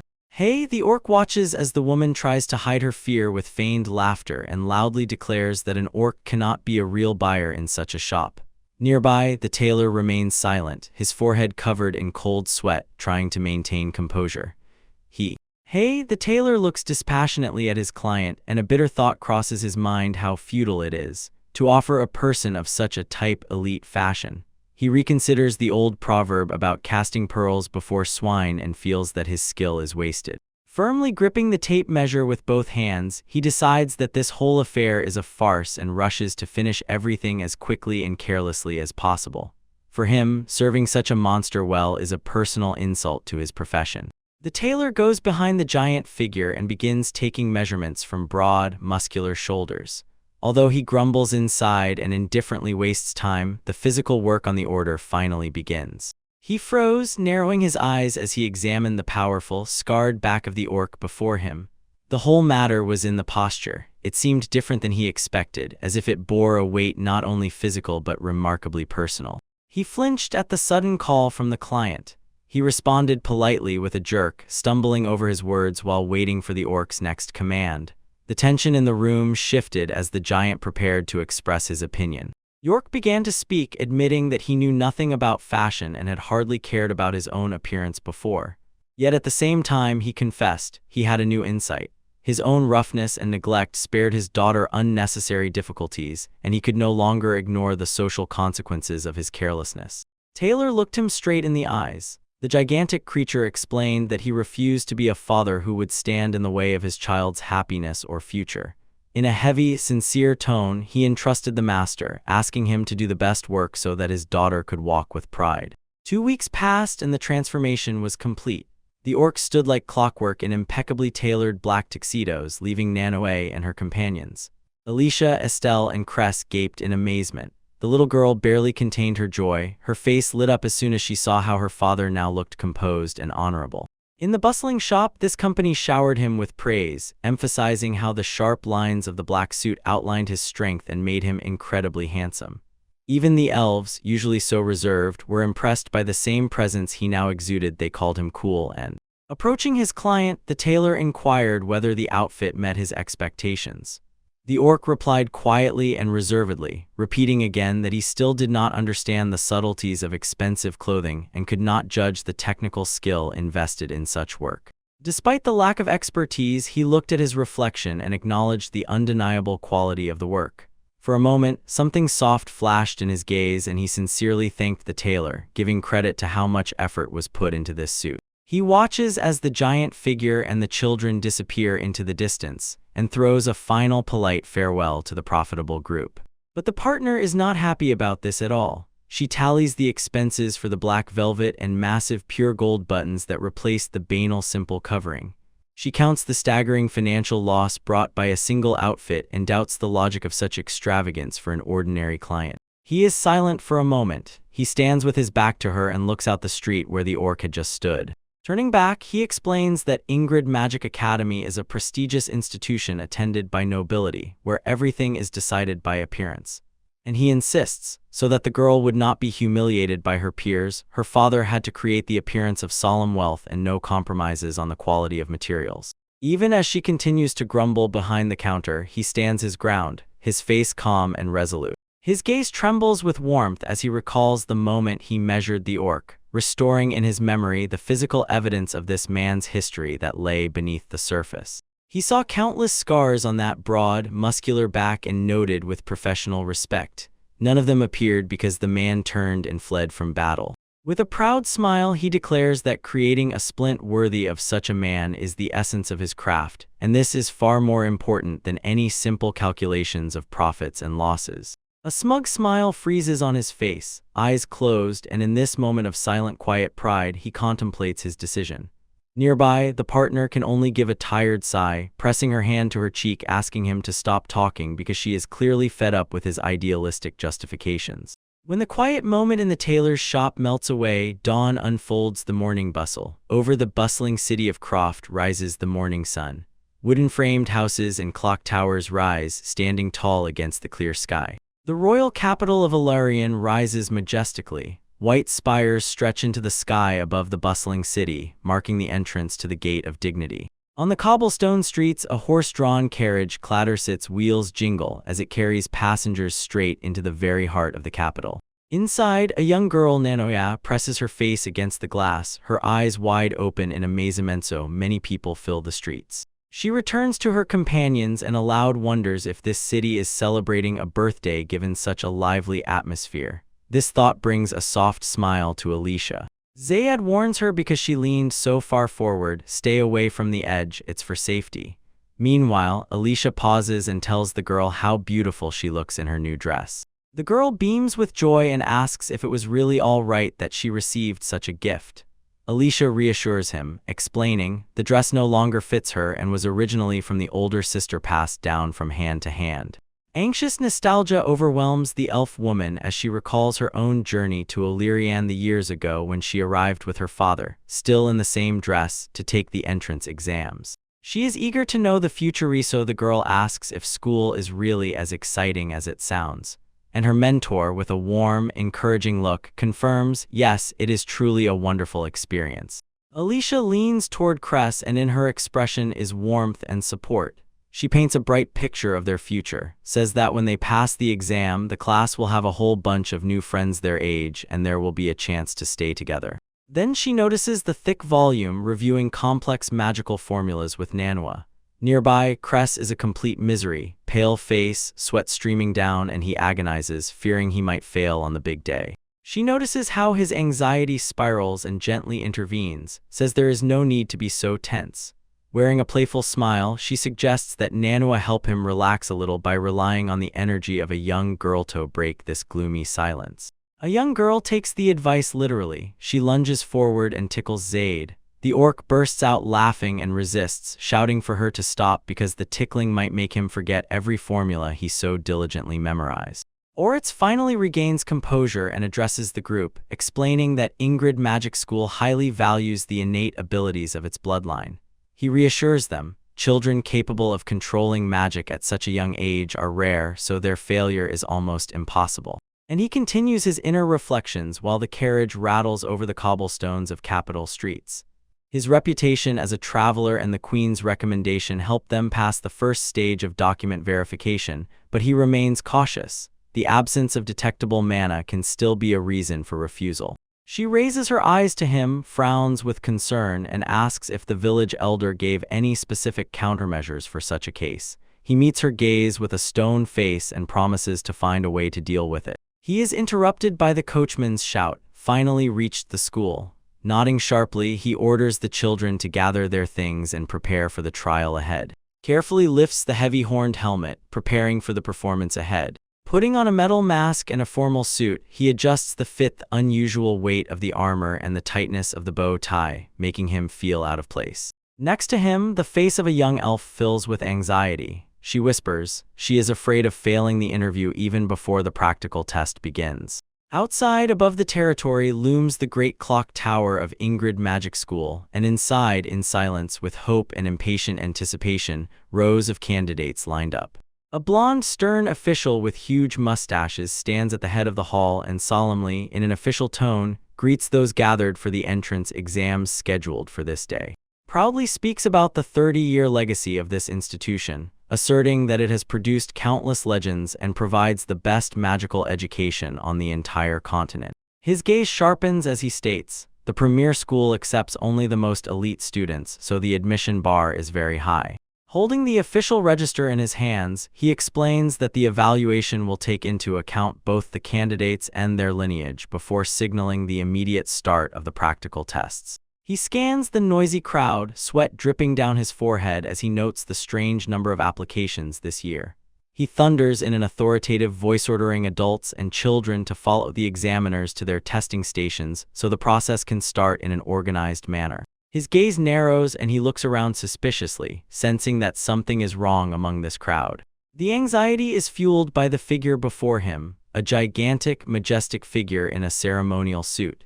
His head is hidden in a metal helmet with hornsand. This causes startled gasps of shock to erupt from the crowd. Pointing with a trembling finger, the official demands an explanation for such a strange and threatening appearance, to which the giant simply replies, he is very shy. This excuse only adds fuel to the man's rage. He roars, demanding the helmet be removed immediately. He declares that this honorable institution requires exemplary behavior, and that any disrespect to the social norms of this event will lead to instant disqualification. He utters a quiet agreement. The large man raises his hand and pulls the metal frame off his head, revealing unmistakably recognizable tusked features of an orc. The sight hits so hard that the director recoils in pure horror. His chair clatters and falls, and he screams in shocked disbelief, looking at the monster standing right before him. Unmoved by panic, the orc dryly notes that he is often told he looks like such creatures. Behind him, the spectators begin to relax, laughing off the shock, deciding it is a strange resemblance, not the truth. He stands before the crowd, which bursts into laughter. The tension from the opening melts away as if it never existed, and everything turns into a shared joking scene. The attendees consider that a real orc passing the entrance exam to a magical school is complete nonsense. Their giggles echo through the hall as they brush off what they saw and decide it is just a clever costume. Despite the laughter and general amusement of the crowd, the director is gripped by fear. He is drenched in cold sweat, his eyes wide with genuine terror. He cannot shake the feeling that he is seeing a real monster, no matter how absurd this seems to everyone else. His gaze flickers between the hulking figure and the young girl standing nearby. In his mind are frantic questions. What is this creature doing in his academy, and most importantly, who could this innocent child be to a being of such size? Turning away from the spectacle, he calls Leo in despair. His voice breaks from tension and a wave of increasingly sharp panic. The young worker remains astonishingly calm, firmly gripping the tablet while the director shouts orders to call security immediately. The older man is convinced. The children are about to be struck by the one called the alien. Leo meets him with a skeptical look and calmly notes that the director probably already has dark circles under his eyes. When some staff member insists that it is just a striking resemblance, the director wildly waves his hand toward the stage and demands to be told where on earth a person with such a face could possibly exist. The assistant does not falter for a step. He shifts the director's attention to the impressive quality of the stranger's attire. He points out that the suit is made of genuine velvet, a luxury too rare and expensive, so even members of the royal family would find it difficult to obtain such. He continues a logical deconstruction, noting that the buttons are carved from pure gold and the shoes are made from dragon leather. To the trembling official, he reminds, orcs are usually wild and half-naked, completely unlike the impeccably dressed gentleman standing before them.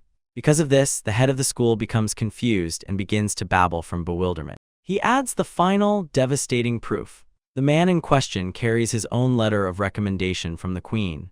Upon hearing this news, it is as if the director is physically struck. He widens his eyes and convulsively gasps for air in shock, trying to reconcile the authoritative support with the creature he sees. Seeing the old man trembling with despair, he raises his hand, a calming gesture, and asserts, everything is under control. He reasons that even if the visitor really turned out to be an orc, the school's security measures are unsurpassed. Such a creature would not last even during the upcoming test. He continues explaining and notes that every guardian must necessarily pass through the gate of qualification, so to speak, as is proper.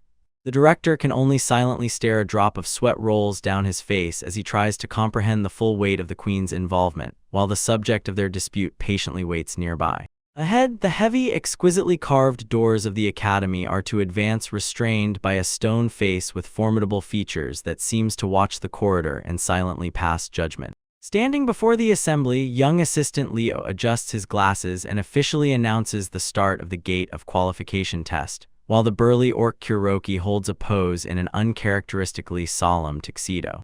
He explains this enormous barrier serves as the entrance to the training lands for upperclassmen, so it yields only to those capable of directing a certain threshold of magical energy into its frame. The assistant emphasizes the absoluteness of the test. No other method, physical or otherwise, can forcibly make these doors budge even a little. Comparing the records, he called the first candidate Alicia and ordered her to step forward while the guards remain behind to observe the proceedings. She hesitates, her fingers nervously clutch the dress as she contemplates the terrifying task ahead. Her thoughts repeatedly falter, anxiously lingering on her companion Kuroki. Suddenly, the stone eyes of the gatekeeper twitched and snapped open sharply, and a deep, rumbling voice echoed through the hall, suddenly recognizing, and from this, the disrupted formal silence shattered. The crowd erupts in shock and confusion as if an inanimate object has spoken. His gaze fixed on the young elf woman, and he calls her name as if he recognized it, a familiar, long-lost feeling. It spoke with a voice like the rubbing of stone against stone, greeting the young elf with such closeness that the spectators simply froze in amazement. The giant face pondered how quickly time had passed, saying that Alicia had since grown into a real woman and perhaps already had children at least since graduation. She quickly corrected the ancient entity, noting that only 2 years had passed since she left. Explaining her presence, she said she came to oversee her brother's entrance exam and immediately asked to open the barrier. Instead of complying, the stone twisted into a strange, wrinkled grimace that broke its stony impassiveness. Alicia recoiled in shock. She could not believe it and demanded an explanation of what this funny and troubling figure meant. The facial stone did not move at her protest. It coldly declared that the Snow White one sleeps a deep sleep. It insisted only a kiss of awakening can break the spell inside and open the way. A heavy silence fell over her face. Her expression darkened and her eyes hid behind the shadow of growing irritation at the antics near the gates. Without uttering a word, she gathered a splash of magical energy in her palms. The air crackled with power. Frightened by the sudden threat, the gate burst into a howl. It swore that all its previous demands were just a joke. Finally, the huge stone doors growled and swung wide open. A deafening roar thundered. The guard grumbled about her lack of humor but eventually gave in. She let the group pass. She strode forward decisively, holding a stern gaze while the noisy stone remained behind. The gates continued to mutter to themselves, acknowledging that for one who had visited these lands daily until 2 years ago, a formal inspection was almost unnecessary, and urged others to be equally focused. She had already cleared the way, so the director and Leo only had to discuss the next eccentric candidate. The director acknowledged his assistant's concern. Although it was unheard of for an orc to possess magic, the Academy's protocols still required an examination. While they were talking, an orc named Eid stood in the shadow with such composure that contradicted his monstrous nature, and his tuxedo tightly hugged his massive body. While he waited for the signal, Leo checked his notebook and loudly called the next number, officially summoning candidate 13 to come to his court. As soon as he heard his number, he moved with a heavy, rhythmic gait, and this infuriated Jano. He was twisted with disgust at the sight of monster in such an honorable place. Because of his sudden appearance, the scarred traveler burst out laughing with shouts and hurled insults, mocking Zaid's appearance and insisting that for an orc it was a ridiculous stunt even to try to enter the school. He became even angrier, ordering to call security to remove the beast before it could cause harm and defile the academy grounds. Despite his loud protests, Zed simply tightened his grip and his gaze remained fixed entirely on the gate ahead as he prepared to unleash his hidden power. He stood before the stone face that thinks, ready to prove that his presence there was not a mistake, despite the prejudice of those who stood nearby. He stands before a gigantic stone face, and it looks back at him with wide-open, unblinking eyes. Brahma bursts out with a contemptuous laugh. Her stony features contort as she boldly urges her opponent to do his worst and calls him a fool. In response, the orc tightens his grip even more. The knuckles on his fists crack as the gate is praised for its original. Allegedly, it was created 1,000 years ago, and no ordinary physical blow can even scratch it. His body swells with a flash of sudden explosive force. The fabric of his ceremonial attire stretches to the limit as he prepares to prove to the stone guard that he is wrong. Exhaling sharply, he lunged forward. His fist struck the hard stone, demonstrating raw, furious strength.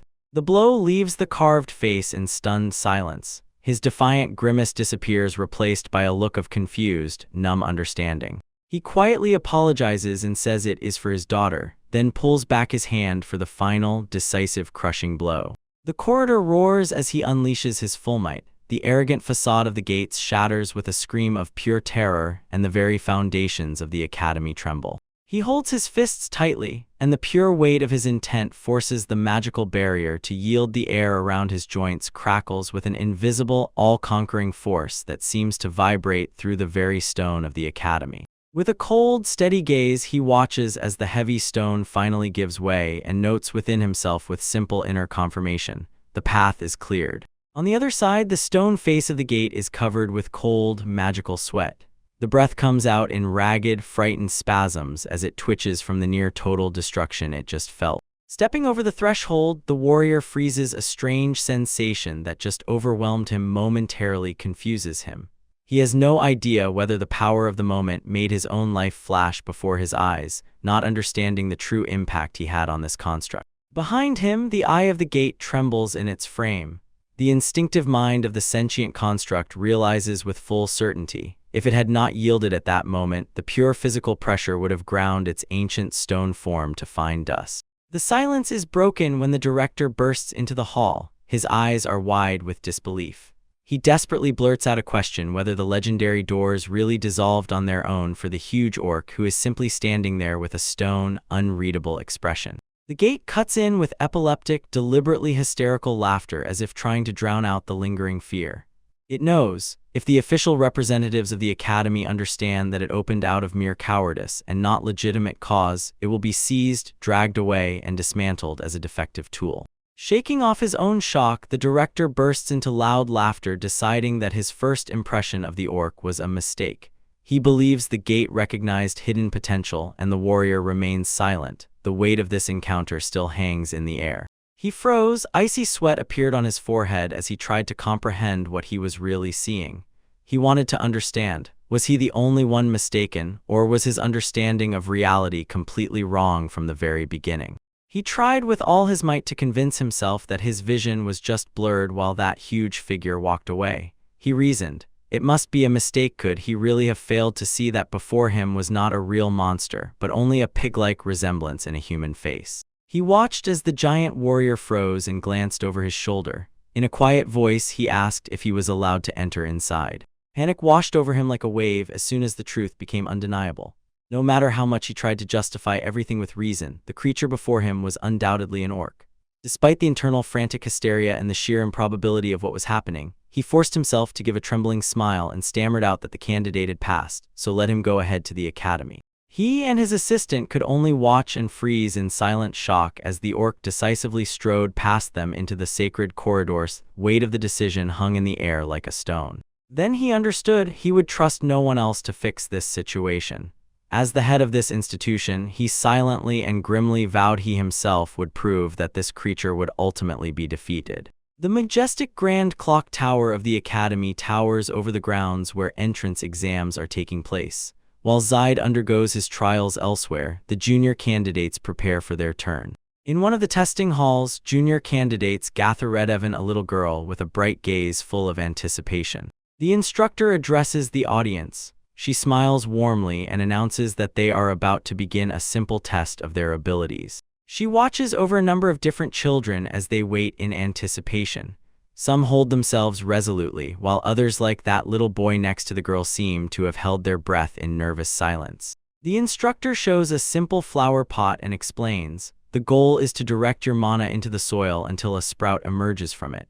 Hearing this, the young girl's eyes light up with confidence. She immediately understands that she has already practiced this very technique. The room fills with the quiet hum of magic and the clinking of small pots. One of the students triumphantly calls the teacher as a green sprout appears, while another nearby cries out in despair, unable to replicate the same result despite all efforts. She reassures the class they can try as many times as they want and asks them not to rush. The boy exhales with relief and admits he thought the test would be much harder, and the girl beams her own success is very close now. The small elf in the hood closely watches the girl's progress, analyzing every movement. She notices, the child's strength is colossal, perhaps even too great, but the main challenge for her is to learn the subtle skill of control. She watches intently as the young girl concentrates, carefully tempering her colossal mana to avoid putting on a spectacular show, while simultaneously drawing life from the earth. The girl pours all her willpower into a single pot, just enough for this flower to bloom without unnecessary disturbances. A young girl persistently maintains focus and the results burst brightly. A giant, luxurious bloom bursts from the pot, generously surpassing what could be expected from an ordinary exercise. They gasp for air in amazement, their eyes wide open because they are looking at the flower that appeared instantly so big and incredibly beautiful.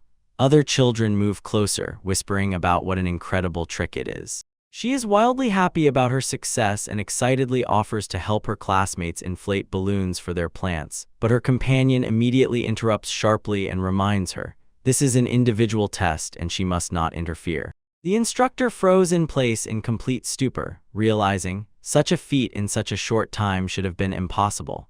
She recalls the queen's advice to the girl and understands before her is truly an extraordinary child who far exceeds the limits of an ordinary gifted student. They failed to grow even the smallest sprouts in the background, so the one and only magnificent flower in the foreground became a sharp proof of strength that goes far beyond the usual class standard. One student boldly snorts at the showcase and shouts that simply growing a flower is not a true measure of magical abilities. He demands the teacher's attention, insists that he can perform real magic and wants to be judged by actual power, not by a simple proof. She is struck by his confidence and she lets him show what he is capable of. With a smug, arrogant smile, the boy pulls out a thin rod, ready to outshine the girl's natural display. He growls a spell for firebolt, his face twisted into a maniacal smile as he channels mana into his wand. With a sharp flick of the wrist, a bullet of flame bursts from the tip and rushes through the auditorium while the frightened lecturer watches. The projectile flies straight at other schoolchildren, but the boy from the village moves with unexpected speed. He steps in front of his comrade and takes the danger upon himself. He sharply throws his own wand forward and shouts the dispelling spell. It instantly manifests as a shimmering geometric shield. The fireball crashes into the barrier and instantly scatters into harmless sparks, leaving the aggressor with wide-open eyes and without a single word due to the spell's failure. Lowering the magic wand, the boy sternly scolds his classmate, pointing out the blatant recklessness aiming deadly magic at another person. The student with spiky hair stammers and fires off a defensive excuse. Supposedly, he was only following the instructor's order to demonstrate his power, but his bravado is clearly cracking. The instructor cuts the confrontation short, gently pats the boy on the head, and praises him for incredible mastery of dispel magic, noting that such talent is expected from a representative of the Barn Grand lineage. She shifts her gaze to the boy with spiky hair and sternly reminds him, using offensive magic without ensuring the safety of those nearby is unacceptable. Softening her expression, she thanks the young farm owner for his quick intervention, praising his kindness. Her words echo through the classroom and Alicia beams with pride, exclaiming how kind and truly impressive her brother is. Other students whisper with awe, enchanted by the skill they just witnessed. Returning to the lesson, the instructor explains that the technique was dispel magic, a complex process where the opponent's spell is read backward to dismantle its structure and completely neutralize it. She also notes that he could have simply responded with his own firebolt, but chose the more difficult path to dispel it so that no stray sparks would cause unnecessary damage. The boy lowers his gaze, his face flushing with a blush, a mix of modesty and discomfort from the spotlight. Watching him, she realizes his magical gift is far beyond any human level, and this finally confirms in her mind that he has already secured a place at the academy. She notes to herself, he truly is the brother of the talented Alicia. While the brothers and sisters share a quiet moment of relief, the arrogant student who started the fight grimaces and clicks his tongue, bitterly frustrated that he was so completely outplayed. After a sharp collision, the boy breaks away for a moment of solitude and hides in the silence of the restroom. Outside the academy walls rise grandiose spires, a silent proof of the world of prestige he has just entered. He stares motionless at his reflection and sighs heavily as the weight of the day's events settles on him. He did not intend to attract so much attention, and his thoughts already reach out to a familiar patch of forest, when his inner sorrow is suddenly broken by a voice calling from behind. He shudders when he sees that young elf he saw earlier in the restroom. He doesn't even manage to open his mouth before the entrance is blocked by a cocky guy from the exam and his companion with a bob haircut, their faces twisted with brazen snorlax. The boy with spiky hair, Elric, growls that the elf tricked him, then quickly throws back, reminding he was the first to go into the reckless attack.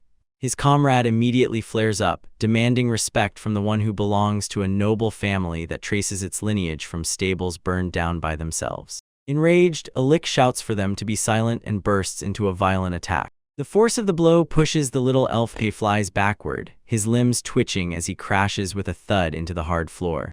In fear, he raises his head when Alic looms over him, and the voice drips with poison as soon as he recognizes the boy's pointed ears. Standing over his victim, Elric repeats his mother's instructions, insisting that Elver is nothing but monsters, and that even the church has officially sanctioned this view. His companion connects to the bullying, mocking the very thought that the monster is disguised as a human, while Alikrik clenches his fist and offers to do a public service to destroy this threat. They begin a merciless assault. They flood the elf with a barrage of kicks while he trembles in terror and presses downwards. Alik strips the boy for mockery between strikes, provoking him to unleash his vaunted magic to defend himself, and calls him a pathetic coward. The brutal sport that he and his companions organized cuts off the cheerful voice echoing down the corridor. Nanua trots to the rooms, calls Cress, and says she needs to use the bathroom, but stumbles at the entrance. Feels that something is wrong. She peeks from around the corner, her face flashes with embarrassment, then with horror as she finally sees everything. The boy with spiky hair freezes, his foot still hanging near the fallen elf, and whispers her name in a tone mixed with surprise and guilt. Her face hardens, naive surprise gives way to restrained, righteous anger. A low, hoarse sound of outrage bursts from her chest as she glares at the offender. Her delicate body trembles under the weight of her silent verdict. The tension in the cramped room suddenly recedes before the grandeur of the central square of the academy. There, beneath the towering spires of the institution, a diverse company of companions has gathered. Their presence sharply contrasts with the petty cruelty unfolding within the stone walls. The employee addresses the successful candidates, announcing the start of the second exam.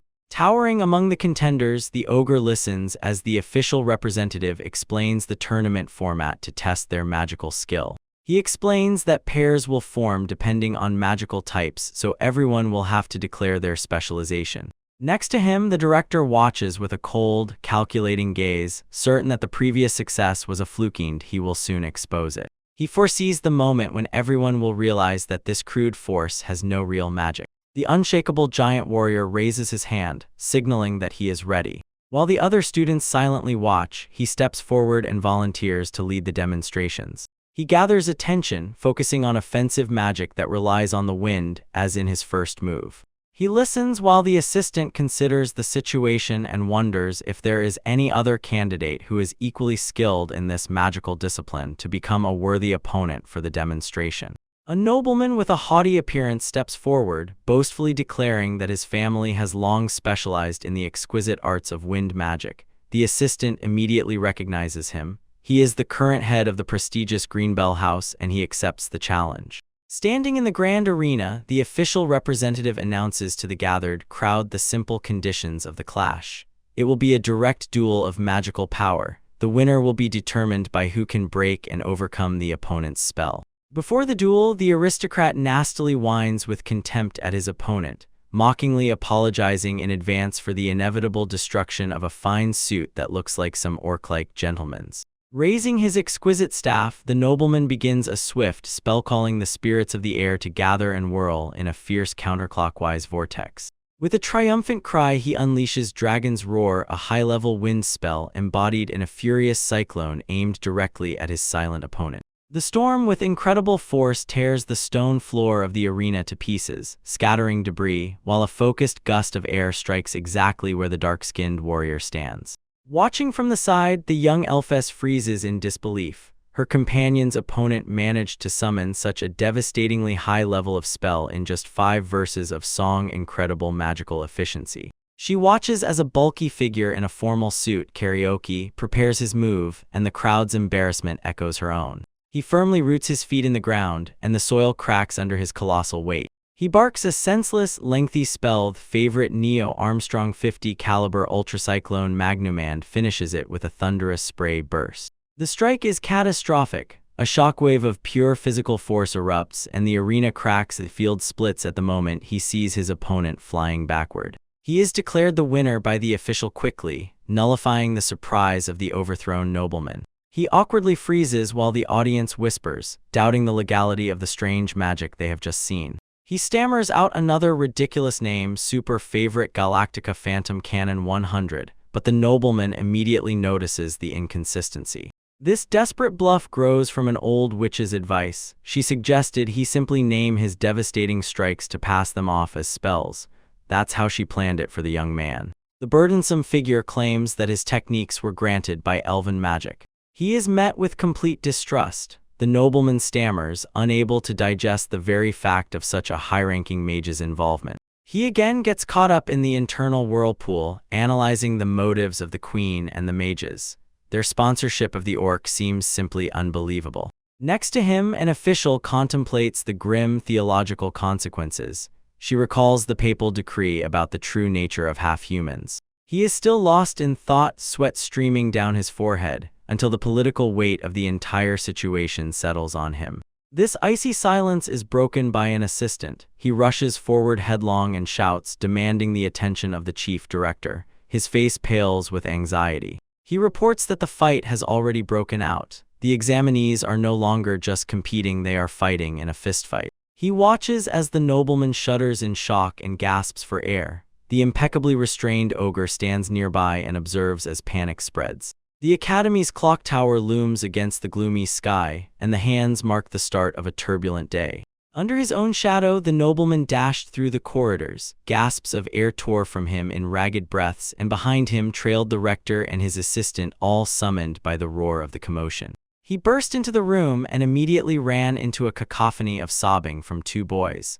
Their disheveled appearance and torn clothes told of a purely one-sided fight that irreversibly humiliated them to the edge. Their mothers were already there. One of them was wailing in despair, examining the bruises on her son's cheek, unable to comprehend who dared to raise a hand against her most precious child. She was not the only one focused on the consequences. Nearby stood a young girl responsible for the fight, with a firm and unyielding face, not a single hint of apology. The women's shock turned into sharp condemnation. Their voices echoed through the hall as they shouted.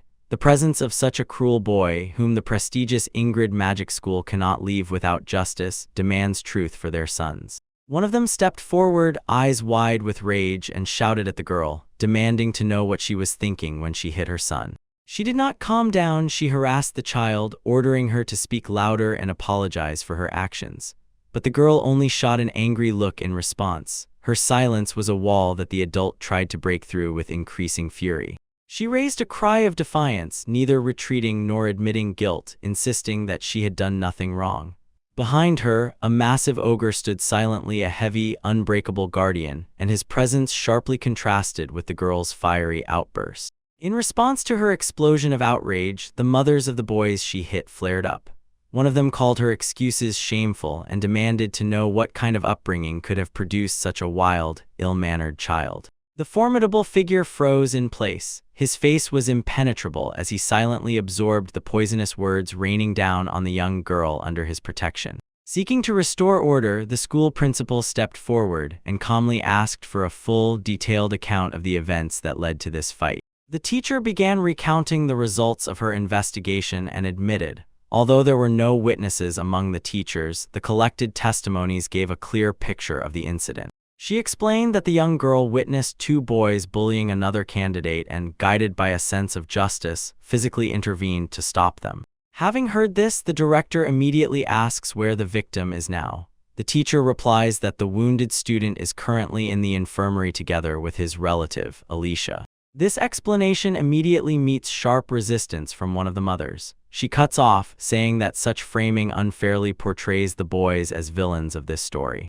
She continues her frenzied tirade. Her voice grates on the ear as she insists. Since the opponent was a demi-human, her son's actions are nothing less than a holy crusade. She demands that the officials immediately recognize this difference and does not allow everything to be reduced to an ordinary school fight. The weight of her words makes the director break out in a cold sweat. His face tenses as it strains under the pressure of her fanatical rhetoric. He seems stuck between the school's principals and the ruthless social pressure exerted by influential parents. This biased view is not new. For generations, there has been a barely noticeable but persistent prejudice against any race that deviates even slightly from the human norm, from burly dwarves and mighty beastmen to refined elves. It is a deeply rooted cultural divide that has long simmered beneath the surface of society. But after St. Cross Church released its latest doctrine, the situation dangerously escalated. This new interpretation ignited a flame of intolerance that now seems impossible to extinguish, squeezing people's hearts in a bloody grip of righteous anger. Moving the dispute into the corridor, she loudly questions the very foundations of the Royal Magic School. Ingrid. She wonders aloud how their selection could have failed so miserably that these disgusting creatures even managed to apply for admission, thereby attracting everyone's attention around. She leans closer and her gaze pierces as she asks the director if he really intends to turn his back on divine teachings for the sake of these foreigners. Her words are a direct challenge to his authority and his faith, and he noticeably trembles from it. Her companion picks up this thought and declares that no decent father can feel safe leaving a child in an institution where such creatures dwell. Nearby, Manhwa shudders with silent, boiling anger. Her face burns as she tries to restrain her outrage at their blatant cruelty. Hearing the young girl nearly break down in pain, the giant ogre gently places a calming hand on her head. His voice low and steady says that he has already heard their poison enough, and his very presence becomes a silent but strong shield against the women's verbal attack. He gently addresses the young girl, assuring her that she has done nothing wrong and has no reason to apologize. They react with immediate piercing outrage, their faces contort, and they demand to clarify whether he means that their sons are to blame for everything. He remains calm and clarifies his position. He says that in this situation the children themselves are not to blame. He shifts his gaze directly to the mothers, stating that the fault lies with them and that they themselves must apologize to the boy they offended. He reflects on his own path of fatherhood and admits, this experience revealed to him a deep truth about the essence of family. He notices children have an innate, unwavering loyalty. They look at their parents with admiration, even if they are not so perfect. She listens silently while he explains the cycle of influence, how children naturally adopt the same loves and the same deeply rooted hatreds as their guardians. He concludes the stern lecture by saying, children do not choose hatred themselves. Instead, it is the parents who poison their hearts and force them to carry these burdens. He continues to hold an unwavering position. Adults have no right to impose their own prejudices and hatred on children. This, in his words, is a heavy responsibility to ensure that the next generation is not poisoned by the prejudices of the old. His words strike the director, and he cannot find a response. The deep truth of the confession settles in the silence.